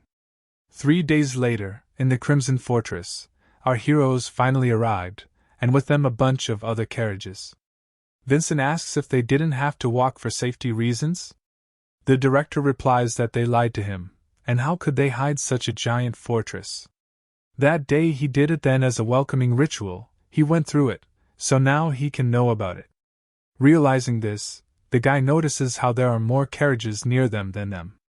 Then Helga remembered that she hadn't told him, but today he would go through the engraving ceremony. After some time, all cadets of different ranks began to gather near the monument. The first to arrive are the cadets of the first rank and their representative, Hana Adenka, who is the direct heir and the third daughter of the Adenka family. After that, cadets of the second, third, fourth rank began to be built. After them came cadets of the fifth rank and their representative Abel Adenka, who was the direct heir and the fourth son of the Adenka family. Then there were cadets of the sixth and seventh rank. After them cadets of the eighth rank and their representative, Damian Adenka, who was the direct heir and the fifth son of the Adenka family. Our hero sees for the first time other direct heirs besides Malone, and they were all incredible. Especially the representative of the cadets of the first rank, Hannah. She has such a sharp aura that Vincent already has goosebumps.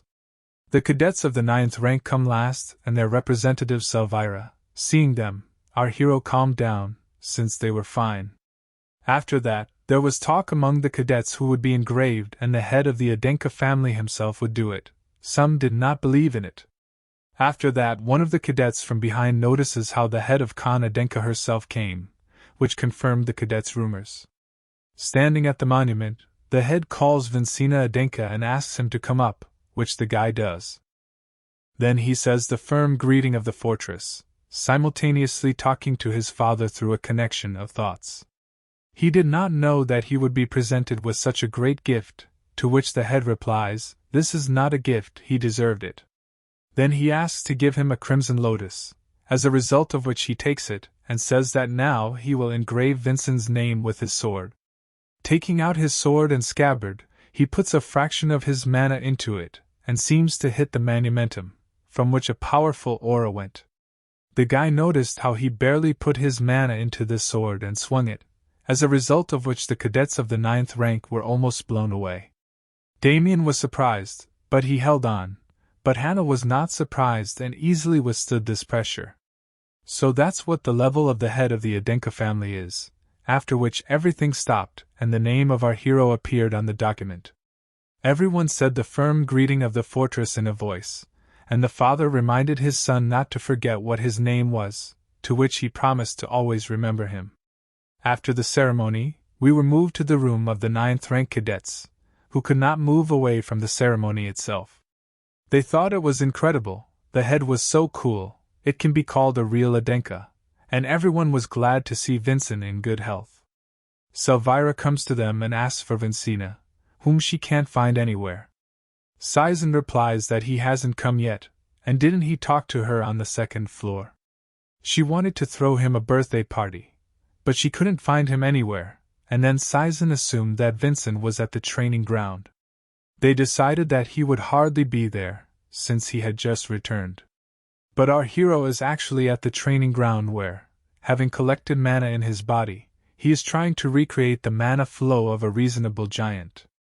And in this he is helped by Yulion, who shows the way to Maine and tells him how he needs to feel the 3 points. Then he could hardly explain because he was sobbing with happiness. He could not think that he would get an engraving after they all called him worthless. Vincent did not understand whether he was happy or not, and asked about it, to which he replied, of course, his father recognized him as his son. Isn't Vincent himself pleased with this fact? Isn't he touched by it? But for him, this is a small part of what he wants. They need to achieve much more, so they can neither cry nor laugh because of such trivial events. Then he urges him to stop crying. If they want to exceed the expectations of the father, then they need to get the blessing of a reasonable giant. And Yulion happily agrees and promises to try hard.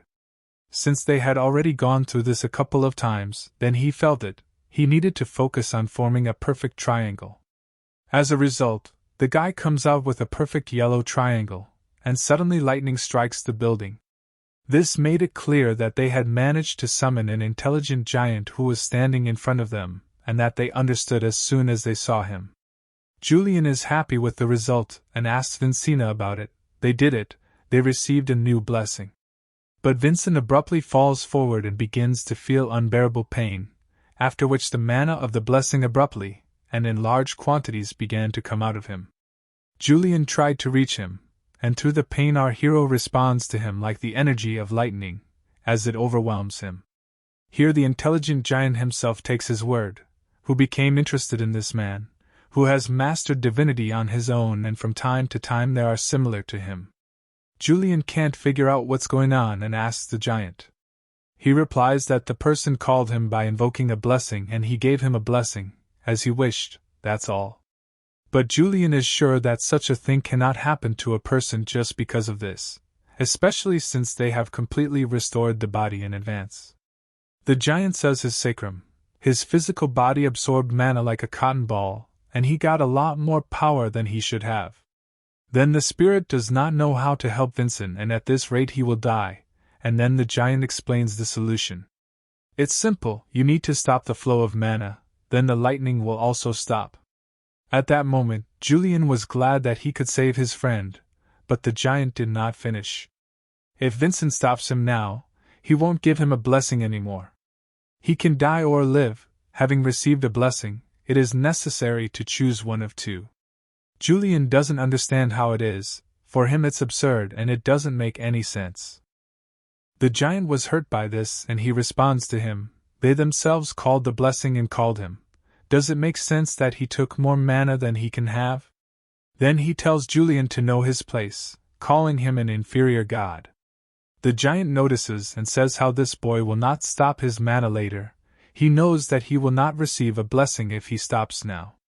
God tells him to take control of intelligent energy, and contain it in his body. He must do this in order to fully receive his blessing. Yulion, on the other hand, cannot sit idly by while Vincent barely holds on to his life. Maybe his divine energy is weak, he can try to protect his heart. After that, he directs his power in the form of butterflies directly at our hero, and creates a dome around him, after which he reduced it to the size of a heart. He managed to envelop his heart with his divine energy, and if he can now absorb his energy of lightning, then everything will be fine. But suddenly lightning strikes even harder. This is not the level that Yulion can cope with, and the energy of lightning overwhelms the heart. Yulion asks Vincent to be patient a little more. If his heart explodes, then this is the end for the two of them. Suddenly, his hand began to become more transparent, which meant that he used a lot of divine energy, and it turns out he disappears. For a moment he stopped helping because he didn't want to die, and if he got rid of his powers now, Vincent would die. At this moment, lightning breaks through the dome at the heart, and strikes the heart of our hero. At this moment, he falls, ceasing to utter a cry of pain. This shocked Yulion. He asked someone to come and help. Out of panic and helplessness, he shouted at the top of his voice for help. Immediately at this moment, the gates to the training hall open where he comes in with the question, "Is there anyone here?" It was the priest Daven who would heal Malone sent from the fortress. Then Yulion realizes that his voice is able to reach those who possess sacred powers. Daven does not understand what is happening and tries to call Vincent, but he does not answer. Yulion sees that our hero has not given up yet, although he is holding on to his last strength. Then the demigod decides not to give up either, and he will surpass the worthless Vincent. Then he turns to the priest, who heard him, but did not see him. Yulion introduces himself as Vincent's familiar god and says he needs healing right now. But Chavin can't get close to him because of the lightning, but Yulion says he will block it. He will try to do this so that it does not affect him. Meanwhile, the priest should try to heal Vincent. Having understood the plan, the priest agreed, and they begin to act. If the priest comes into contact with him and heals him, then he can survive, Yulion thought, sending his divine power to protect the priest from lightning. From using his power, he started to disappear, but he would have to block the lightning energy surrounding his body. He understands that he is starting to become more transparent, but even he will disappear, he will have to do it. But his determination has no edge, and at this moment he gives a signal to Chavin, and the priest begins to invoke the light of Gaia. The light begins to fall on our hero, and a light has lit up in his eyes. Meanwhile, in Dean Vargan's office, the pagoda where Sari was standing and the dean was waiting for her. He wants to know if Miss Sari is ready? She responds positively and then asks the dean to teach her magic. Vargan reminds her of the incident in the duel between Vincent and Malone, when he saved her from falling stones. Then he felt that there was an incredibly strong mana in her body, like young Master Vincent, the mana that she contained, beyond the comprehension of the current study of magic. Further, she warns that it will not be easy to study magic and he has never taught at the request before. But she still wants to study magic. Young Mr. Vincent continues to grow, and he is already at the point where she can no longer help him. All she can do is just take care of him when he comes in with injuries. With full determination, she says how she doesn't want to do this anymore. Even if this help is small, she still wants to help. Vargan is pleased with this attitude, and he notices what wonderful servants young Mr. Vincina has. But since she has the status of a servant, she needs to get Vincent's permission before starting training. Suddenly, light poured out of all the windows, and the dean and Sari could not understand what was happening. After that, they have already moved to the training hall, where they see a young gentleman from whom a large amount of steam is coming. The dean asks Priest Chavin what all this means, but he asks not to worry, since everything is fine with young Mr. Vincent. He doesn't know for sure, but the young master seems to have received a blessing. And a sign of the blessing of a reasonable giant is formed in front of our hero. After that, Sari asks the young master for permission to study magic. Until she gets it, she can't start. Yulion was pleased with this, as he has a servant who will be taught by the dean, an outstanding wizard. He tells Vincent that this is a great opportunity and asks to tell her to start immediately. Vincent, in turn, notices that Yulion looks a little pale. But the demigod asks him not to worry, he will rest a little and return to his previous state. Then the guy asks Sari if she is sure of her decision? She responds positively, she wants to help her master in any way she can. After that, Vincent gives permission with the words that she trains with diligence, for which she thanks her Gosoptan with great joy on her face. He asks the dean to take care of Sari, to which he gladly agrees and is going to teach her with all rigor. The dean had something else in his mind. Since he was watching Malone's growth, he could definitely say that Vincent would get a lightning giant now. He had only to turn away for a moment, and he had already become even stronger. Well, since they've made sure that Vincent is fine, the dean suggests Sari go and make lesson plans. While they were talking about it, our hero thought that he did not have a teacher, and even Sari had one. He had not learned any of the sword arts that Arslan had left for Aiden. He decides to ask the dean about it, as he already knows, a friendly experience exchange meeting will take place soon, and he needs to invest everything in himself in training. Then he asks directly, where is his teacher who will train him in the fortress? But Vargan doesn't understand the question and what the conversation is about. Didn't he know that he himself needed to find his teacher? This surprised our hero very much. He believed that the fortress was an institution for training members of the Adenka family. Vargan answers, this is about their capabilities and conditions, this is the first and main fortress. But only the eldest of each family gives a teacher to a child who is a potential heir. A martial artist can also participate in this. The oldest ones are engaged with children from the main family. And then he asks not to tell him that at his age Vincent has not found a senior who will sponsor him? Our hero could not answer anything to this, which puzzled the dean very much. He thought for a moment, was this guy's choice a mistake? Vincent asks Yulion for the master, but he asks not to wait for a miracle, and as much as I would not like to say it, but no one will sponsor a worthless Vincent and there is nothing Yulion can do about it. Vincent begins to think how to fix it. If anyone can help them, then only one person. After that, Railsa holds a letter addressed to the head of the Adenka family, and cannot understand what it is. He asks Wilson about it, to which he replies, "This is a letter addressed to the head of the family from young Mr. Vincent." Railsa assumes that since he personally came to give it, there must be something important in it. And she wonders why he didn't give it to the head right away, why bring it to her first. But the guy, starting to tremble with fear, replies that in no case can he go alone to the head. Railsa is dying hard from this, and says that she will pass everything on herself. Already in the head's office, she told why she brought this letter herself, but the head did not really listen and read it. Railsa asks to tell her about the contents of this letter, and Khan responds as his son asks to find a teacher for him.